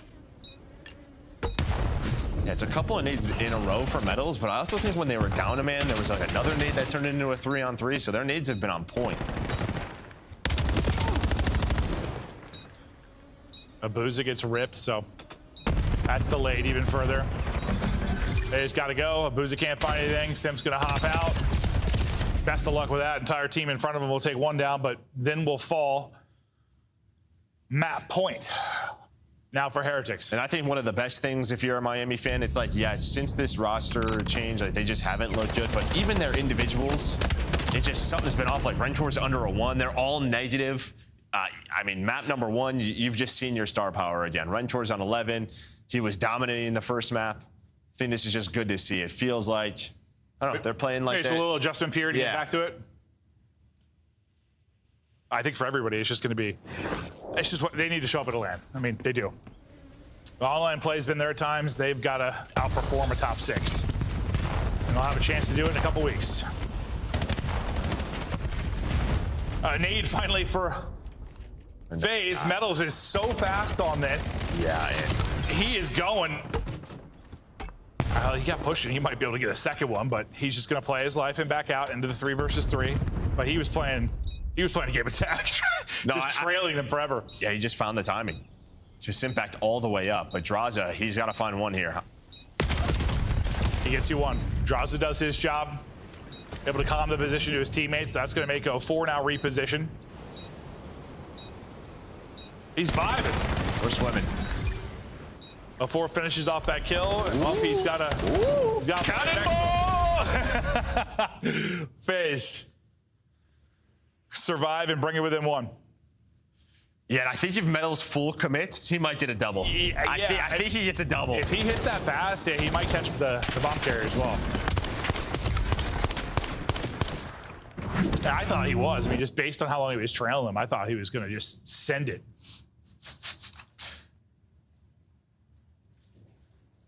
Maybe it gets a little interesting there, but Super will get dropped. Got a lot of round 11s today. Maybe another one. 0-4 putting on one side. He's on 12 and 5. You gotta hit that. It's the info though, 4-0, a little high. And well, Booster's gotta run away. Now Tronce's gotta run away. All 4 members of Heretics inside the kitchen. Abuza holding Draza's back door. What do you think they're cooking in there? Something spicy. Abuza just gets ripped. Draza gone. They take the 4-on-2. Now 4 and Simp have clutched up in a 2 versus 3, but well, now it's gonna be a 1v4 for the map. Simp versus all of Miami. Spotted, tagged, and dropped. They continue dealing the matchup. Up 2-0. FaZe have no answer. And even in that round, I'm a bit surprised. I mean, you have all of the info. You know where all 4 are. They're making a paella and some sangria inside of that kitchen. And they just, you think you have them trapped, then they get caught. Yeah, honestly, when I said Abuza was holding Draza's back door, I thought we were going to go somewhere else with it. Oh, no. Yeah. It wasn't my best wording.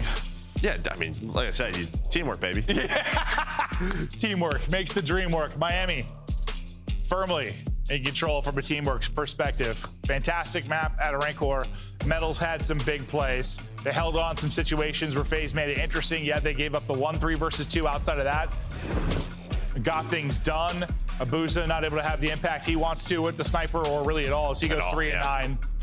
And the search and destroy that once looked so good for this FaZe team is just not a thing. And even yesterday, Abuza played fantastic in the searches. Like, I think he's just a massive part of their search and destroy. It's just like, it's so funny. Like any discussion is just a Miami beats them. Thieves struggled in search and are now like God tier. Like FaZe and Optic were very good search teams. Now just losing a stretch of searches. Like just that time of year, people are figuring out new tactics, new situations, some new maps, but there's time. I mean, listen, there's time. Maybe they're not maybe they don't have a great major 4, but you got the big ones coming up. Yeah, big ones are around the corner. People got to get locked in, but we are 2 and 3rd coming up after the break.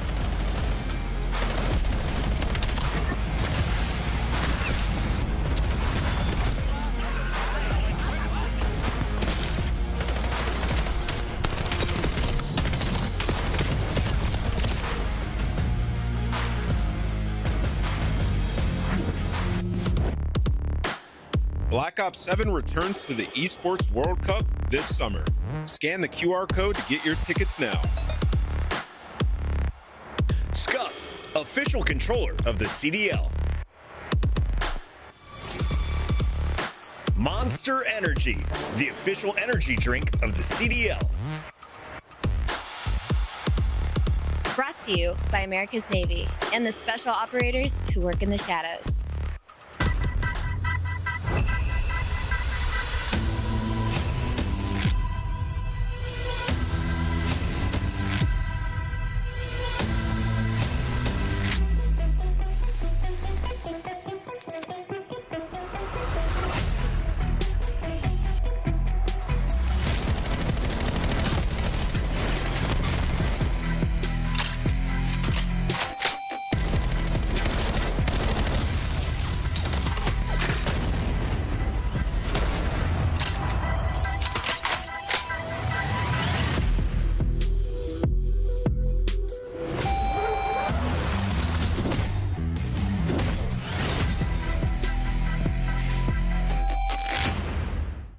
Let me show these motherfuckers how to snipe real quick. Let me show you how to snipe, guys. I got 10.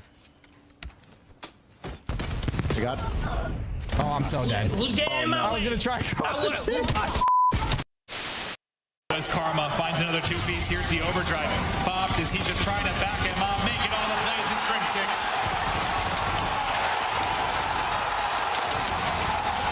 The curse has been broken. The dynasty has been cemented. They are the greatest roster in Call of Duty history. Optic Gaming are officially the Call of Duty World League champions. It'll be two over the top. He's for the 1v1. For the bread.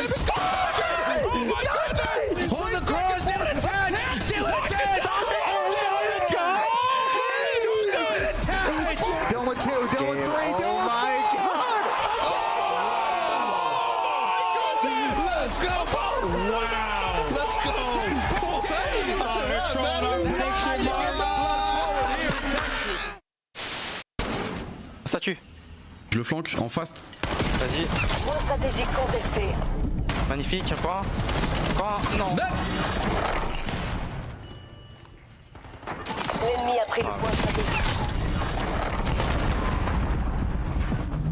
C'est de front. Point stratégique capturé. J'ai un Hellstorm. Et ça a peut-être fait une route. Non. Oh là là, t'es bon.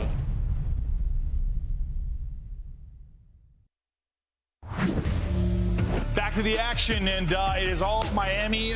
They're owning this matchup. They're up 2-0. We're going to take a look at how this matchup has gone on the year between these two teams. And as they stated on the desk before this, it has been all Miami, and it's been all Miami in dominant fashion. Like, they haven't been close series. There haven't been close maps.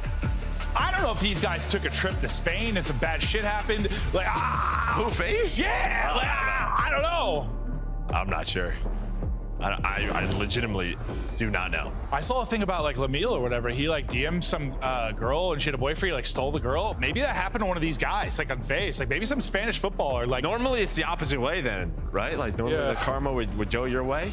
Fact is, I mean, FaZe lose this, you're sitting at 1-2. Both of these teams would be at 1-2. Like pressure's on for Miami here, because you don't want to start in the losers bracket for Major 4. Maybe that's it. I don't think they feel any pressure in this matchup, but yeah. I don't know if they do. Put something out there. I don't know if they do. A little change in the lineup. Doesn't matter the result in this matchup. Miami looking to close this one out efficiently here in the third. But this has been a, I don't know, great week or so of practice for them. Obviously, since the minor, that was sort of like it's kind of what we talk about. The minor does buy you time for the qualifiers. Yep. They needed the time, but it has helped. Overload, though, struggles, you see. Well, the search was all else too. I don't know. Doesn't matter. In this matchup, yeah, no, it doesn't matter. It doesn't matter. We should show a graphic, yeah, them versus everyone, them versus FaZe. It completely flips. Oh, Lordy.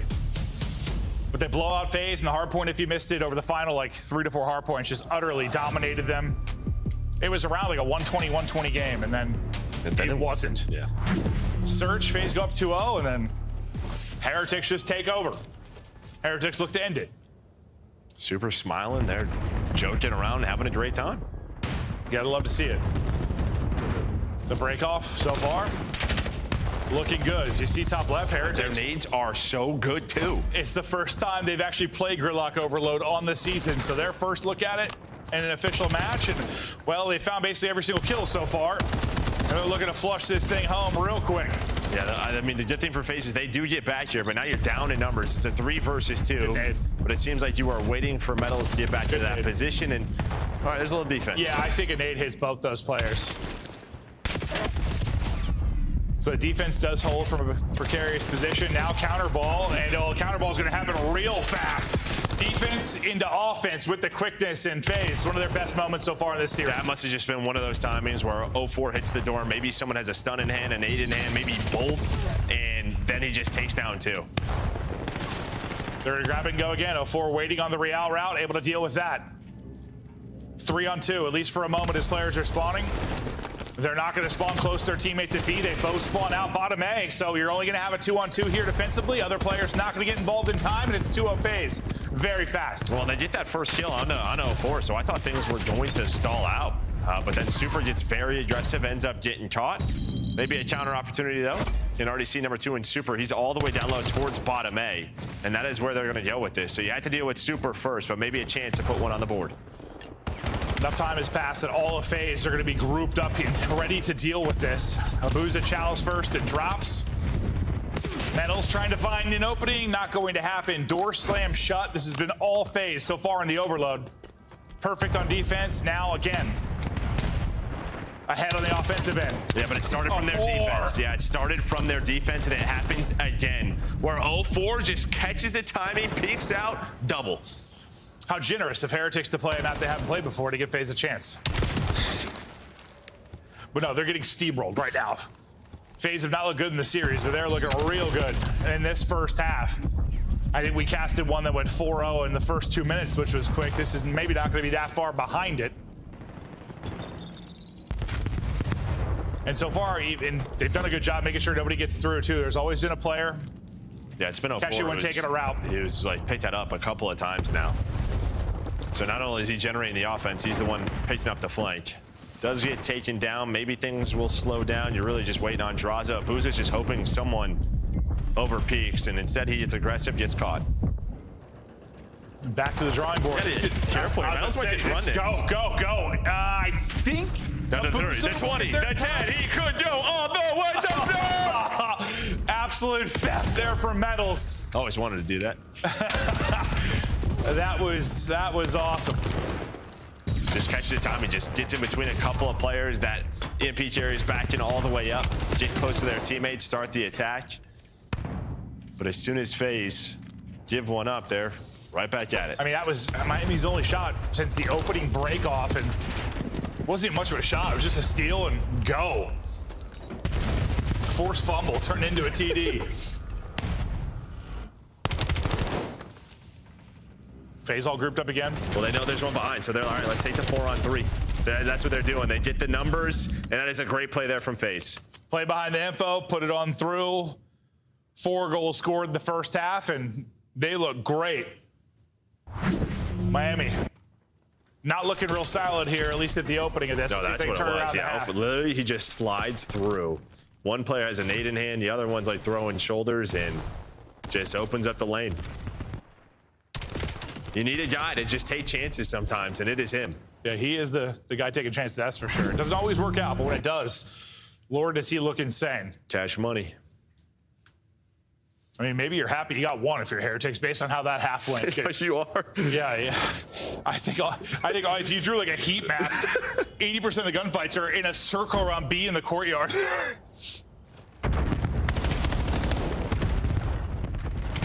Heretics hoping for a solid break-off again that maybe could turn into points. With Simp getting 2, though, break-off's not going to be too crazy. They're going to have to deal with him early on. Able to win another fight. Not dealing with him. 5 HP. Still finessing. Oh, okay. Well, he's going to get back to full. I was going to say, they give him a chance to maybe win another fight there. Trying to slip through, can't get across. Now forced to go back and track it. Super makes the play to stop what looked like a guaranteed score for him. He gets around that corner. He's in, because 04 was there to help out and maybe deal with that front guy. So great play out of Super, and that's how FaZe started their offense last half. Now, can Miami actually have some build-up here to a score? Super lurking. Does find one. Real. Tricky little gunfight here, but, well, they're both going to drop. And without any hesitation, FaZe grab this, and they are flying on forward. Now just waiting to see where the spawn comes in. Yeah, no, the spawns are here now, so they're going to slow things down. Nice shots. But you tell just the way they're playing defensively, FaZe have a very good understanding of how this map is working so far. Well, they found nothing here on the push, though. Miami deal with that well. Now, what's the timing like for that number 4 on the map in Real? I thought he was going to cut it right up mid and try to catch somebody, but he actually groups up here with his teammates. Super on 4 straight. Should have won that one probably, but shot was a little bit shaky, and it's going to lead to a Sim multi. Yeah, that was the kill they needed to generate something. Metals is here to at least maybe keep it on this side of the map. Oh, nearly squad wipes him, yeah. Yeah, but Abuza's just going to back up. His teammates spawn on him. Hold up, could this be another theft in the night? But I thought maybe with Sim spawning where he did, someone would have turned around, but it did not happen. It is going to be another steal close to the FaZe goal line. Sim back off spawn, has to play. Yeah. And well, Sim plays a little bit of defense. They have been so good when it has mattered. The scoring opportunities for Miami, a couple in the first half, another one right there. Sim making the plays. We're referring to this map, though, yeah? Yeah, this one. Okay, just making sure. Another chance for FaZe. Real goes prone, it pays off. Draza, though, with his own triple, and now a wide open goal. 5th on for FaZe, up 4 with 2 to play, complete control. And now we kind of saw this yesterday where, I mean, on this map, if you want to, just kind of control top middle, make sure they don't grab the EMP, but FaZe is saying let's score as many goals as we can. See, what we do know is that Miami's on this matchup, but we also do know is FaZe recently are winning series. It almost seems like they have no right winning and are very gritty. Wouldn't this be a kind of series they would win? They get slammed in 2 and then somehow end up winning the series. I also wouldn't surprise me. They've had a couple of those on the year. They have. Even on land, where you're just like, this team is out of it, and then, I don't know. They win the series? Yeah, that is the one thing. It's just like, they never give up. Yep. 0-4, patience there. Waiting for Draza to help, and able to do that perfectly. Miami down 5. Trying to get through any kind of scores they can. Simp has a choice there of who to pick, and Ghost 3 and B carrier can't kill him. And okay, I thought it was going to get through, but nope. No. Booza shuts it down again defensively. FaZe shut it down. Every clutch play kind of reminds you like watching LAD. It's just why their overload has been so good. This is 7. Been defensive plays. Another team who has been graded overload on the year. And listen, you looked at the overload stretch for Miami. There's probably a reason they're trying to play this. They need to get an overload map that'll work for them. I'm not convinced it's this one. Yeah, and obviously with an addition, you're both banning, but I'm not sure who picked this. So maybe it was just open. FaZe go for it. Whew. Headshots. Clean pistol shots there.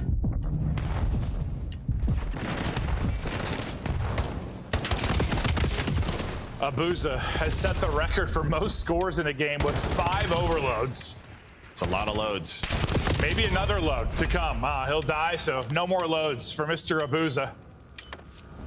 Heretics will make their attempt at a final load. 6 in a day would be a lot. It would be a whole hell of a lot. One final chance. Load stopped. And this was a blowout. FaZe, just like that, back in this series. A dominant overload.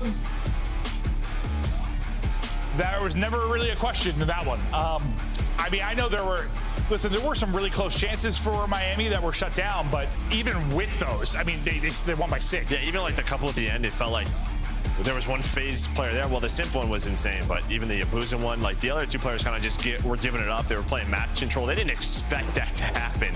But yeah, you get one on the board, and that one was just a steal. Hey, listen, that's only your 2nd map win of the year against Miami. You'll take it. You take that. You get your 2nd map win. Now, can you win a hardpoint or a search and destroy, though, is the question. Where everybody's been kind of struggling in this series for FaZe there. You get output out of everybody. Good, well-rounded effort. And I mean, it's just tough. I mean, you think about the slang, but like, I mean, Miami were just taking it for a long time there. There weren't a lot of opportunities for them to get in a flow. A real long time. 10 minutes. I hate you. You're the one who's sometimes I say stuff and Jones looks through his face. I'm like, you sure? My phrasing's not always the best. It's not. I hear you. The phrasing's not always the best. I'm just giving him how we ended that match. So many lows into that one. Yeah, I hear you. My brain's in a funky place, man. I can't help it. One of the many triples that FaZe put up. I mean, I swear they had so many. Well, they were just they were taking turns. God damn it.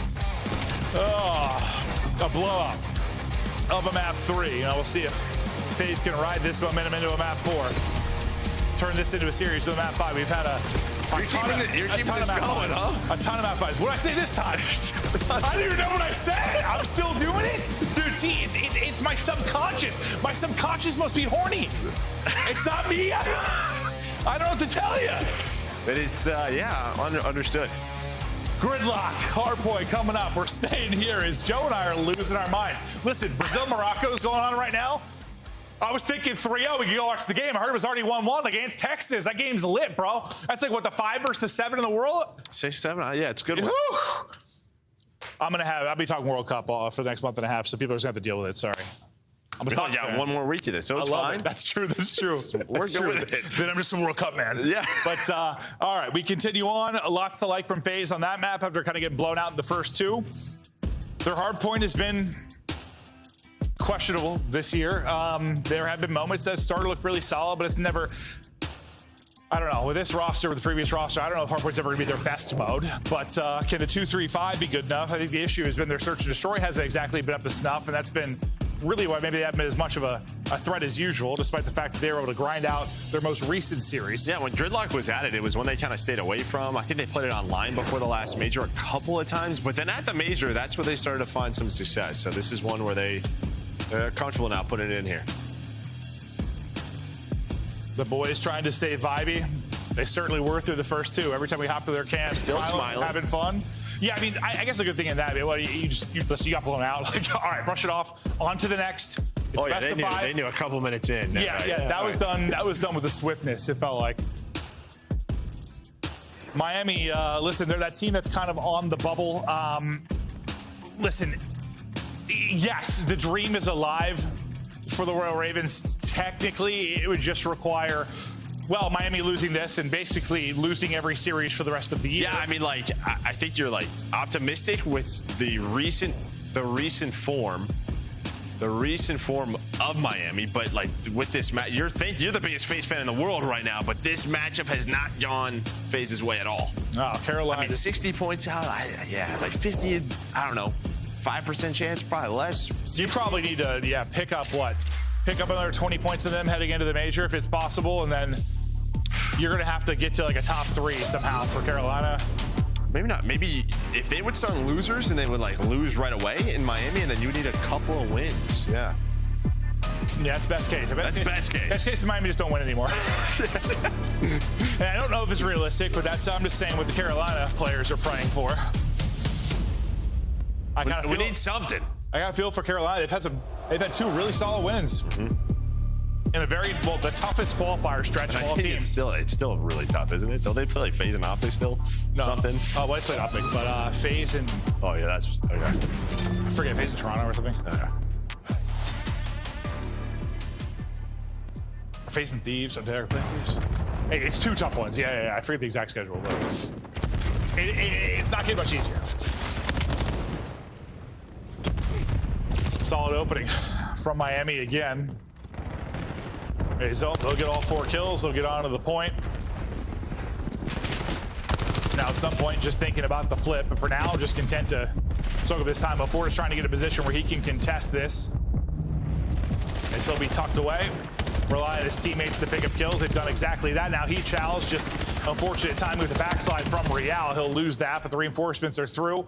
But you got your 20 points. You're going to go ahead and rotate. Heretic's going to get in position for P2. And now we'll see if this is like the map 1, where it was Heretics ahead on every rotation, but I think 1. And sometimes I say that ahead on rotation, and I also mean like won the rotation. Because sometimes like both teams rotate, there's a fight that they win. But like in the position early in hardpoint. It was Heretics basically every single time. Okay, well, they should have not won that, and that was a 2 versus 4. You had 2 players spawn out. It's down to Real and Rentor. You are about to break, and then FaZe all die. Somehow, though, they're still here. They get a close spawn. They get right back in. I mean, as you were talking about that, I was like, well, Clint, FaZe, they did it. They finally were able to do it. And then, yeah, they got 2v4, but still, it still wasn't enough, I guess. So they'll grab as much of this time as they can. Rancor is kind of holding on one side, waiting for his teammates to get it done on the other and hoping to maybe pick off reinforcements. So he's going to get cut down. FaZe have done a solid job holding inside, but that solid job is going to fall apart here for now, as I think Heretics have done enough to, well, maybe clear them out. Actually, it's just going to come down to a one-on-one, so still time going the way of FaZe. Some gunfights about to go down on the other side of the map for Next. I don't know if Super needs to do that. I don't know if he, I mean, 10 seconds left. He should probably just rotate. Well, it's tough because your teammate spawns on you at ult as well. Yeah, that's what I'm saying. Okay. We'll see if it punishes him. It already has. Yeah, good point. I was looking at the map. Just leave the guy, yeah? I was looking at the map and thinking they're going to fight for this, but no, yeah. It'll be FaZe in first. So playing a little too hard, maybe for some scrap, but maybe it won't matter, Joe, because all of FaZe are going to get smoked out of the point instantly. So you're fine. FaZe got 15 to 20 at least early in that, but yeah, he brings it back. Gets 3 in a row. These are my bad boys. Now I'm about to fry. You think they can hear him with how far he sits back? That guy's in another room, bro. That's how you play? Yeah, I hear you fine. I can't make fun of that. Yeah. I sit in another room too. So we have good eyesight, dude. Well, he obviously doesn't. He wears glasses. Okay. Oh yeah, maybe that's my best point. Time dwindles off of 3. Nobody really in position for 4. All the fights are going down kind of for the back spawns right now. We're going to have probably 10 seconds off of this before anyone touches the hard point. Yeah, FaZe were in control, then they die. 04 was the last guy alive. You saw him dipping, diving, just trying to buy time for his teammates to get there. And then all of a sudden, Miami, they're the ones with the numbers. So again, just some sloppy hard point out of FaZe. And listen, he's just in a bit of a slump right now. Some we really haven't seen, but Sim's struggling at 2 and 8. No, it's been a rough, it's uncharacteristic. A rough couple weeks from him.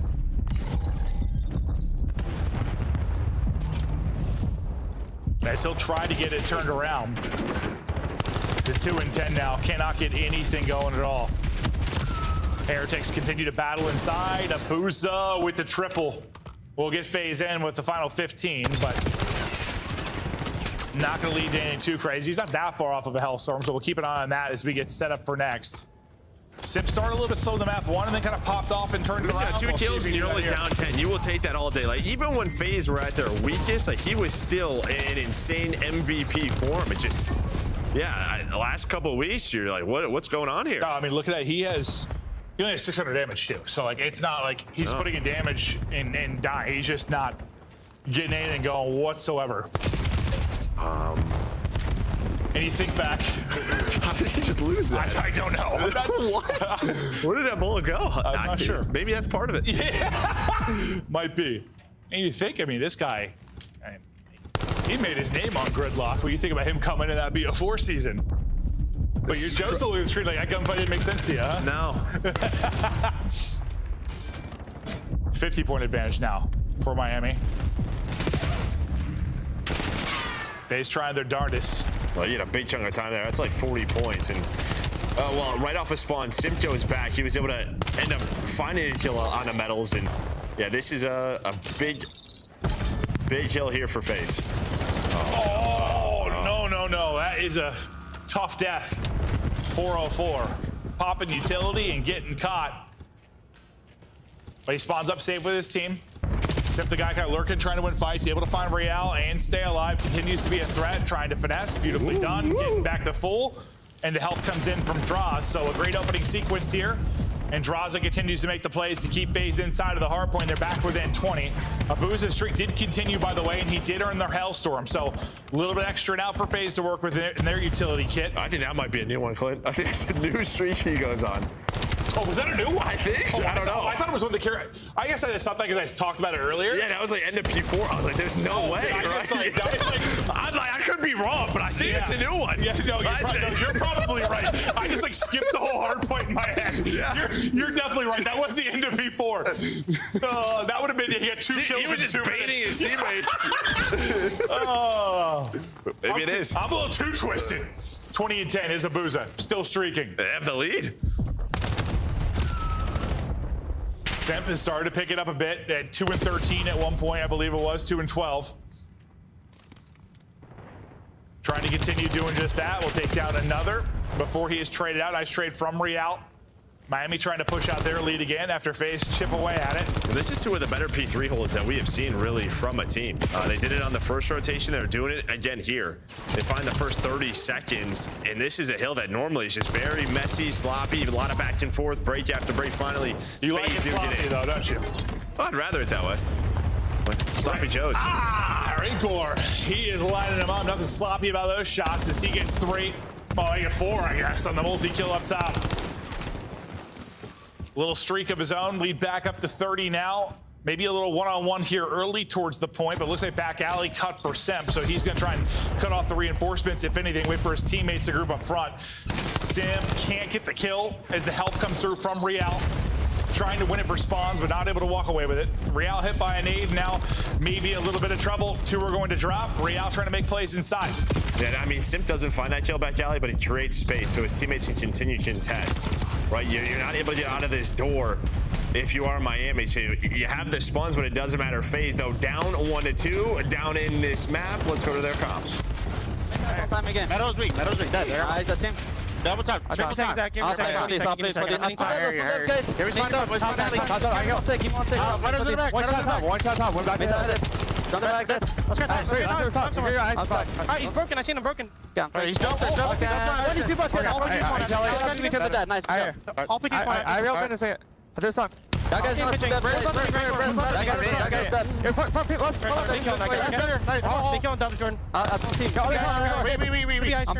Left. I'm blocking that guys. Okay, they're on you. I'm alright. I'm from my right. Slow down, okay? I'm alright. This one left. You name it hill. Sure. Bring it. I need flank deep down, okay? Dead on time. One more thing. One on time. That's put right here. You guys can pitch it. I'm ready. They're all gonna be birds hitting me. To right. I'm coming in now. I need that guy. One HP hole. He's getting shot. Okay, that's rock me. I want to jump behind him. I was putting P2 guys. I'm watch out, metal. Here, hold. Stay in the back. Stay. Watch out, hold. For last hole. Which one is he? They can be a shot. I'm going deep left. Get your shot. That's shot. Bullet. Yeah, I'm up in the back. Zach. One shot on the deepest left. There's me 2, I'm pretty sure. Reality deepest left. 18. Yo, he's playing 18 one time.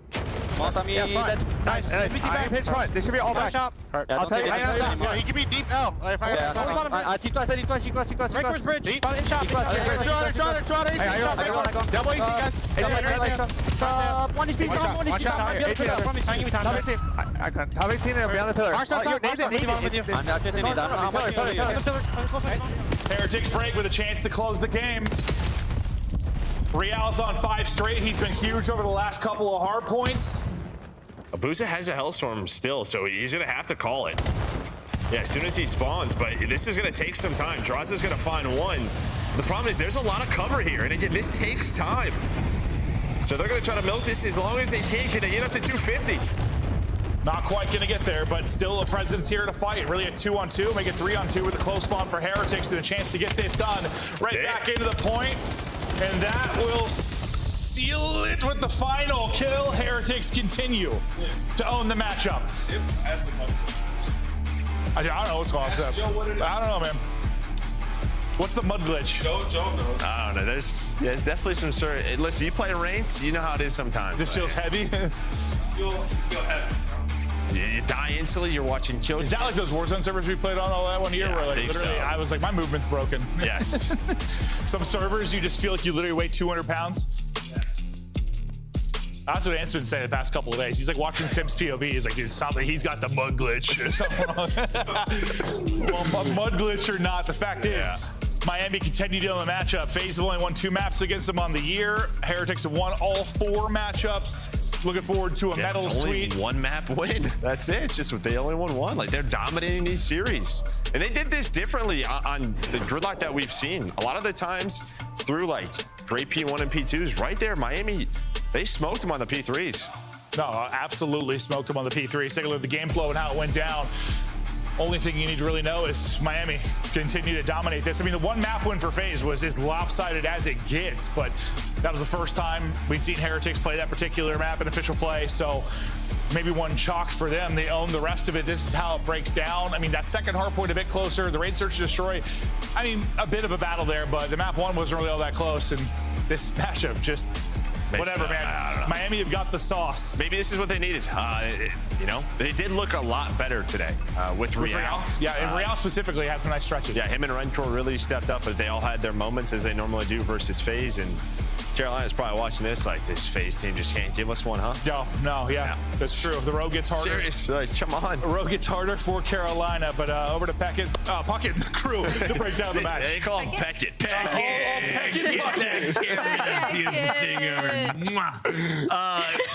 Rosalie, I want to start with you. When did the numbers start failing us, or are we failing the numbers? I just think that we need to get Simp a new controller or a new account. You guys got to lock in. Heretics is the easiest read, bro. It was 3-0. She called the fact that it was 3-0 with Trakes. Lost spree. I mean, tip the hat to them on the win, obviously, but come on. They dominate this matchup. Ant is dialed in since he started doing a podcast with Ben J and his team. I'm just saying maybe it's Ben J who's giving him all the inside scoops. In the meantime, let's take a look at Simp not involved in the highlights tonight. Ant, you said it's the mud glitch. I heard about a fat Master Chief from a guy named Pray For You from New Jersey back in 2003. Wow. So it's something that's been plaguing FPS players for decades. Dude, it's like this mental boom you have sometimes where you hop on the game and you just feel like you can't move. That's what it looks like. It looks like a shell of himself, and Miami capitalized on him underperforming. And in the series, they played great. Real was awesome in this series. You heard Joe and Clint talking about the P3s. You get the AR set up super. Had a couple of nice runs on the P3. Trophy down, just ripping, playing his life back and forth inside of showers. Like, that's teamwork. That's what I've been wanting to see from this Miami team. And for some reason, they could only do it up against FaZe. Yeah, I mean, this is, I think, what, if you're the Miami Heretics fan, this is what you were hoping to see with Real added into this roster.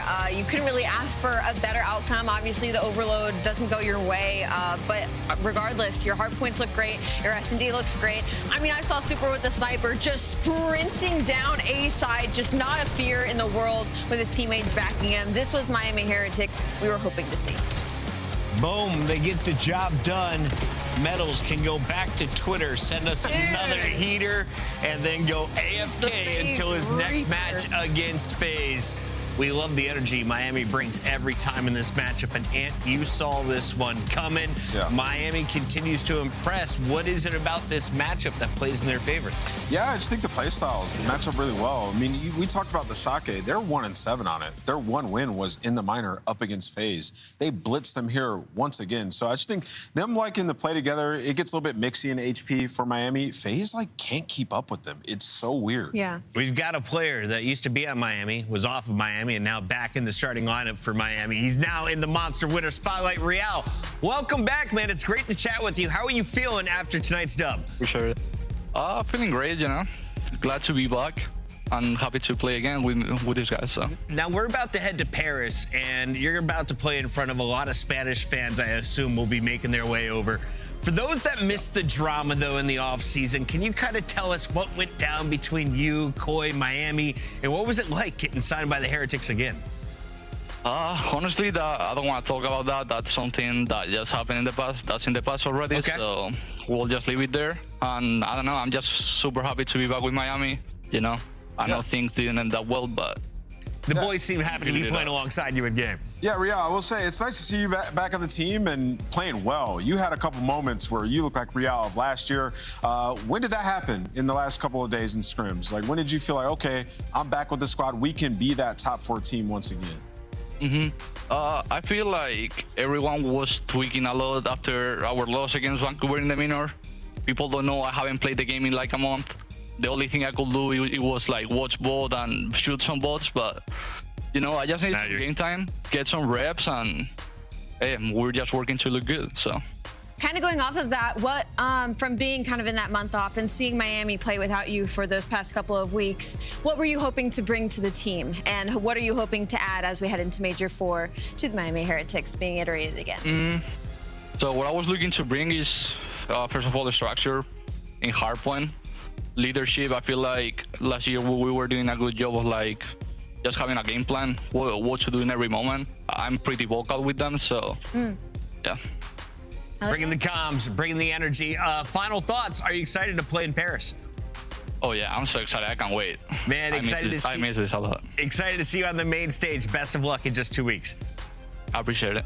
That is Miami. They're still playing for their spot in the winners bracket, but a dub over FaZe is going to make that easier. And Nameless, you have been on a heater today outside of the Optic upset. Yeah. And it's been locked crazy this weekend. Do you think you can... That one's like, you can't count that. I should have picked Carolina, bro. You should have. Do you think you can nail the scuff play of the game, though? Yeah, let's do it. What is it? Well, I was hoping you could tell me, because it comes from a hard point. There's a rotation from 10 to 11, a pop-off. Oh, so it's like multiple hills. It's 110 to 11 points. Miami Heretics keeps FaZe Vegas in the back seat. Yeah, once again, you know, we talked about it, 1-7 on this map, and they just blitz FaZe Yeah, that here. was crazy. I think what Real said, where he said he brings structure to them in hardpoint, that would be the one thing I want to see brought to this team, because that's been an issue that has plagued them all season long, and why they're so up and down. On this particular map, it was very structured. A lot of rotations early where they were winning the first gunfight and then playing together from there. It helps, and you're able to go on a 100 to 10 point spree when your players are individually popping off. But even if they weren't, I think they would have had a good chance on this map just by their approach towards it. Real, once that rookie is now bringing veteran leadership to the hardpoint game, Rancor and crew fired up around it, and now we have the old Miami we're familiar with. When they finished top 3, they had this lineup. They're going back to Paris with the lineup in just a few weeks. In the moment, we go to a break. When we come back, final fight of the night. G2. Can they take down another giant? LA Thieves are in their sights next. Nice. Maybe not the base.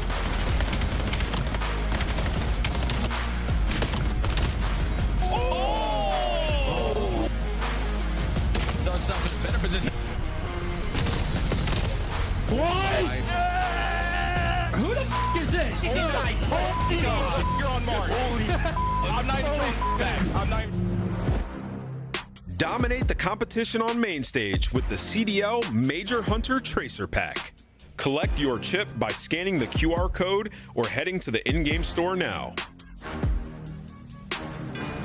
Go pick up the 2026 Call of Duty League Championship Tracer Pack. You can support all 12 Call of Duty League teams. Monster Energy, the official energy drink of the CDL.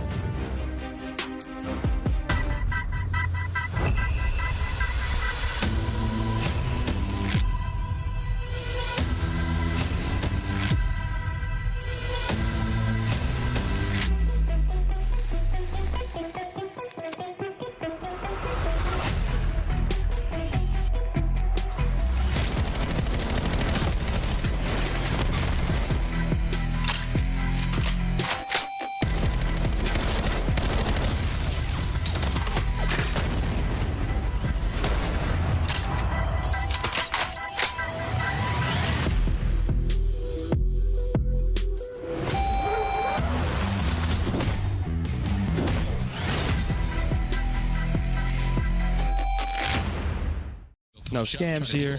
Oh my God. No scams, please. What are we doing? Come on this kid.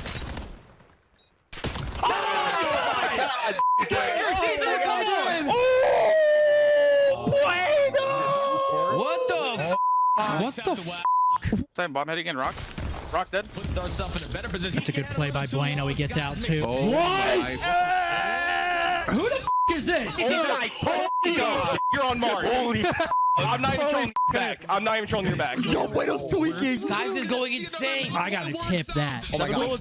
Oh, he's out. He's out. He's out. GG. Oh my god. My god.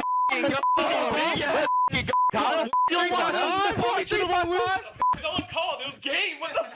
Jesus Christ. Wow. They told us what we were. Is this the end of the newly formed LA Thieves? Has been dropped. Knocked down, never got back up. A mismatched super team. Then we picked it up. The LA Thieves are your minor one champions. Neon fit. A easy answer. Hydra stayed Hydra. Scrap kept scrapping. Verdicts in. LA Thieves never left. One behind us, Mitch. Watch out.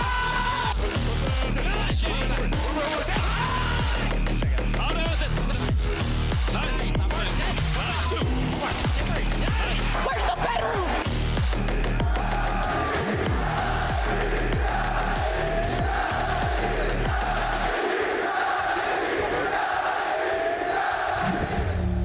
Where's the bedroom? I gotta learn that in French.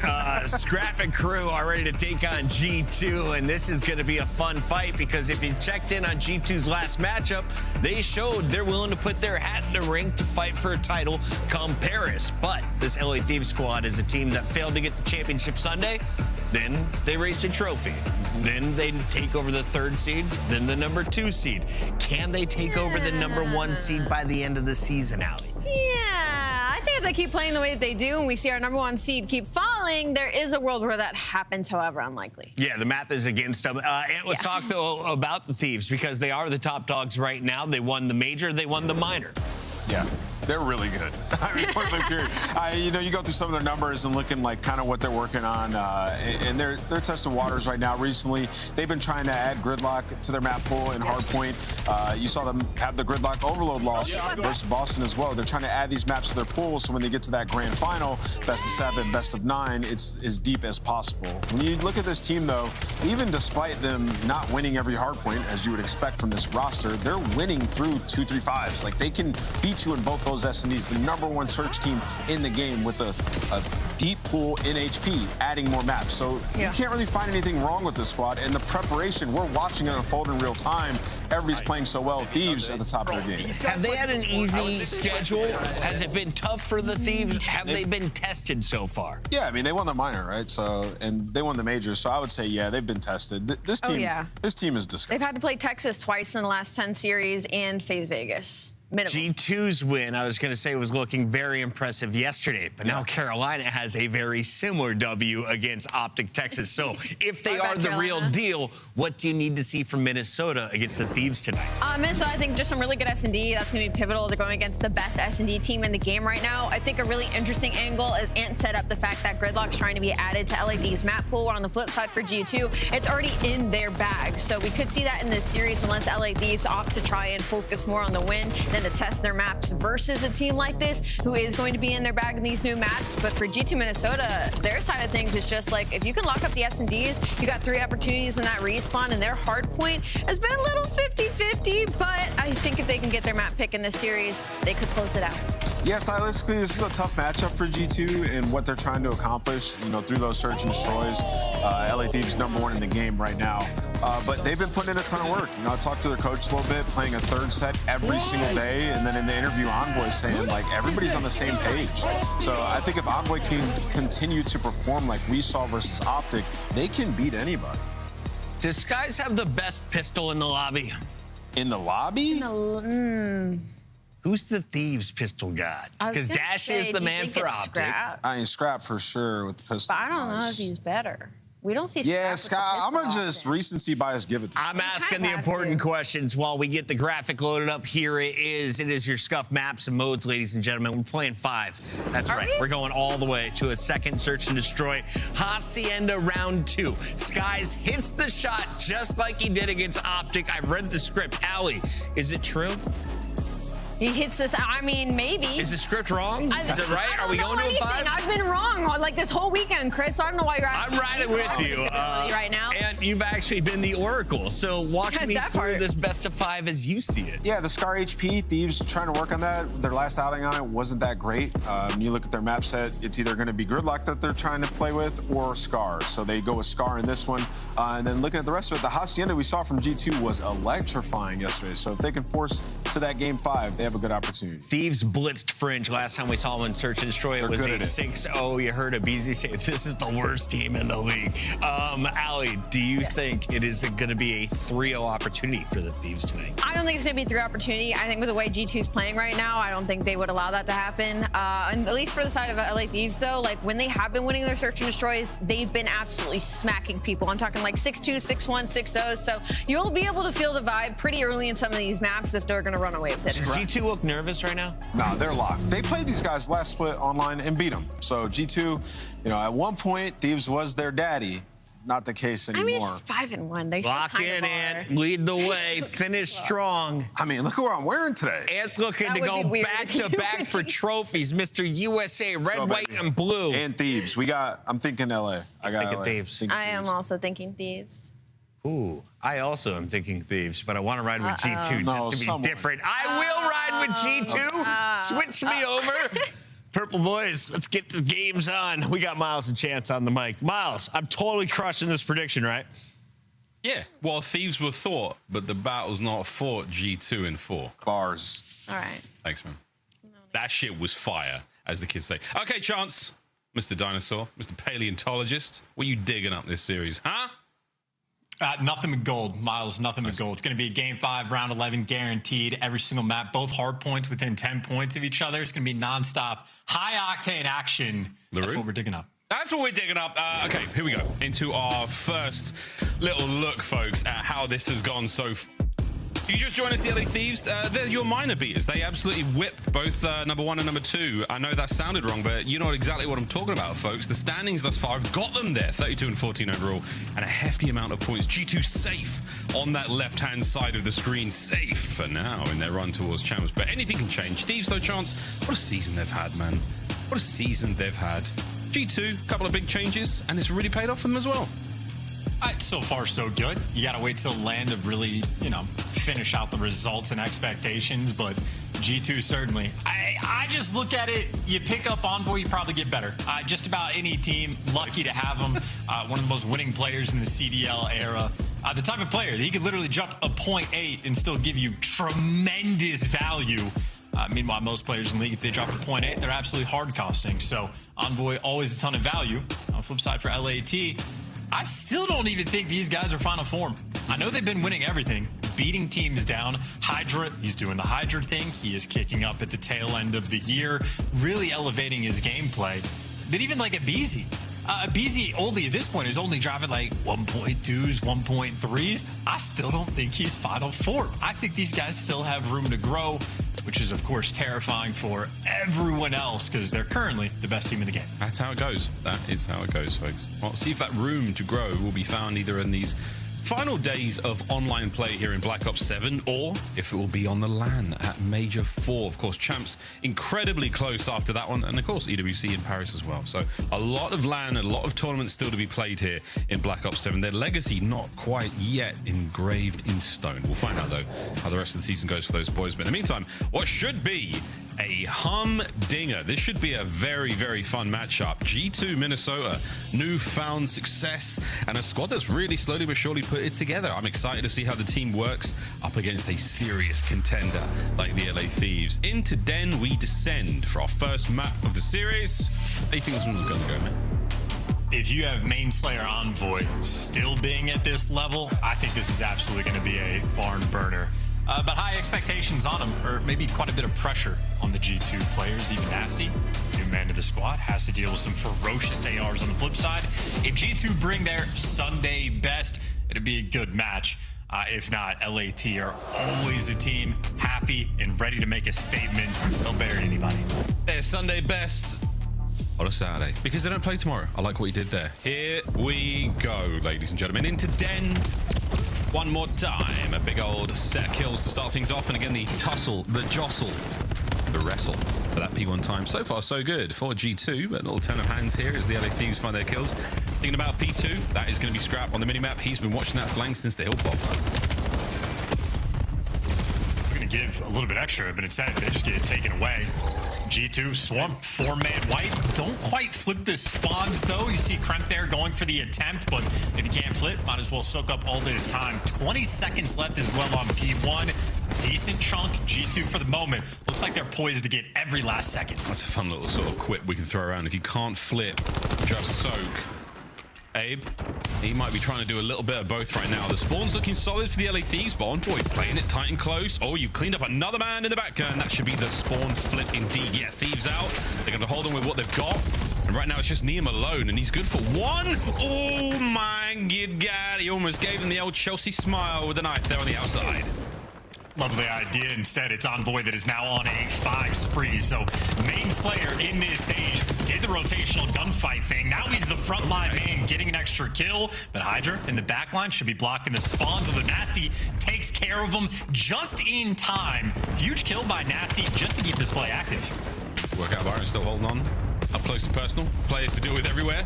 Anticipating the pre-aims and somehow still finding himself kills. His squad roll up and Nasty Spree lives. Time going the way of G2, and we're fast approaching a minute.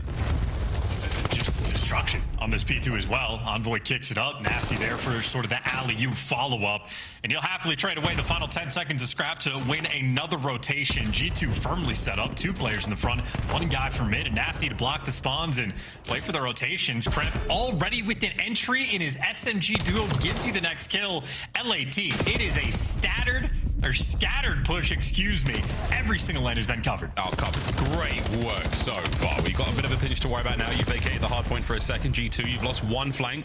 Left wide open. Right on its way now. Bit of a problem. Kremp, good comms. Not enough time, though, to deal with the BZ in due course. You're going to get back on the time. But that is that, folks. Thieves finally get themselves in a P3. Better late than never. G2, still looking strong.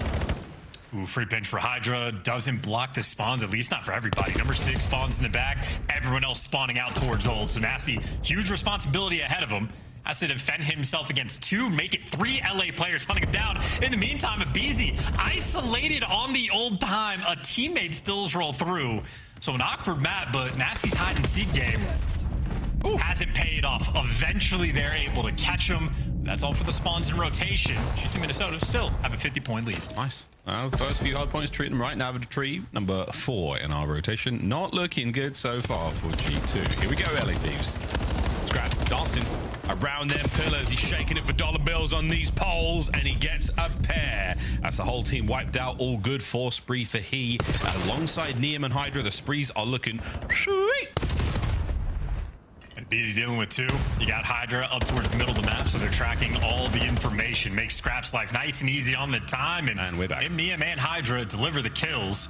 You're just looking for one. Sky's trying to pump the brakes, but there's no confusion. It is just pure soakage. And Neum and Scrap are chasing each other in the kill spree. Oh, Neum just comes so close. Scrap makes it a 7. He is our unofficial winner of the kill race thus far. Hydra joining me there in the 4 spree as well as the LA Thieves starting to enter what some may call flow state.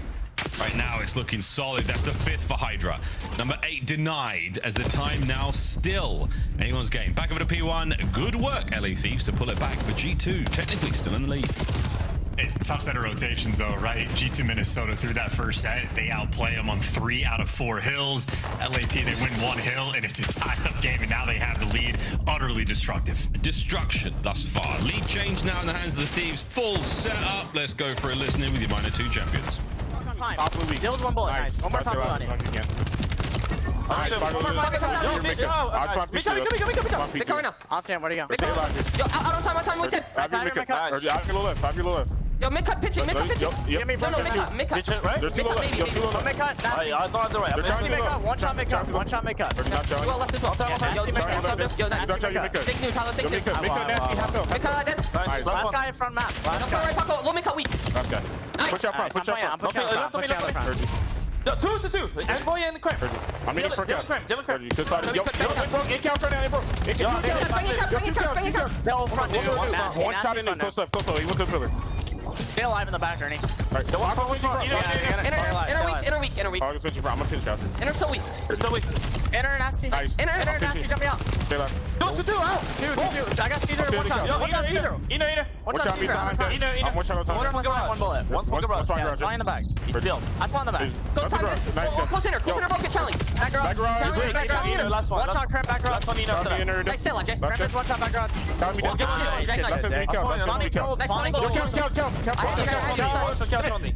Couch only. Yeah. I'm staying out front. I'm rotating. Middle couch, one shot. Absolute in couch. One bullet, Jay. One bullet. Charlie, he's front couch. I'm rotating. I'm rotating the dojo. I blocked all the front. They're spawning gold. Yo, one couch. Still Charlie, close right. Caesar. Back couch, Caesar. One dojo. Yo, alright, gold. Dill is in dojo. There you go. Gold, we have pinch maybe. Actually, I spawned. We should definitely. I spawned out front. Gold, Charlie. I am a big Neum fan. Calling the Hellstorm, 20-9, 5 spree. That was a disgusting hold of time. Let's see it. I mean, is he the best player on his team? Because, I mean, it's shaping up to be the case. 5 spree, 20 kills, best overload player in the game, does literally everything. The man can snipe from time to time. NPC, M15, doesn't matter. It's a clean break. LAT are in the time. Really good karaoke singer. I know he's very good at origami as well. He's a man of varied interest. None of this is true, but what is true right now is he's 21-10, and the Thieves are starting to take over Den. And he's having a kill race competition with Hydra, and he's winning, which is not too shabby because Hydra clearly in top-notch form, doing things on the map we have yet to see so far in Black Ops 7. So we're pushing pace, we're evolving, and Neum is cleaning up every single kill in sight. You leave him one shot, they're gonna disappear. Yeah, he's also... And he makes smart plays, by the way, just to give extra gas. Backs down, doesn't need to die. If he dies there, he spawns out across the map. He covers everything. The man's a wizard. Yep, I was going to continue to reel off his accolades. He met Queen Elizabeth before she passed away. He's climbed Mount Kilimanjaro. I mean, the guy can basically do no wrong right now. No, not too shabby at all. May the Queen rest in peace. God did, in fact, not save her, but just trying to save this hard point for G2 inside the P4 time. Looking to get back in the mix and dealing with the onslaught as well. 3 in the feed in their favor. Scrap, last man standing and doing what he can. But G2 so far, it's gear of the time. Yeah, good shots as well. Hellstorm still in the back pocket, 22 and 18. Nothing to be sneezed at. Shots on point. Nasty wins it a big one. Hardpoint still very much the LA Thieves as they are rocking and rolling here by Tree. This has been such a good hardpoint for them both sets now. Hydra, who's at A? Oh, Kremp. Sir Baron von Krempington III finds another big set of kills. He's a little slow in the department so far, but he has got some big uns. Well, that's it, folks. Second set in the books. Now on to the third and potentially the final, but 2:40 of game time left. This is an interesting game at Den. Trying to dig your way out of the hole. 50 points. Well, just one good hill or maybe a nice swing back to back and you'll be right back in the game. Not winning the gunfights, though. The damage is good. The actual finishing these players off, a little bit trickier. Still the 1v1. Now the lead down to 40 seconds. G2 still with these left side spawns. The opportunity for the comeback is absolutely here. Here we go. Here we go. Well, Hellstorm investment to clear out P1. Barney trophies. That one had Sky's name on it, and he said, yeah, sure, mate. Dodged it, happily. Back in towards time we go. And G2 have managed to survive the onslaught of the Ordnance and managed to still hold on to the P2 spawns. Hydra's going to make a case for that through the top side of the map. In the meantime, not a lot being gained here by G2, but they are not giving up P2 either way. Well, if you're going to use the Hellstorm, at least make sure you soak up that P1 time. So back to that 50-point margin. Abizi has been very patient on this life. Hasn't really accomplished too much, and always straight away from him, his teammates just getting picked apart on the flip side. Now Abizi, last man standing, and he gets gunned down as well. LAT, a painful moment. You get wiped off the board. Scrap, just trying to keep him active, but Envoy not letting him breathe. The shot, second man gone. Well, over to Abizi, he will be the first man in for the Thieves. This is great time for G2. And Krem, yeah, you can smell him. Envoy, oh, he walks away with 1-2. No way! The third as well. Dylan Hannon, 27-27 on a 6 spree backline for Abizi. That's going to be a problem to deal with, but can they get through Envoy? He has somehow held the line, seemingly alone. For the longest of time, G2, my boy is shooting. Good lordy. 3 dead in the feed for the LA Thieves. And look at this time. It is going to swap up on this P2. Back-to-back kills for G2 on point, and they have officially retaken the lead Over towards this new time, though. LAT players are going to be here first. Kremp trying to thread the needle. Gunned down by Hydra. LAT, we'll talk about the lead exchange. They should get it in short order. Here we go. Here we go. 2 minutes of game time left. And what they call the throne in game. Right now, it's Bigry. And it's super red. It's hella red. Wrong shade of red, though, for G2 as they're desperately trying to find a player here. Nice shot from Skies. That is the bang of the walls right there. A 4 spree for he. Tags once again. Bueno doesn't need to see players. He just needs to piss bullets. He's catching these players out. Caught in the spray. Neum finding another 2 there on time. Bueno finds his 5th and 6th. Can we get the break? Maybe. Over the top. 7 no good. Scrap holes and the Thieves are good. The Thieves have held on to every last second. Damage is one thing, but the actual kills another. G2 honestly wasting their time shooting through the walls. LAT just accruing a massive lead. And now if they flip the spawns, might as well call the game. Looks like they're getting picked apart along the way, though. Kremp able to lock it down, and G2 still with the sort of late game heroic opportunities. LAT, though, of course, well, 10 seconds away. Yeah. And they'll win map number 1. Yeah. Hold your horses. Neum, here we go. This is going to hurt the outside, and this is perfect timing. His boys are lined up. As long as they can stay outside of the splash damage, this should be a very healthy hellstorm to flood those players in lobby. Oh, and maybe so. Here goes Abizi the entry. Stunner's going to connect. Slow these players down. Old Abe, what a 2 alongside Hydra. Hard point break. Yeah, may as well give a map 1 after that play. GG, LA Thieves. Fist bumps out. Clean work overall. G2 brought a good fight, but simply not enough. We talked about all of Neum's accolades. Yeah, wonderful guitar player as well, and of course the Hellstorm not too shabby. Needed that there on the final P4 to help with the break, soften up the blow, deal with any trophies that might have been there, because that stun grenade from Abizi towards the end. Absolute dagger. G2, well, of course, plenty of fight in them. They're not going to be out of this one yet, but map number 1, LAT, starting their series off right. Yeah, unbelievable work. Well, the LA Thieves take the first. Neum also has raced and won the Paris Dakar 3 times, which is also incredibly impressive. He simply can do it all. Folks, you shouldn't believe anything you hear on the internet, quite frankly. It is a poisonous, venomous place. A wretched hive of scum and villainy you will not find anywhere else. 250 to 214 den in the books for the LA Thieves. Geej, that was very impressive work, though, out of G2, I will say. The game flow is going to tell you that same story of a back and forth, a delightful battle between 2 fine squads that wanted victory more than they wanted taste defeat. Also, they say. Scrap, though, he had one hell of a run. Both he and Neum, massive sprees. Those Hellstorms really paying off in the end. And Hydra also having a good time as well. So no real complaints there from the LA Thieves. Strong stuff. A lovely bounce back, continuing their success after minor 2. And ultimately, for how well fought the game was between the 2 squads, that first P4 really was the type of moment that just sends it home. Another great sequence for Neum where he gets this Hellstorm to bump up the time, but I think for LAT, just maybe 2 hills, able to lock it down for a near full 60. Most hills after that, a little bit balanced. So anytime G2 had something good going for them, LAT just able to pull out something a little bit greater. Yeah, crazy work. Neum also was Brad Pitt's trainer for Fight Club, which seems impossible given his age, but don't believe anything you hear on the internet, folks. LA Thieves rolling into map number 2 momentarily. The G2, the chance for this one to go 5, Chris said, we're going 5. Possible, very, very possible, given how close that den was. But Fringe coming up in a moment. We'll see if that is also to be a close one. A very, very exciting map here in the Black Ops 7 season so far. Plenty more love to be shown to our players, and expect some good snipes. A lot of looks there from the LA Thieves. Of course, Mr. Bueno, Skies, highlight reel against Optic yesterday. Surely he's got the goods for us today as well. Possibly.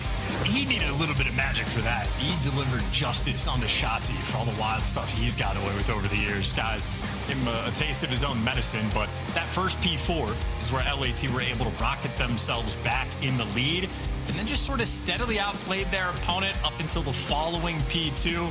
G2 going to run, but it was only for that one hill. LAT adjusted very quickly and decisively in this game. Probably because of Neum, man. Honestly, great hype speeches as well. If you watched the World Cup yesterday, he was actually sitting behind the bench of the U.S. men's team. And it's the first time we've had success in soccer for the men, at least, like ever.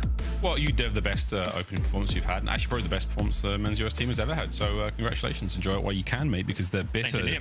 Yeah, thanks, Liam. Yeah, thanks very much, Liam, for that one. USMT will be very happy with that one. But I was just going to say, enjoy it while you can, because the bitter suffering of defeat and expectations of the World Cup, it will kill you. It's the hope that kills you. It really is. It's not necessarily the penalties. Anyway, going into Fringe, as we now find ourselves into the Search and Destroy. Thieves up by 1 if you've just joined us. But Search and Destroy, so far in S&D Stage 4, it's been a very spicy time. Who is back on his bull? That's right, it's Abizi, right back atop the pile, 1.81. And Liam joining him, of course, in 4th place. But Abe, not necessarily the First Blood wizard, just a very, very good Search and Destroy player these days. Not Final Form. 1.8. Final Form. Fantastic. Best in league right now? Absolutely. Is Abizi at his best in Black Ops 7? Not yet. He's still getting better. This is the scary thing. So no expectations for him to be the First Blood King anymore. He is firmly sort of passed that torch on to anybody else that want to take that crown. That's just because his team are well orchestrated. He takes bomb from time to time. Hydra will take bomb from time to time. Neum will also take bomb from time to time. I know for Neum, we see when he snipes on Fringe, he always goes for the snipe, looking for top barn, jumping off the back of back Rambas. He's never actually connected with it because his timing has always been slightly off. I think he hits it here. I think we finally see the world star he's been looking for. Ooh, that's a fun thing to watch out for. Our delightfully talented observers will be all over that one for you boys and girls back home. Last 5 Search and Destroys. Against the LA Thieves wasn't great, but against everyone else, super duper solid. We'll see if the Thieves have got the mental edge, or at least the homework done over G2. Little bit of love here on Fringe. A very welcome map to the Black Ops 7 map pool. And we go off to our first attack, and we don't have the bomb. You know what? It's probably the plan. This guy's going to empty his pockets. Nasty's going to double back for it, and that's absolutely fine, because Envoy got a First Blood. Take care of the First Blood King. Not too shabby. And now you get options. The stun actually didn't connect with anybody over towards Junk. So if anything, G2 probably expecting LAT to overcommit and wrap back towards B. That's exactly what's happening. Crep now the frontline man clearing the space, and Scrap is reading this, but I think they're just a little bit too late, a little too far behind. Scrap trying to clear up, and he's in serious trouble. Yeah, see ya, mate. 4-2. Thieves on the back foot. Neum. Beautiful shots. There onto Crimp, backs him right down. Keeps that pressure up. You get Hydra in position right now, but is this going to amount to anything? Envoy with a perfect position down low, but oh boy. Little cheeky 1-2 tap off the inside walls there. Makes that a tough fight indeed. Neum there. The wall bang is on. It's a 2v2. Now to the pistol. Right into the fight, and we are sending it right now. LA Thieves. What a retake. Neum nearly kills the whole lobby. And if not for that, it was basically done. G2 had the setup there, but what an attempt it was. Nice start to this Fringe. Terrifying. These guys, though, able to call the round. Spooky stuff rolling through. Nice wall bang spot there from Neum. A 2v4 nearly tossed. Ultimately, though, you take care of business, and it was good plays, more or less from start to finish. Envoy as well continues to be an absolute force on this team. Yeah, I mean, any play he starts, he's pretty much there at the wheel. Closing things out, usually there also. 1 round in. The glaze has barely settled. Ooh. And look, he was close enough. It's gonna happen. He has it. He has it. Hydra, what have you got? Still his life for now. It's unbelievable. Scrap. Absolutely spun on. Good stuff. Envoy, what a First Blood. Back to back in that category. That was standoff between Hydra and Kremp. Battle of patience. Both of them have fallen over. There we go. Kremp stood up. He's happy as Larry now. Oh boy. Backs up. Hydra, he and Abizi now taking that wall jump once again on the inside, leveling it to 3v3. Yeah, Nasty's like, I saw this trick in the previous round, I'm hitting this one. Envoy, oh boy, oh boy. He has no idea, it might not matter. Heads up play, not to take the fight, feed them to Nasty there, 15 in hand. He gets cleaned up there in the crossfire. Now Hydra fighting forward, and who do you know? Neum makes this very doable. Skies. Are they going to reach out this? They've got to try and get the bomb down. He's not in a position to really contest this quick. The retake is going to be on. Oh, and it's a 2v1. Here we go, Skies. Need the timing? There's no hope now, surely. A bang or two. Will it matter? Attempt. Number 2 on the retake.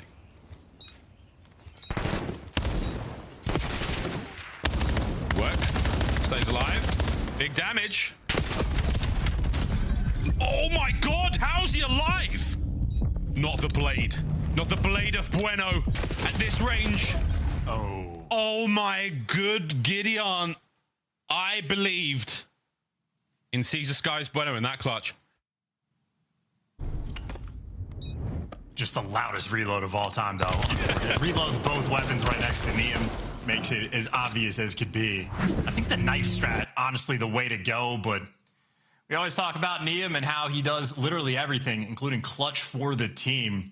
There in a 2v3, how quickly he turns that into a 2 versus 1 and a momentary lapse for G2 Minnesota. Instead of chasing Hydra into train and lowing for the kill, they play a little bit passive, instantly get punished for it. Good stuff.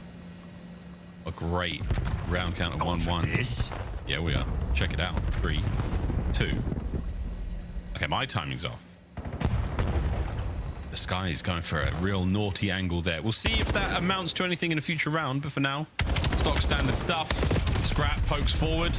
Oh, and he's winning that fight. Abe from downtown. What an aid. Scrap knows another player nearby. You already have the intel. Skies was playing back grannies. No information on Nasty. Hello. Until you find it, Hydra getting creepy. Yeah, Hydra just waiting for it.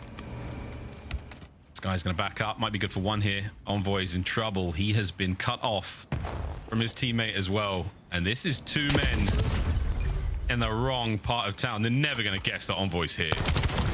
There's just no way. Mike's on. Envoy taking the chow. He's totally surrounded. Completely and utterly surrounded, and he somehow fought his way out. Another 1v1. Nearly. What a bizarre round. Good work from the Thieves on the hunt. Respect being shown to Envoy as well. Hydra has him pretty weak, down to 30 HP. Doesn't go for the reach out. Not going to give any opportunities for him to work with anything. Making sure everybody's grouped up together. Hydra movement a little bit too good as well. Nearly jumps over his head. A touch confused there, but ultimately, very clean round. LAT, solid stuff. Great coordination between Scrap and Abizi as well. Abizi getting the blood with a nade. You can't always help if you have line of sight. Abizi, doesn't matter. Finds the nade. Lovely stuff. 2-1. Back and forth here on Fringe. Hydra and Abizi on the 2 sprees. We're going to overwhelm the B-bomb site ASAP, and it's going to be Envoy, the lone defender for now. The stun connect here. You know he's inside it. But wait, Skies from up high. Good for the trades. Envoy somehow still alive. He's looking for another here. They've contained Neum. Both he and Scrap backed up there by Trax. Bomb down, though, right on top of the site. Easy defense here for G2 Minnesota, as long as nobody gets picked. Yeah, that's what we're playing for here. And Neum from driver's side. They're so patient here. Scrap manages to find it. And now and again, it is a 2v1 nasty. Like, where have my boys gone? Where are my teammates? They've died, and now I'm going to fly into the middle of the road and be cut down as well. Thieves, what a round. As long as nobody gets picked, that is perfectly fine. Skies gets fried by Scrap. Envoy feels obligated to make a move. I think G2 might have just turned off their brains. Scrap and Neum, a very rare sight for them to run bomb. Has it from time to time, but you got to know, you get the 2 kills on the SMG players on an attack like that. I mean, at least look for the bomb being down. No reason to move, but they bite on the bad intel. Minnesota throwing that one away. Little Fringe shenanigans, little fakes on Fringe here. So much fun. Good nade. Doesn't hit. And then Kremp just sends it. RIP. See you in the next one. Envoy 2 tagged to get away with his life there. Skies immediately fills the hole. Also gets sent to the scrap heap. And now the last man, Nasty. And they're going to line up. Let's make a round of it. Pistols out. They're up close. Here we go, Nasty. Squaring up. Whoa, and he was ready for the chow. But Thieves, once again, overwhelmed G2 on Fringe. Maybe good news. Nasty gets his first kill of the map, so sort of get those nerves out of the way. Ultimately, G2 just not playing good Call of Duty. I mean, Envoy's been very solid at the start of these rounds. They've been getting the first blood, just no ability to convert. Now you're down 4-1, and this is a strat that just looked hopeless from start to finish. Envoy and Skies, nowhere to run, nowhere to hide. Yeah, Scrap got the wallbang onto Skies as he was finishing that first kill.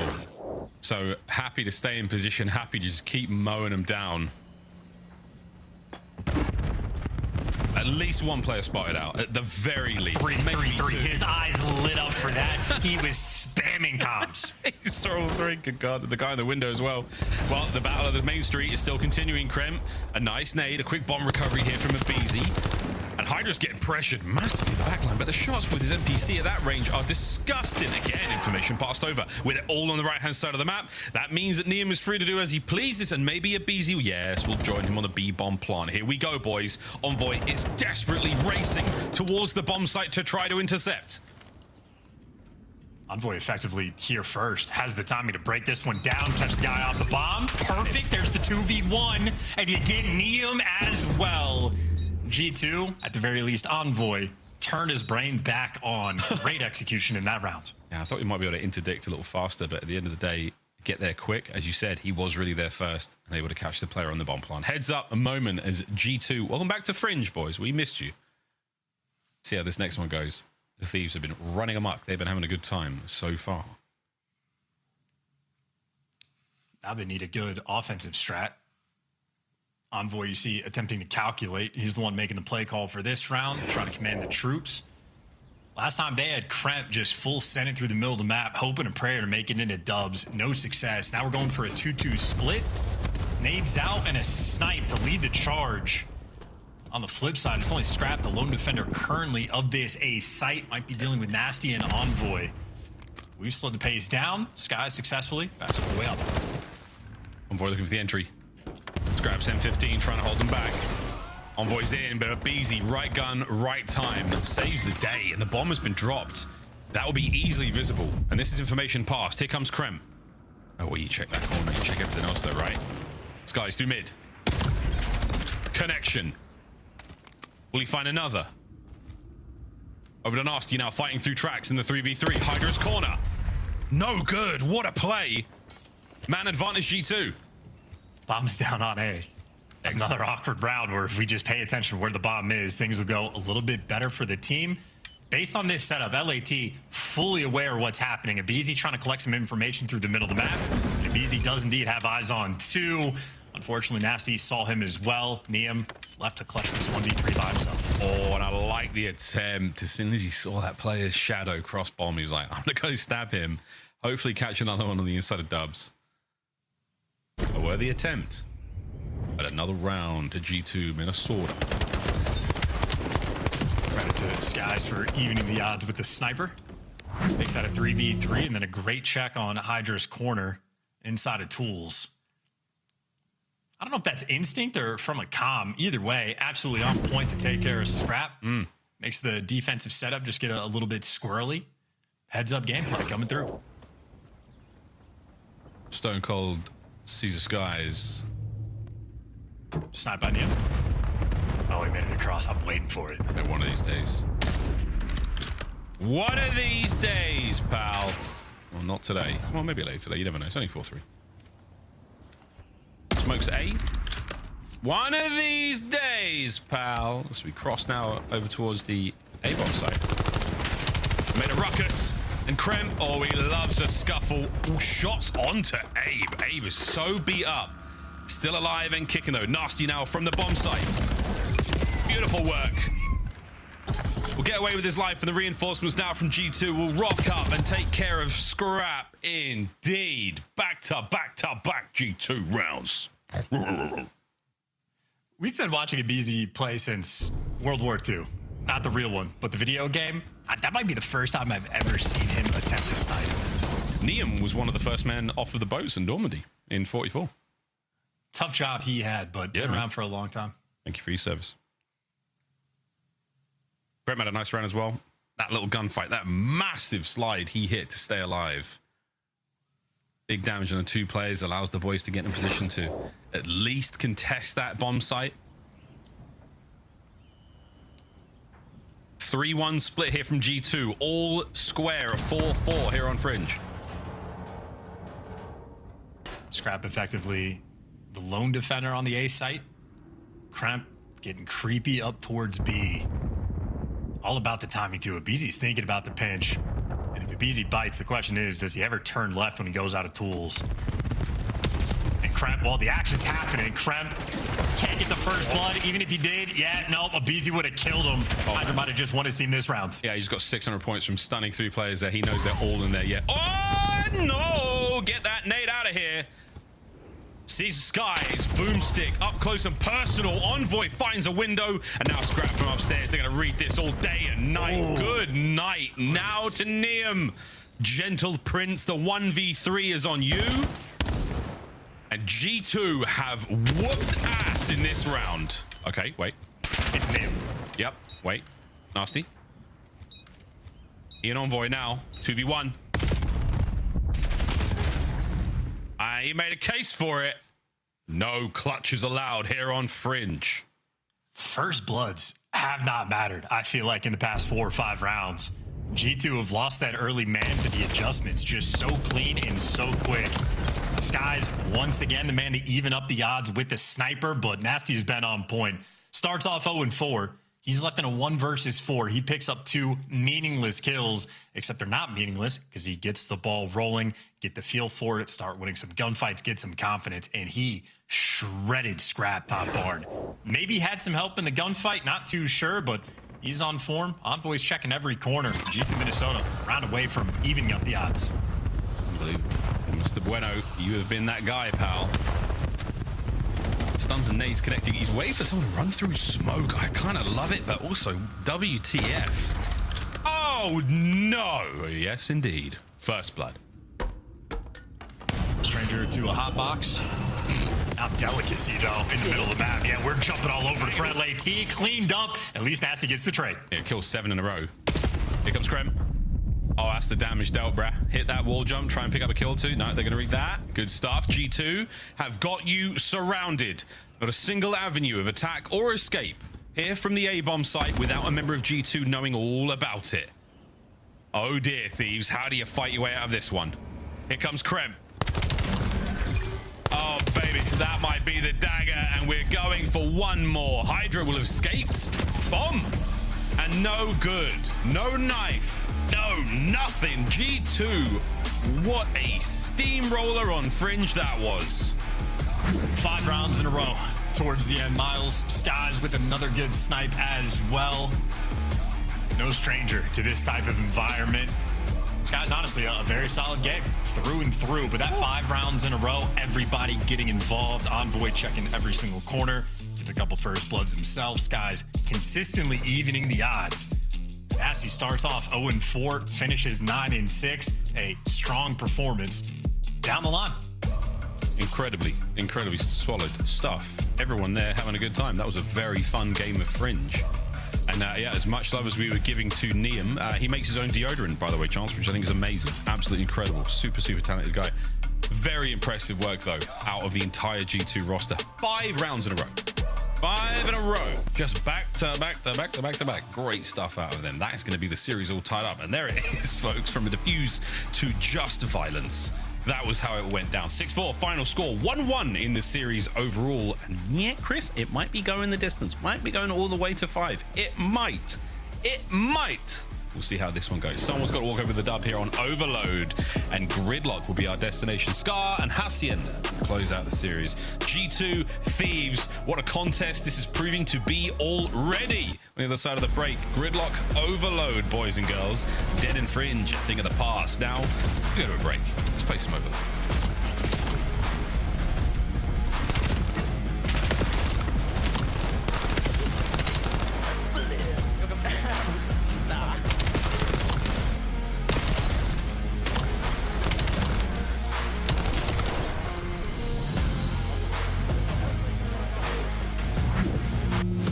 Champs tickets are on sale now. Come see the best teams lock in for this season's grand finale in fabulous Las Vegas.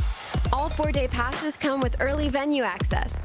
Head to phasevegas.com or scan the QR code to get your tickets now.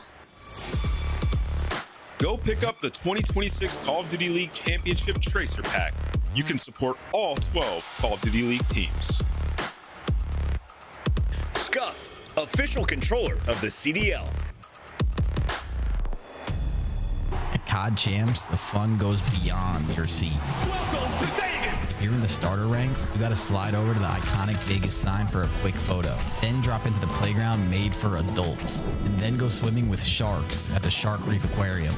Now at the next level, full send the obstacles at Spy Ninja's Adventure Park. Then get active at Lake Las Vegas Water Sports. For the ultimate experience, take a helicopter tour of the Grand Canyon. Then jump off an 800-foot building at Sky Jump. And that's how you make your Champs weekend unforgettable.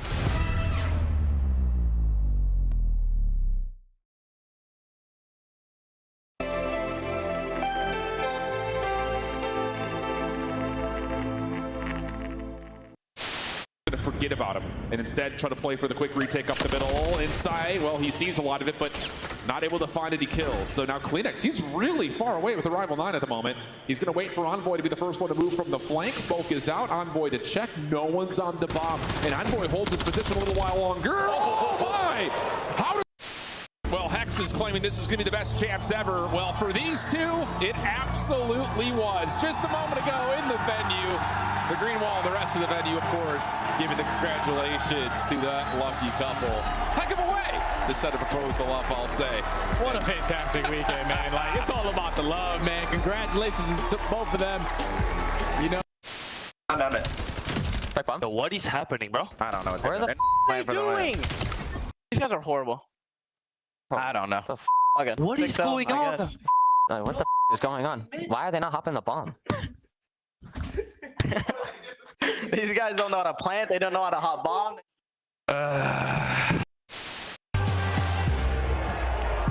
Creo además que Pikul tiene unas palabras especiales que dedicar. ¿Qué les quieres decir a la audiencia en el día de hoy? I just want to say, I lived 2 great years in the league. I love all of you, even the Greenwall fans, you know, love all of you. We make COD so much special. It's so nice to have it aquí en España. Vamos a todos, hola a las familias. Vamos NFTs! Watch it, S1. I have the cross. Passing Joe dead. Nice! That has 65! So you have 60 for the outcome! Joe! Joe! What are you doing, Joe? That's a dog. That one always gets me. That one always tickles me. Speaking of getting tickled, folks, everybody sit down, take a deep breath, get ready to go. It's gridlock overload time between the LA Thieves and G2 Minnesota. Very, very closely contested series so far. If you count the last 5 rounds of the Search and Destroy, not even vaguely close because G2 B2A. However, Overload, very, very different looks so far, Mr. Ashworth. What do you think about this one? Thieves, top dogs? Absolutely. First overall, fantastic record. Good on a few different maps, and Gridlock, an interesting one that's been in the mix. Maybe the most unique Overload map we have in rotation. Arguably the most stock and standard as well in terms of directions you want to go. LAT have been spamming it. Quite a few opportunities for them to play. We've seen some spawn traps delivered from these teams. We've seen some sneaky captures come through for LAT as well. They're going to be dialed in. G2 better be ready for the fight. Good series so far, as you pointed out. They're gonna have to kick it up a notch here in the respawns because, yeah, I mean, just devastatingly good in Overload. Yeah, really, really good. Solid work as far as the margin, the KD, goals, you name it, it's all there. It's because they have the best Overload player in the game in Neum. Yeah. And now we're actually being serious. Yeah. But he taught Chuck Norris how to arm wrestle. RAP Chuck, crazy. Norman Burlog, great American inventor, literally changed the world. It was actually Neum's research that allowed him to make those breakthroughs. I mean, the lore goes deep, and the more you know, friends. All right, folks, lock in. Time to play some Overload. Here we go.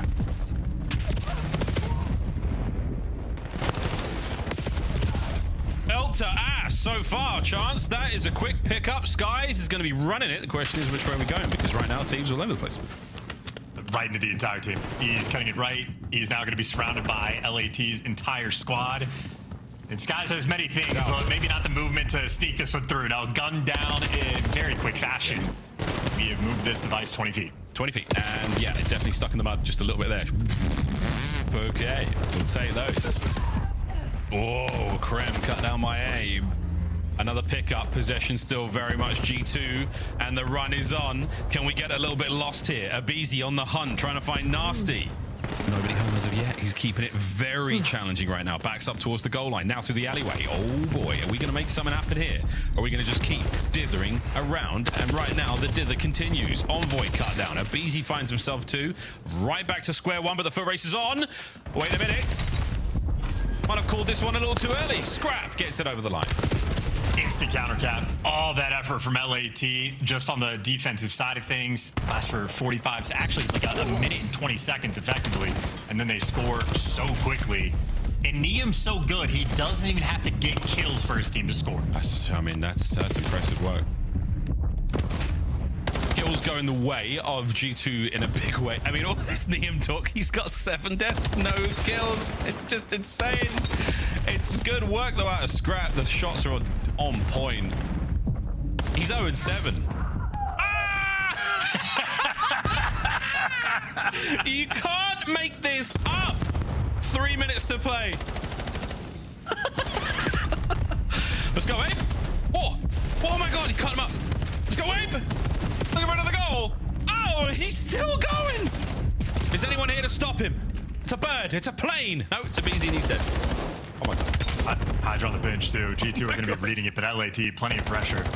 I think LAT want this device here. They've honestly been favoring this A zone, typically, at least in the default situation. So Thieves have them where they want them.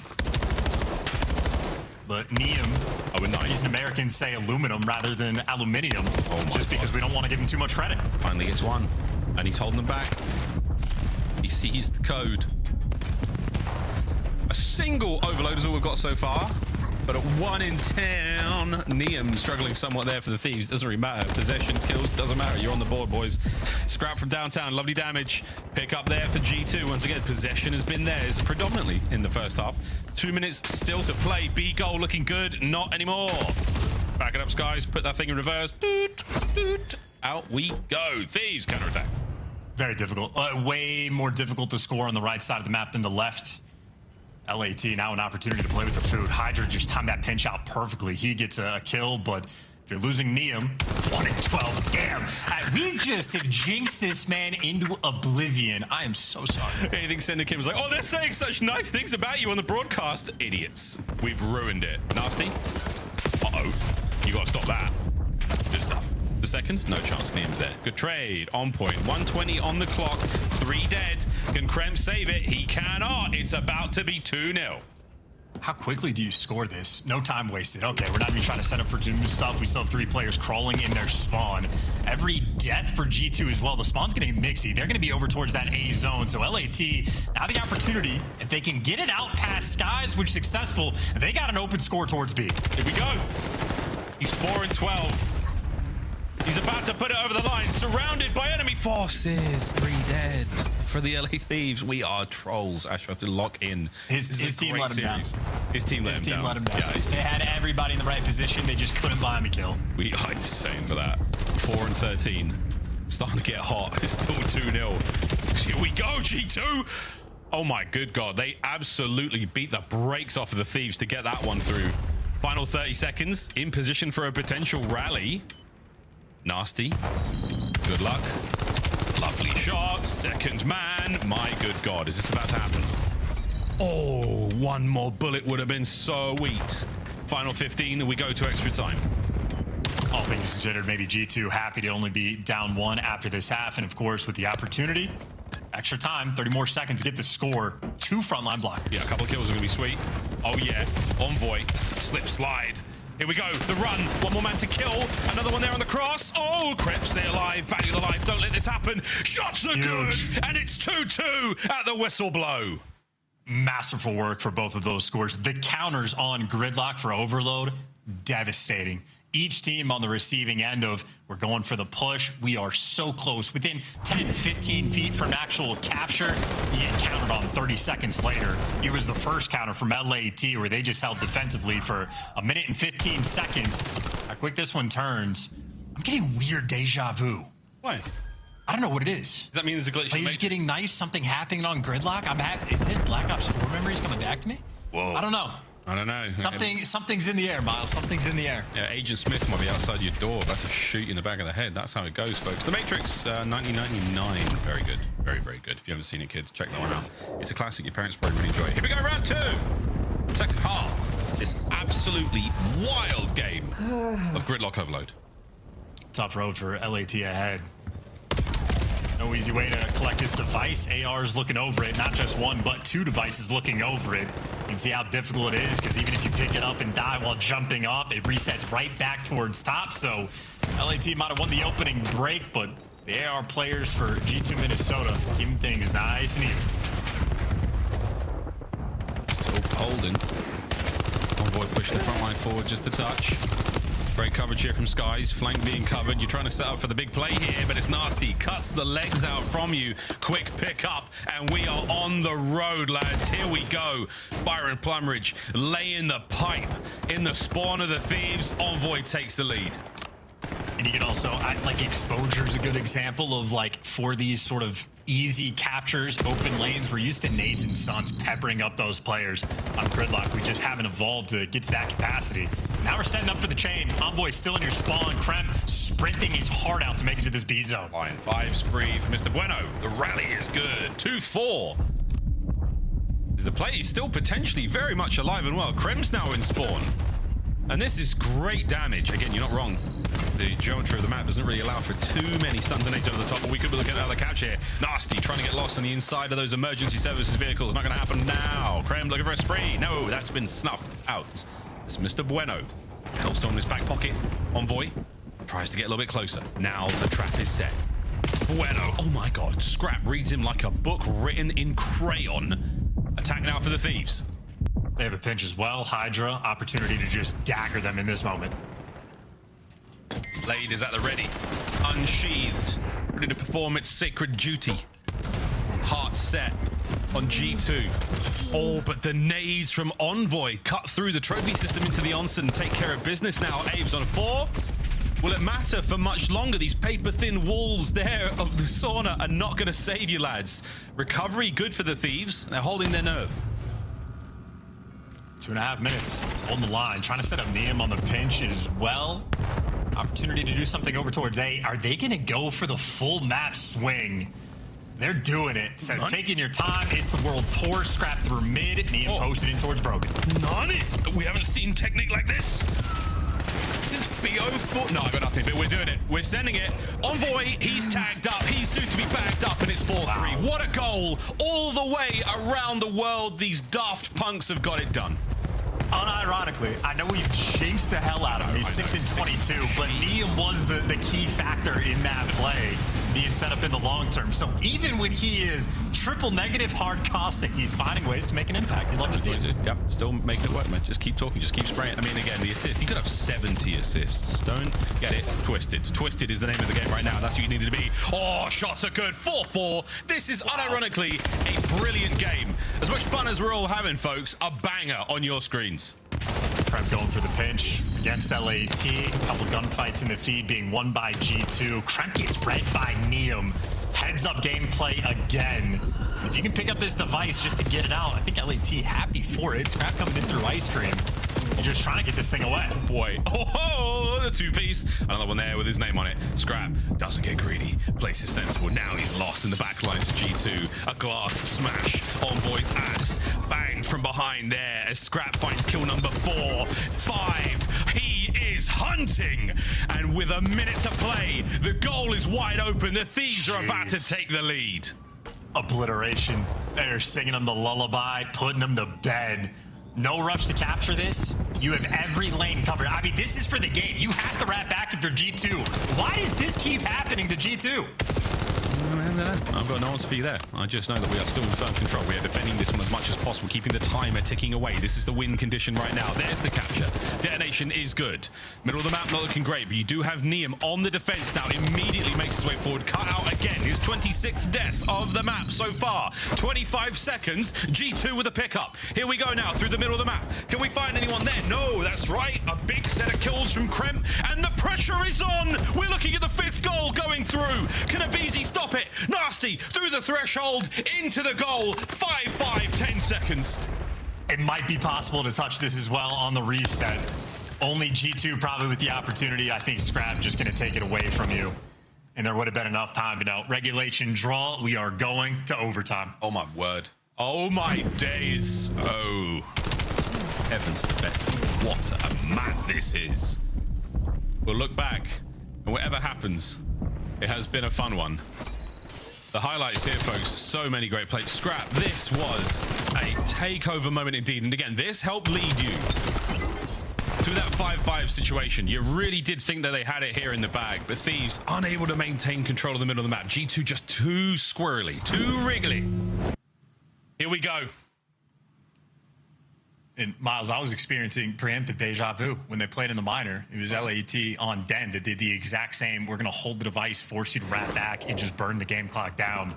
And they did it against Minnesota. So deja vu all over again. OT, sort of your golden goal rule. First one to score at least gets the edge before the second half. We set time on the first capture. And so far, it's a very much a Thieves mid-map. Neum, look at that, 11-28. Is he about to win the map for his team? Scrap with a pistola. Doesn't manage to get any more out of that life. And 4:34 on the clock. Still, we're ripping through this one, but the Thieves are pushing pace. They are not letting this get away from them. Anyone able to grab that before it resets? The answer is no. Huge win by Krem. Just to trade out Hydra. Him and Abizi trying to hold that line. Abizi still is indeed holding this line, not allowing these players to cross. Slam. Can't take him down. Good for 2. LAT. Slam. 3 in the feed. All the pressure in the world. Unbelievable. Krem stops the play yet again. Yeah, Abizi in position.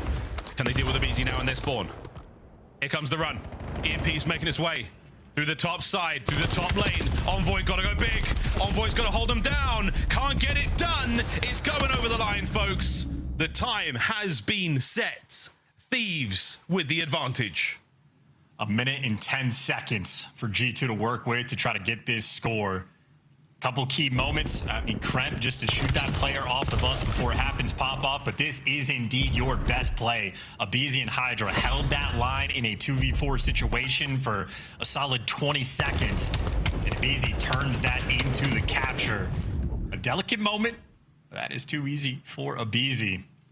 Again, just 1 minute and 10 for Minnesota to work with. 1 minute 10 is not a long time. All right, G2, see what you're made of.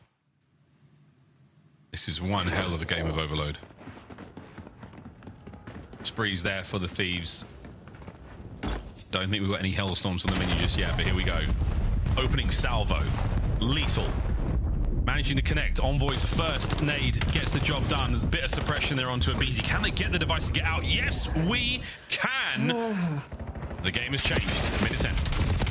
Just needs to slow him down. All Kremp has to do what he's just done, so only 2 more players to beat, and this might just be it. The pistol on point. Envoy dies, but it doesn't matter. They're sending it home. G2 Minnesota delivering the will of the COD gods. Neum was simply not allowed to win that map. I want to formally apologize. That's my fault. That's Miles this far. All bad. G2 Minnesota up 2-1. Don't drag me to this, GG's. What a map, boys and girls. Woo! That was a fun one. G2 take the lead. Are we going to 5? Well, we're about to find out. It's Chris Puckett. Double fist pumps in the air, absolutely stoked after that G2 victory. He's probably lying on the floor. That's what he tends to do in the green room, folks. Look at the stats there. Neum. We need to formally apologize. I tried to do it for you. You said don't bring you into it. It's our fault. That is so bad. Our bad, dude. That was our fault, bro. Sorry, my bad. My bad, man. Great map. Great first 2 maps out of him. Really, really impressive. Scuff play the game definitely wasn't Neum, I'll tell you that much. Although he was having an amazing time. Otherwise, he really was part of it. But it's the final capture. It's Envoy. He's got the Thieves in his DNA, baby. He steals that EMP, makes his way to the bottom, then Krem absolutely drops it on Scrap. Damaging the next boys, and it's the pistol of Envoy. Trade's good here at the end, but not enough to stop the manpower as Mr. Bueno takes the safest route possible and puts it home. GG. Our 3rd map in this series, and it's been a fun one. In terms of overtime strats for Overload, I think most of the opening breaks on every map are still going to be standard. Exposure, if you're spawning on like ring side of the map, you can maybe sneak one and get through Zig and like sort of pierce the setup and steal one away. But I think Gridlock, probably where the opening breaks in overtime specifically, you really have like high-level creative opportunities, because you saw Krem setting up for that play well early in advance. Puts the pressure on his teammates to actually get that device out, but the moment they had it, just a clear and open lane. So fun stuff. G2 Minnesota, clearly well prepared. Maybe credit to the coaching staff and Looney for orchestrating that one and pulling it together, but they dealt with the onslaught. I mean, absolute pop-off moment. They need to score in the final 30 seconds of this half. Kremp absolutely shreds. He's good for 2 or 3 pop-off moments per game, and he gives you one there in crunch time. Yeah, the last 2 goals for either squad were very exciting indeed. This was Abizi's best play. I mean, that 2-piece was more than enough. The kill onto one boy here, just to slam the door shut there in the first half of overtime. And then with 1 minute and 10 seconds on the clock, you didn't need all of it, G2. You muscled your way through. Again, a sneaky steal. You were not breaking through the underpass or through broken into the onsen. That was simply too strong there for the Thieves. Look at that, folks. 6-4, 6-5. As we say goodbye to our round-based modes for now, and we go back to Scar for a hard point. And let me tell you, boys, it's going to be a good one. How are we feeling, Mr. Ashworth, about this game? Feeling great. G2 Minnesota might be the team that like won roster mania for everything that's happened. We won't learn anything until LAN, until we go through pairs, until we go through champs. But at least so far at this online stage, they seem to have been the team that has improved the most. I mean, competing right now with some of the best teams in the game, and they're improving over time. Mental maybe being one of the bigger issues with the previous roster of being able to stay heads up through and through. And here we are seeing these like super late game clutches against the best teams in the world. LAT just applied that pressure to go up 5-4. They're doing the creative stuff. They're slowing the captures down, and they just deal with it. They take care of business. So Minnesota, potentially those front runners. Remains to be seen of how much success they ultimately have, but it's been a very fun watch. Could be one of the fun darlings to keep an eye on going into the major. Minnesota, Scar, hardpoint. Ooh, oh, snap. Pretty good. I mean, as far as pretty good goes, I mean best in the game. That is a very exciting thing to see if you're a G2 fan. This is also where you want to see a nasty pop-off. A lot of these maps have been NPC sort of, you know, riding off the back of it. Scar is a true AR player's opportunity to let your impact be known. So keep your eye on Kremp, as always, in the back pocket. But, well, there you go. Nasty on Scar hardpoint. He has been that guy. Are you talking about Mr. Map 4? Mr. Map 4, Nasty? Come on now. Hey, are we really gonna jinx him, Miles? Rein it in. You're not wrong. We got to chill. I just want everyone to have a great time. I want everyone to have a good game. No technical issues. I just want to get a lot of fun. Scar Hardpoint, personally, one of my favorite maps. Just want to see this one. Just go through the net. Just want to make sure that this one goes smooth for everybody. I'm just having fear. Like, Neptune's trying to give Envoy a nickname. Now Envoy's been the best slayer throughout this stage. No more nicknames, man. Let the ball speak for itself. Yeah, where's Lando when you need him? He was. I hope he's doing fantastic, man. Love that guy. Love that guy. Oh boy, here we go into another banging map between these two squads. My favorite red teams in the league. It's true. Think about it. Shots fired. Shots fired. Okay. On board with Mr. Map 4. Slammed. Go next. Skies on time. LA Thieves start this P1 off right. P2 rotation, though, looking solid right now for G2. And this is absolutely what you were looking for, Thieves. Hydra, get him out there. Smacking ass on the approach towards P2. Abizi's already hit the route. Sky's able to sort of stop the bleeding. Could have been a devastating P1. He's able to pick up a 3-piece. Now you have an opportunity to fight and play the game. Abizi fell asleep at the wheel. He's taken care of. Great stun grenade connects. Oh. Now you had the man advantage, but the hydration break on P2 taken full advantage of. LAT recouped, back in control. We're running ads, BRB. Joking. Not like that in the COD League. Come on, Nasty. Get on the board, love. Good man. One will do. Scrap finds a ridiculous 3 on the other side. So we're worrying about the flank. Scrap is melting G2. Let's jump into his head. There we go. Good job, observers. Forspree right now staying alive. Hydra upstairs. Hydra! What a shot onto the first. The second man ate a bullet or two. Scrap can't get away with his life. And Abizi, he's staying alive as well. My goodness. I thought G2 were great at this, man. It's a slapping on P2 is what it is. Hydra and Scrap taking turns on him. Abizi here just for the finishing move. Great scap time collected. Well, Nasty going to take away a grand total of 3 seconds, if that. LAT actually so much emphasis on P2. They're going for the full break. 2 through boat. Maybe 2 here on the full pinch, but Nasty watching the route. And now LAT getting picked apart along the way. Neum can be a nuisance, but ultimately I think G2 just in full control. Yep, very much so. But the setup right now, Neum's in. Not for long. Good work there from G2. Back into the driver's seat we go, lads. They are at the helm. The trophies just yet. My God, I'd give a lot for a trophy right now. That's the situation. Abizi cuts through. Envoy still from the mightiest Teddy in the game. And he is seriously causing as much damage as humanly possible. And let's face it, he put the work in there. Call on P2, LAT, build a massive lead. Boy, response immediate on P3. G2 Minnesota. I mean, all these kills, they're going to flip these spawns. Yeah, 2 and 3 going to be spawning out. And maybe a weird mini-map is G2 about to join him with the exact same spawn. So a missed opportunity. That sort of backline players for LAT pop off when they need to, just to keep things stable. So they have won this rotation. They'll have all 4 players in position. Yeah, full setup. Fortress Thieves. I take that back. Hydra actually lets Kremp through. Oh, he lets him through, yeah. It's surely... Oh, no. Can Kremp go big here? Quick turn. Great damage. Front door pinch is on, and Envoy's in. That is exactly what you wanted. G2 Minnesota! Backline broken wide open by Hydra yet again. Hydra, he might have started the cascade. No good. Bueno locks it down. All eyes front.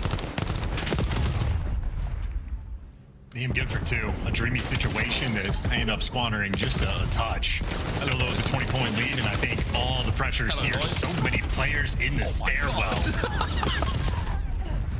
Too much to deal with. What a break that was. Bro, Neum started that fight and finished it. What a crazy, crazy sequence. Last hard point in the set. We're crossing from one end of the map to the other. Now, mission objective, lockdown green. Krem from back right. Lots to deal with from this position. Beautiful shots at range. Scrap, even better. Nice 2-piece. Still though, Sky spawns up in the back of the map, immediately kills the player. Such top timing with that spawn. And that's a 4-man wipe in the feed. Envoy good for 3. So much clearance on the map. Envoy gets the 3-piece, and now he's pinching you in boat.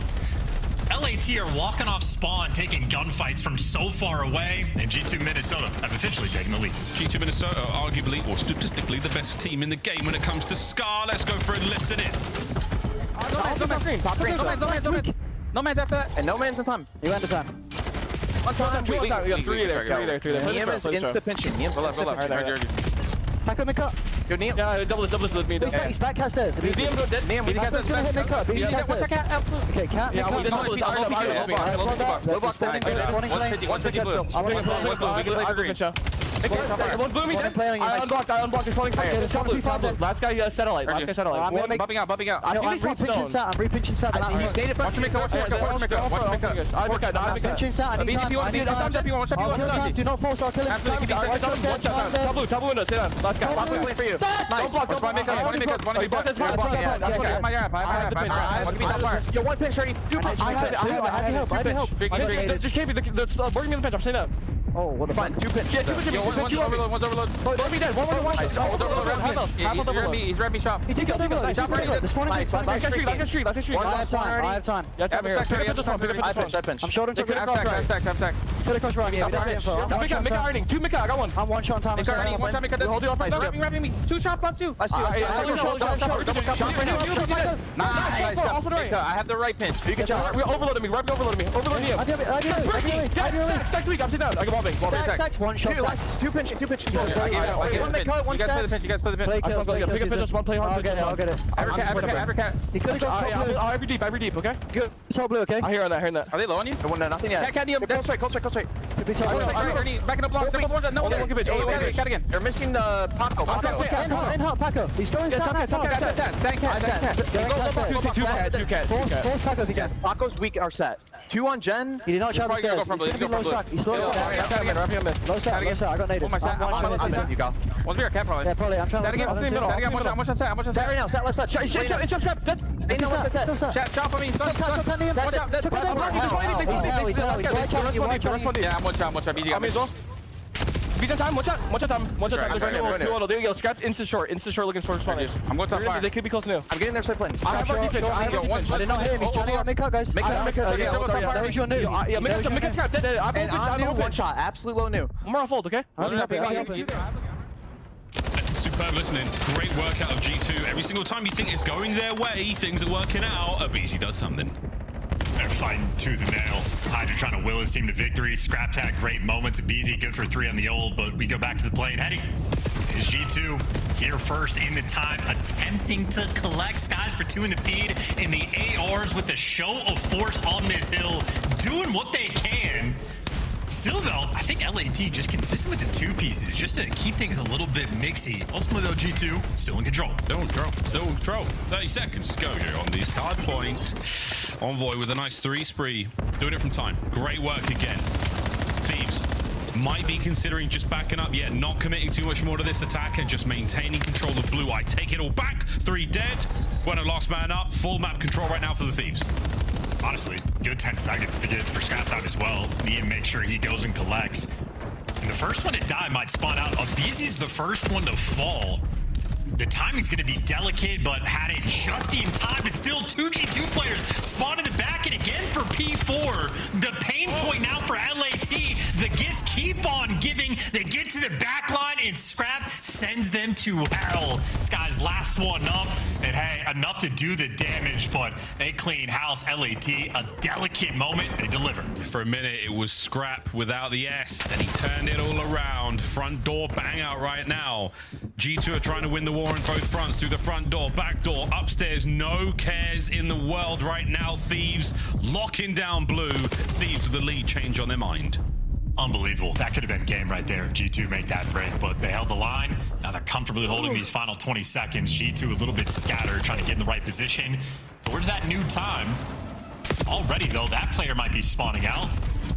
This guy might be joining him. There you go, number 7 delivered to the other side of the map. His teammate's gonna meet up with him. So Kremp, they just fall by the hands of Hydra. Nasty good for 2, but it's not good enough for the time. G2 Minnesota just dropped the ball. Oh baby, the ball's dropped and it's now rolling down the hill from no man's land all the way from this hard point to P3. Big flank on now from Skies. Envoy trying to join him through green. In the back line, we break down 1. The front line is collapsed upon them. It's the mid-map pinch and Hydra can't get it done, boys and girls. G2 with a break. Anybody's ball game. Absolutely unreal. Scenes on this one. Now we're going for deep pinch routes. Nasty again in the exact same spot, locking it down. 4-man white, free clearance, and Kremp is so far in cheeks. We're spawning on truck in mid. Oh my god. Oh my god. They can't believe it.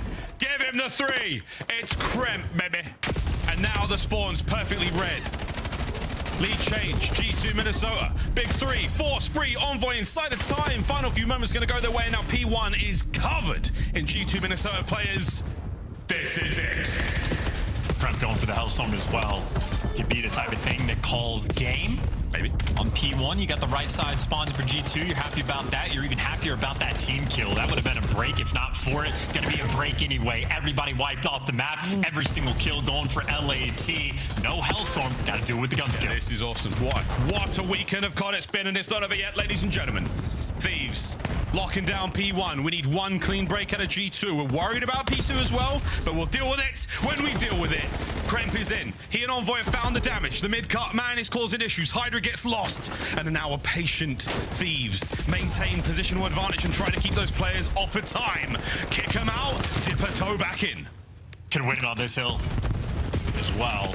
They're all spawning out back towards P5. 10 more seconds to go. G2 got to dig deep. Yeah, we're digging as deep as we possibly can. The Thieves have dug themselves into P1, and other Thieves are digging themselves into P2 as well. Scraps staying alive. Neum saves the day with a big 3, and that is enough to get us over to P2. But Thieves are there. Is it another game 5? You bet your bottom dollar it is, ladies and germs. We're going the distance. Unbelievable. LAT just needed a dozen different clutch moments to be able to win that map, and they delivered time and time again. A BZ popping a 3-piece on that first P2, or the second P2, excuse me, just to keep the flow and lead going. Hydra had some insane moments. They're dropping the ball on some of these P4 spawns. Once was just a good route, some bad timing going their way. The second just not blocking as the hill popped. Scrap delivers a monstrous moment. Hydra the next go around towards P5 gets a 2-piece, then spawns 2 players out. G2 Minnesota have Krem spawning about mid-trunk on the P5. He picks up a 3-piece and bang, they just spawn right back towards the back. An insane game of Scar. Ultimately though, LAT, the victors, they've quelled that first presence that G2 Minnesota once had. Not too shabby, Miles. Another game 5. Wow. This is another game 5, right? You're not wrong. Damn, son. Look at this. What a banging hardpoint. What a great series this has been as well, folks. The last match of this sensational Saturday of CDL action. Good games tomorrow as well. Very, very exciting stuff. Thieves G2 going the distance. We're going all the way, ladies and gentlemen. All the way. Hacienda. Hardpoint's been great for the LA Thieves. That fringe, though, is looming over us, but Hacienda a very different beast. Oh, man. Oh, man. We're just being treated, folks. We're being treated. Black Ops 7, you treated us real good. This weekend has been something special as well. The penultimate weekend of online play here in the Black Ops 7 season. Before we go to the Paris Major, but first, it's time for a break. On the other side of the break, game 5, last match of the day, last map, G2, LA Thieves. Who's getting the dub? We'll find out after this.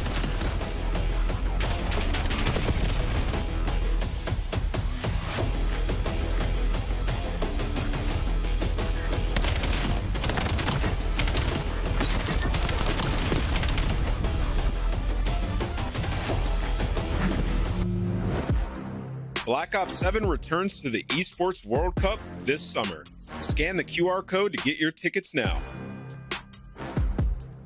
Scuff, official controller of the CDL. Monster Energy, the official energy drink of the CDL. Brought to you by America's Navy and the special operators who work in the shadows.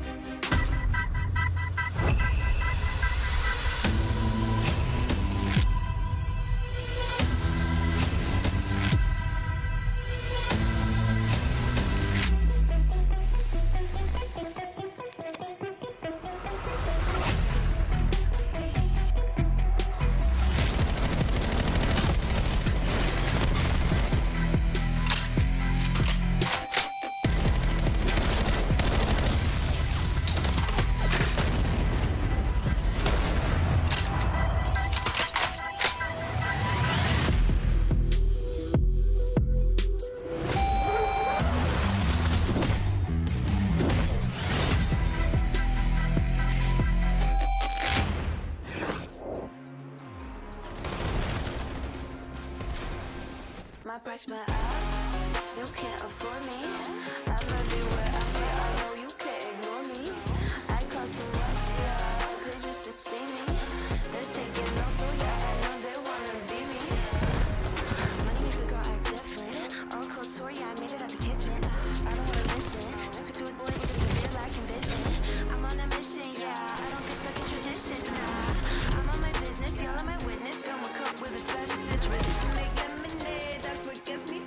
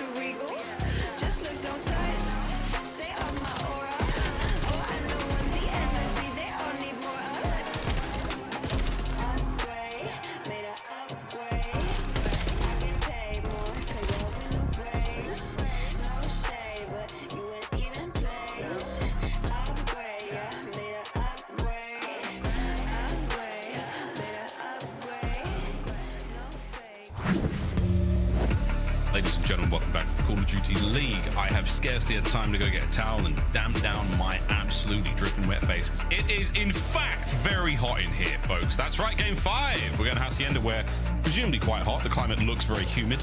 Nice temperature. Still, it's in the air. Here we go, ladies and germs. Game 5 should be an absolute banger. This series has been unbelievable. This entire day of play, ridiculous. Yesterday, also smoking hot. Where the hell do we go from here, Mr. Chance? G2, no stranger to Game 5 on a Hacienda. It's been all but 24 hours since the last time they've been in this type of situation. Against the top team, the highlights, you're going to see a lot of action from both sides. Nutty sort of clutch plays coming through for LAT. Scrap good for maybe 4 of them. Abizi good for a handful. I literally taking turns doing tricks on it. Kremp had some wicked ones as well. Multiple 3 pieces he was able to pop. Gonna be an absolute confidence battle here on Hacienda. And a fun map too, man. It's the new one.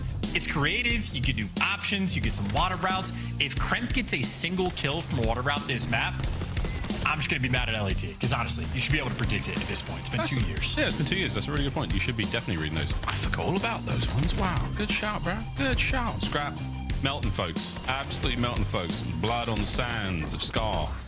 Hydra some pieces. That was an insane route that Krem took. Picked up 3 in the middle of the map. You name it, folks. It was all happening on that map. Wonderful stuff. Very, very exciting to see the Thieves force the Game 5. G2 Minnesota not out of the woods yet. They have certainly become one of our horses in the race towards victory in the Paris Major. What a tournament that is going to be, by the way, ladies and gents. If you're in the chat and you're watching from the European or even the British side of things, I hope it's not too late for you, and I hope you're having a good time. We're going to see you real soon. It's going to be a lot of fun. Even way, G2 and Thieves getting ready for the final map now. These highlights, yeah, a lot of work being put in by these boys, let me tell you. Probably should have blocked those spawns. Would have been a lot nicer, but, you know, things happen. It's Scar Hardpoint. Nasty's not there to block. He's there to be Mr. Map 4. Get all the kills. What Mr. Map 4 did do, what Mr. Map 4 does. I also loved when he team-naded Skies, I believe, in that listening, and just went... It was Envoy, and it shouldn't happen. It should have happened. Well, he definitely hit a... What the fridge? Anyway, well, there we go, folks. Mr. Map 4 has had his time in the sun. Now it is time for Game 5. Nothing but fun to be had here. Back to Hacienda we go, a Call of Duty League favorite. And Call of Duty World League favorite, quite frankly. This map was so much fun back in BO4. Champ pack available as well. You get a nice M15, you get some sexy stickers and a very cool skin called the Boss. It's a good one. It's like a gold skeleton with this cool cigar and like a Vegas style suit, bit of pinstripe action going on there. It's real good. You know what I'm talking about, chat? You know what I'm talking about? You know what I'm talking about. Get us into Game 5. Let's do this. Interesting. Doors closed on that. Shout out to the CDL mode taking the doors out. Very nice. And we'll break the glass so we can take the water routes without it being hurt. Yeah. Hydra, the first one to swim. He is in his natural habitat. Hydration break for Hydra. I wouldn't drink that water. And advantage G2. Hydra! Ooh, Envoy, so slippery. Gets away with his life. Abizi causing problems upstairs as well. Thieves still with bomb in hand. A slight tactical retreat. Back to the opening break, 35 seconds off the round clock. Here we are at square one. So much so that Hydra's showing off good form. The Second French, lap. great at swimming. Second lap here. He's gone all the... Oh, he's deep. Oh, he's gone. Arguably, he might not find Nasty in this position, or Nasty might just stand on the wall and fill his own britches. 35 seconds. Oh, there's Nasty. Never going to walk over his life after that one. Perfect shots in the back from Hydra. 2-2. Skies and Envoy. 2v1. Abe's spotted. Abe's wounded. And now he's trapped alone. Surely G2 get the round. Does he have enough time to go to A and plant? It's going to be a close one. And the longer he waits, watching his own back, the more time that Skies and Envoy have to kill him right off of it. I think the time just wasted. Envoy here for the cleanup. Abizi has to zap him, and enough to get out, but now he's trapped. The BZ trying to pull off some magic. Dude, yeah, somebody. Sky's just, I'm going to stay here. Watch right. You go left. Don't go crazy. Let's play the trade. BZ got his steps in, and yeah, he deserves a nap after that one. Round G2. Sky's no stranger. Again, game 5's on this map. His pistol turns into the best you've ever seen. Might just kick up here when it matters the most. Nice first round. First blood gets taken down by Kremp. Trades not too far after. A mixy one to start this map.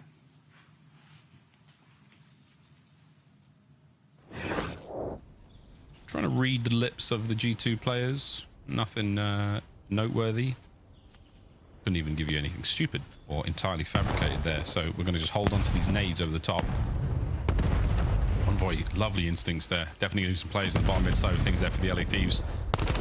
Great check. Saw a player there. Envoy, are we good for the first blood? No. So wonderful closing of the ranks there by the LA Thieves. Taking the space. No bomb planches yet. Kremp and Envoy working together. Get all these kills so far. Only getting damage. And the kills get traded out in very short order.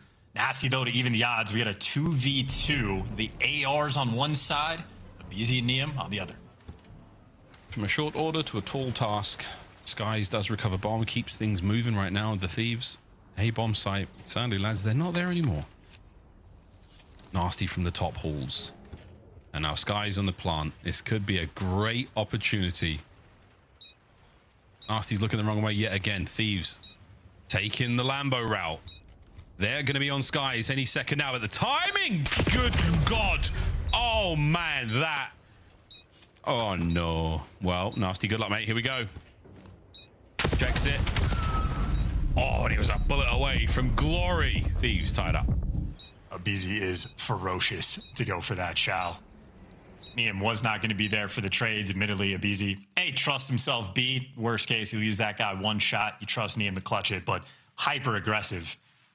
And as mentioned, worst Call of Duty timing you're ever going to see. Skies, the luck, not quite on his side. Dude, no joke. That was next level. Next level.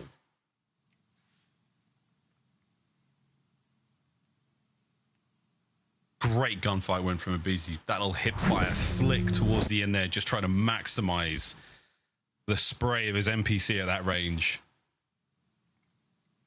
And Scrap spitting something into the comms of the LA Thieves now as they attack in round 3. No glass broken at the start means no water routes taken by either team. Kremp sort of the lone man leaning near this B-bomb site, but hasn't shown anything, so Hydra doesn't waste any time. Bomb plant, it's down for free. Tick, tick, tick, beep, beep, beep goes the bomb. Fanning out across the map, go G2. Eve's committing quite a lot here towards the back defense, but it looks like we're going right through the front door. Over the top. Nice trades. Abizi trying to get lost. Bomb site completely overrun. G2 are all over it. You've managed to flip positions. But still, the bomb check's going to be perfect. Here comes the smoke play. Scrap checking. Nobody home. 15 seconds. Someone's got to jump on this thing soon. And here comes Kremp and Hydra into the feed. Last man left alive. Gone with 2 seconds to spare. G2. Hollywood finish. Skies is elite on this map in these clutch moments. Wins a huge gunfight against Hydra. Probably the one that decides the round. Interesting retake attempt. An interesting decision by LAD as well. Ended up triple stacking the hallway. The smoke doesn't do anything. Scrap still is a great line of sight to at least get the information with the bullets. But Nasty all over it through mid. Wins a clutch one. Yeah, G2 just good execution. Very difficult in these rounds to keep the communication on point. You're down to 15 seconds. There's a smoke on the field. It feels chaotic. They still deliver. It feels chaotic for us, but for them, they know exactly what to look for and where to look. 3-1 on the attack here for G2. Oh, we're going right through mid. Let's hit it, boys. It's a bang out. Thieves there for it, and they are winning the fights. Kremp down as well. Hydra gets 2. Abizi and Scrap get one of their own, and immediate bounce back from the Thieves. You have the time to make the choice. If you're chowing from spiral side and you see him in the windows, do you really want to take that chow and square up, or should we back down? They made a conscious decision to square up in that moment because you always have to be worried about the rock side for Hydra to sneak in through the pinch. Well, anybody really. So they squared up, but LAT had the timing, and they were just all over them. Minnesota might be the last time they square up in that fashion. In the first round, let go to the last player dropped. 6.4 seconds. Not bad at all. Thieves, not bad at all. 2-2. Thieves attacking round. Hydra shows just the tip of his head, and Skies takes the head of Abizi. Skies has been a consistent problem, as Hydra's going to be. Well, Shoots makes a little bit of noise, so the intel's there. G2 gonna back down, but Envoy sitting right on top of that bomb. That's huge, man. This corner, in hard point as well. What a spot. Oh yeah. Oh man, he was so close to the second. Skies knows it's on. Intel on that man. Back in up. Let the rest of the squad roll in. Take it together. You should have timing here. And Krem, oh my god, gets absolutely turned inside out by Hydra yet again. Tries to make the hero play. Shouldn't have. No heroics in a game 5. Only a victor. 2v2. Thinking about B. No one there. 25 seconds. Back over to A we now go. The timing is right. We're all going to be here for it. Oh, wow. Give it up. Wait a minute. That's unfortunate timing yet again here on Hacienda. Liam. Going for the plant. Skies will check it. And that is the awkward moment you find yourself in now. Professionals know there is no way to get the job done. At that point in time, your cards have been played. Good stuff, G2. This has been insane work by the COD gods for the Call of Duty time. They're laughing at us. They're laughing at us today.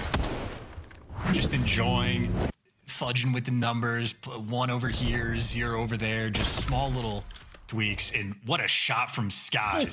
Whoa! A brand new angle here in Black Ops 7 for the wall jumps. Abizi can't do that one again. Damn, son. Well, here we go. G2, slight lead. There's a deeper conversation to be had here about the COD gods, but it's definitely like a polytheistic religion, you know? There's loads of gods. There's like the timing god, there's the spawn god, there's the bullet red god, you name it. Oh my god. Just shot somewhere.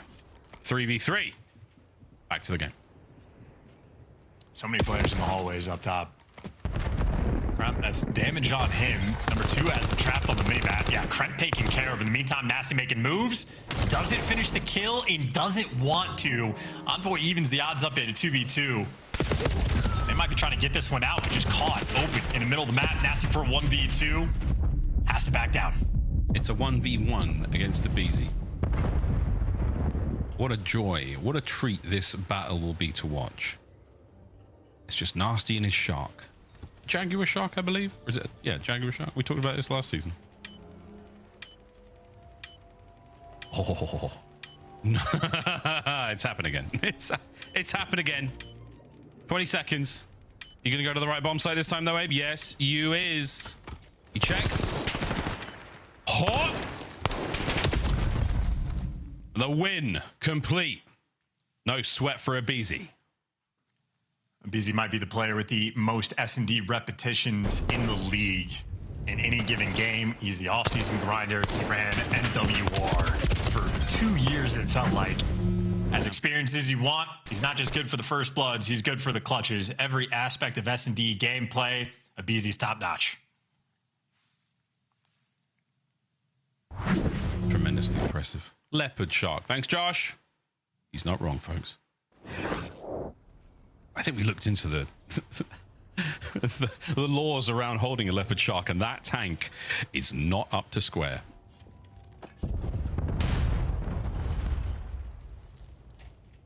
Deep defense here from G2. They're playing for anything they can find right now, and they can't find a damn thing. And hold on a Abe. I think he spotted Skies. Yeah. They saw each other. Good nade out. Great connection. Good job. He was wearing the right jacket for that day. Oh my god. Being backed up. This should be a kill. Didn't say for who though. Team kill from Scrap. Unfortunate. Makes it 3v3. Going for it. Full send. Too fast for Nasty. 3v2. What are you supposed to do in a situation like that? He's just got you dead to rights. Another outstanding trade, and the trade market is closed. Thieves just walk into their kills.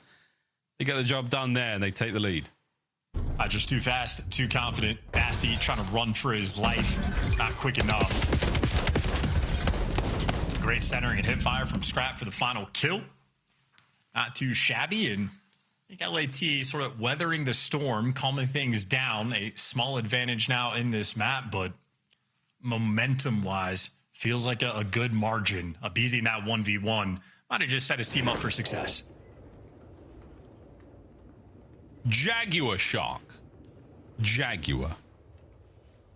Nailed it, Josh.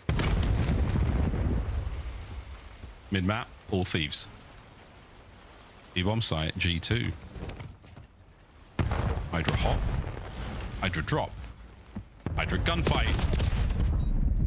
Hydra retreat. Bomb planted to B, here we go. Hydra versus Nasty, though, with Call of Duty timing. I expect Hydra to win this. Nasty gets a kill before he falls, though. That's huge. Baits out the next guy. Leaves Scrap in a 1 versus 3. Nowhere to go. And the gift of the Leopard Shark keeps on giving. Tied up 4-4. Hydration break, folks. This one brought to you by the final kill of this round. Envoy puts Scrap in a corner and lights him up with his MPC.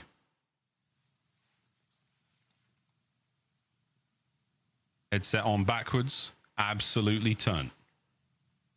And LAT have been dominating the middle of the map, both offensively and defensively. Envoy, it looks like in the comms again, we saw it on the fringe, starting to calculate and dial in. I don't know if they want to take mid-map away from them, but if all 4 players are here, that's a bingo. And for LAT, nobody's home. It's 3 players towards B, the bomb out towards A. G2 not have to reposition, little bamboozle. Touch of the bamboozle. Trophies. Nades. Survive, no good. 3v3, bomb planter A. Grazie, Hydra. Grazie. Quietly having a very impressive map at 11-6. Now with the bomb alone, he has a huge amount to worry about in that situation. G2 on the slow and steady approach to the middle of the map. What a win from Skies. Absolutely smokes Neum. And here we go, Hydra. Oh dear, too many angles to worry about. Abizi left alone, trying to get lost on the inside. A 1v1, 20 seconds! Tyler Farris! Disgusting work. Multi-time world champ for a reason. In S&D, there are very few like him. He can be the first blood king. He can clutch 1v4s, 1v3s, 1v1s. It does not matter. Abizi is God. That's disgusting. Oh, that is... We've got a new GIF. Oh my good God, we've got a new GIF. Calm and clean as ever. 1v3 like that, you expect to pop off? No, all about the business. Still another round to win. Oh. Match point. Los Angeles Thieves. Ay, Dios mío. Wow, my word. Did you see those players? Yeah, you did, Abe. Yeah, you did. They're upstairs. They're upstairs and they're going through your drawers. This is your house. Kick them out. Too clean in the feed. Oh dear.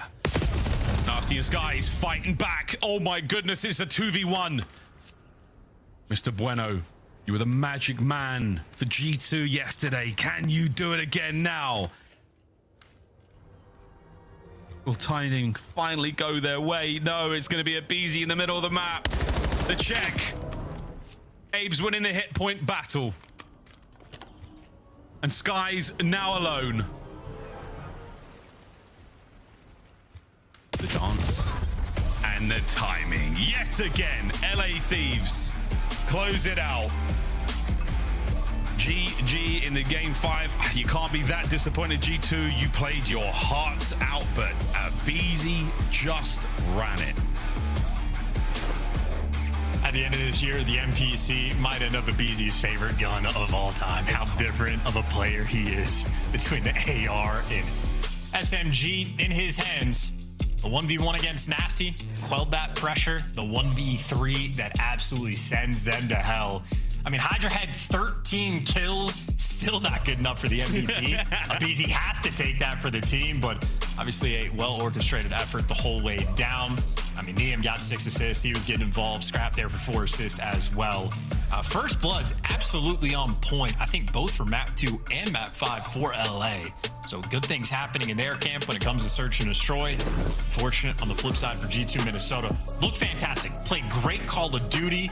Maybe a Scar hard point they wish they could have cleaned up just a touch because, well, they just got given the hands there on Hasi. I mean, both searches very, very good for both teams. The gridlock was gritty. It was dirty. Both teams digging deep. It was nice to watch. What a day of games. Oh my God, what a weekend of games it's been. Desk, are you as electrified and as titillated as I am? I feel like Skies' emotions right now. Sad. Yeah. Shocked. Angered. You had Happy it for you guys. You had the G2 pick. You would have got 3 points, and it would have been so tippable. But in the end, it's Big Abe. It is Big Abe. Big Tyler Ferris in the LA Thieves. Let's take a look at the highlights here as we wrap up tonight's extra long show. We have shown you 34 of a potential 35 maps in our first 2 days of the qualifiers, Allie, and we've got 15 more maps coming tomorrow. It's been a hell of a weekend, and I don't expect tomorrow to go any different. I mean, props to G2 in this series. I mean, they put up a hell of a fight. I think on the side for LA Thieves, you're looking at Abe and Hydra, and you're like, again, well, once again, you guys are doing what we've been hoping for and exceeding expectations and kind of reaching towards that ceiling. Yeah, I mean, just another gritty performance out of Thieves where the series goes a bit further than they may have wanted, but in the end, yeah, Abe's just making some massive plays. You know, this G2 team really gave them a run for their money, though. Some awesome strats. You know, the B retake wasn't exactly working out for Thieves. Well, you know, we get down to, you know, these final couple of rounds, they make the adjustments, playing through mid, applying a little bit of pressure. And in the end, when you have playmakers, they're just going to clutch up their ones. This was disgusting out of Abe. Yeah. And Minnesota lost today, and Miami won. So Miami gets 10 more points. Minnesota stalls out. It's going to get down to the wire here as we have 4 days of qualifiers left. Well, the way that we've been setting it up is like Miami being on a downward trend, right? Like they've had a really bad past 60 days, but if they start playing like we saw them play earlier versus FaZe against the rest of the league and not just being their boogeyman, but we get that Real across the board, suddenly that's a whole other character now into play when you talk about that 8, 7, 6 seed that are just kind of all in that bubble right now. We need to get Skies on a lie detector and get all the thoughts from that young man. Miles, head on over. A rough night, not just for Skies. The friends from Vegas had a tough time, and they weren't the only ones. In fact, we saw 3 of 4 potential upsets on the day. Yeah. You guys ready to rewind some time in just a little bit here? We're going to be doing an interview as well. Allie, real quick, as you wrap up these Thieves, sure. Was there an MVP outside of Obizi? Is it just Abe clearly the winner tonight? I think after that 3-piece, you have to go Abe. Maybe I would have leaned Hydra, but I think he closed out in that game 5 with that 3. It's time to recap everything as we wait on our interview, everybody. So let's go back to rewind time to the start of the day. And who was our first winner? It was Boston with a stunner. They're secure. The winners bracket bound Boston Breach? Yeah, they secure winners bracket with this win. You know, awesome performance. Afro's really been on a tear recently. And really all around, since they've added Teach to this team, I don't know, it's just unlocked them, and they've just been playing way more free. They're loose. Yeah, they're loose. Purge had a 1v3 today, or 1v2, and then also Afro with the 1v3 in the search and destroy, so the clutches are there. And then the last 2 respawns, just all-out pressure. It was so mixy. Toronto could not keep up with the guns of Boston, and they wanted that winners bracket spot, and they deserved it. To quote Merck, though, it kind of looked like week 1 or 2 of the season. A lot of small mistakes from both sides of the ball. It was scrappy, and at the end, the Breach take down the Koi, who seem to be in a downward spiral. Toronto, they have a chance to rebound in the future. For now, though, they're going to hold the L tonight. Another winner, Carolina Royal Ravens. Last time they did this was January 23rd. Now it is a second helping of back-to-back online losses for Optic Texas in our qualifiers. The Ravens do it again 3 months later. 6 months later? Yeah, 5-ish. Math is hard. Yeah, shout out to Carolina, man. This was an unbelievable win for them. Lurks put on an absolute show throughout the entirety of this series, and I don't think that's a shock really to anybody. He's been doing this to all the teams despite the performance performances of the supporting cast, but he did get some help in this series today, obviously, to close it out. Some insane snipes from Exceed, some big bounce backs to close out in that map 4, and of course, Lurks with a 1.29. I mean, he has just been unbelievable. It breaks my heart when I think about the Rookie of the Year conversation, because obviously Niam, big front runner, and just the accolades that he's already had under his belt throughout this season. But Lurks, as far as like just statistically, the situation that he's in, when you take the context into account, he is easily right behind him for me in sake of that conversation. So TJ comes in and makes things better for Boston. Stanley comes in and makes things better for Carolina. Is this just the old Vegas team looking good in a new title? Yeah. Bring back Clayster. In the meantime, we take a look at FaZe Vegas going up against Miami.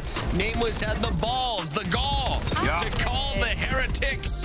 Real looking like MVP today, or who do you give the honor to? Yeah, I'll give it to Real. I mean, think about the amount of pressure he's been under. Everything we've said about this team in the classroom, what all the pundits have said, and he comes in today, balls out, gets a huge win over this FaZe Vegas team, and shows like Miami still have that in their tank. Like they can still put up performances like this. I think that this was so important for Miami as an organization, for their fans to see, and to just kind of at least like validate their move. Like, hey, maybe we do know what we're doing. We need to see a little bit more, but it's got to be a feel-good win in there. For sure. I'll be honest, and as a host, I'm getting excited for Paris because I thought it was going to be all clean 3-0s after watching the minor. It's like, okay, higher seed is always going to win at this point in the season. That's not the case so far in this week of the qualifier.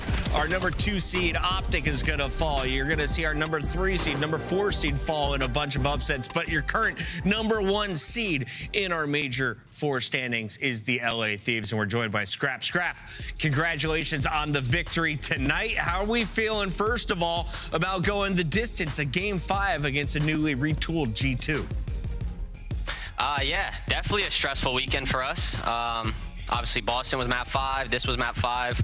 This team's definitely better than Boston, so I expected them to fight back a little. I thought third map we should have won, second map we should have won, so it should have been a 3-0, but it was a good one. You dropped a 1.07 and then a 1.12 overall on the series, but talk to me a little bit about your matchups in game. Do you have a specific player that you square up against more often than the others?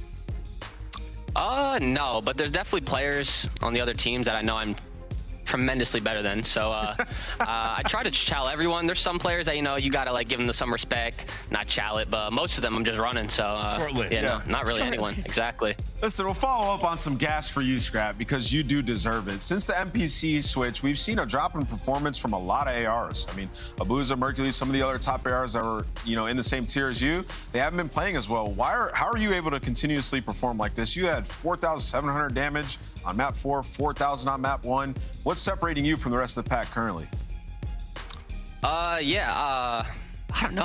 I've really been playing the same way that I always have. You know, I can also run the sub that I think surprised a lot of people. They clearly didn't watch my VOD from a couple years ago. I've always been running the sub. But yeah, no, the NPC is definitely shredding. It's obviously the God gun right now. My team's benefiting for it, so I think it's a good balance, really balanced gun. Great balance, great balance. Yeah, very balanced gun. But yeah, no, I'm just doing the same stuff that I usually do. Fair enough. Kind of staying on the vibe conversation here just a little bit. You guys seem, you know, vibes high, obviously, with these back-to-back wins. I wanted to know, when you guys are, you know, we catch player cams every once in a while, seeing a couple giggle here and there, who is usually at fault for that? And what is it that they're usually saying in the middle of these series that are making you guys chuckle just a bit to bring the vibes back up? Yeah, honestly, I think it's kind of all of us. You know, Jay's kind of quiet. I mean, me and Paco like to mess around with each other. When I look down all the way to the end, I see Jay's face. Sometimes it cracks me up just because he's a funny dude. Tyler's always having a good laugh. So we're all we like each other. We like playing with each other. We like getting better, and we like winning. So, you know, it's been good vibes here. Scrap, you ready to go back-to-back and raise another trophy in Paris? Hey, that's the plan. It's always the plan. You know, Major 3, Major 4 last year went our way. So hopefully this year. One more week online, and then we'll see you on land, buddy. Sounds good, guys. Have a good one. That is Scrap. That is the LA Thieves, and that is the final win of the night. A fantastic day overall. Nameless, is this the best team in the game? Yes, without question. Without question. Thieves are number 1. Do they have the top 4 spots on Arcadia leaderboard? Probably not. Sharing is caring. Rancor is going to lead the lobby tonight, though. 1.32 against the FaZe crew. Who is your papa? Rancor is. Yes, Rancor is. It's been a while since we've seen him on this list, too. It feels kind of right to have him back on it, and Super as well, sitting at that 5th spot. Mercury's had a bit of a turnaround today, considering his past few performances. Good to see him back on this list as well. Mason's back over 1.0 Optic fans. I know you were worried about his .99. He is a 1.01 according to Easy Mac. I made that up, Easy Mac, but I'm probably correct. Today, as we wrap things up, we have to remind you we have more games tomorrow. We have Cloud9 versus Koi. We have Gentlemen's versus Vancouver. Royal Ravens versus Falcons. Allie, we have seen so many Game 5s. Only one Game 4. Give me the prediction. I think we go Game 5 in all of them. Are you serious? Do you want me to tell you who's going to win already? C9 Toronto? Absolutely. Slugfest? We're going to go. It's going to go. I will give you 5 points if you take Cloud9 tomorrow. 2, and then Koi's going to win 4. Cloud9's going to have a crazy hard point map 4. Wait, will you give me 5 if I pick Is it a wild thought, chat? Let us know. We'll catch you tomorrow. Nameless is thinking Weavy, baby. Don't twist my arm. That's crazy. Thanks for watching. If you give me 5, I got to play COD. And the beat goes on and on and on and on and on. On and on and on. And the beat goes on and on and on and on and on. Am made for millennium.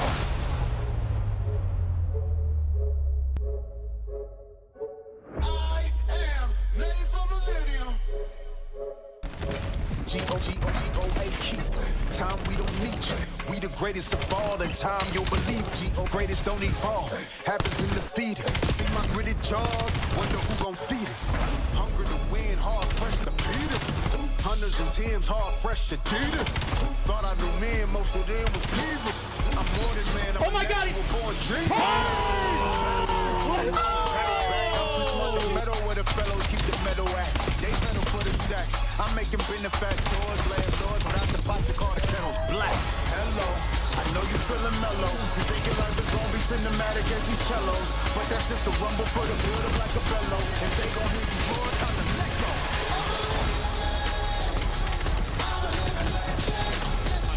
No, you're going in now, but it's too late. Time is down, it's over.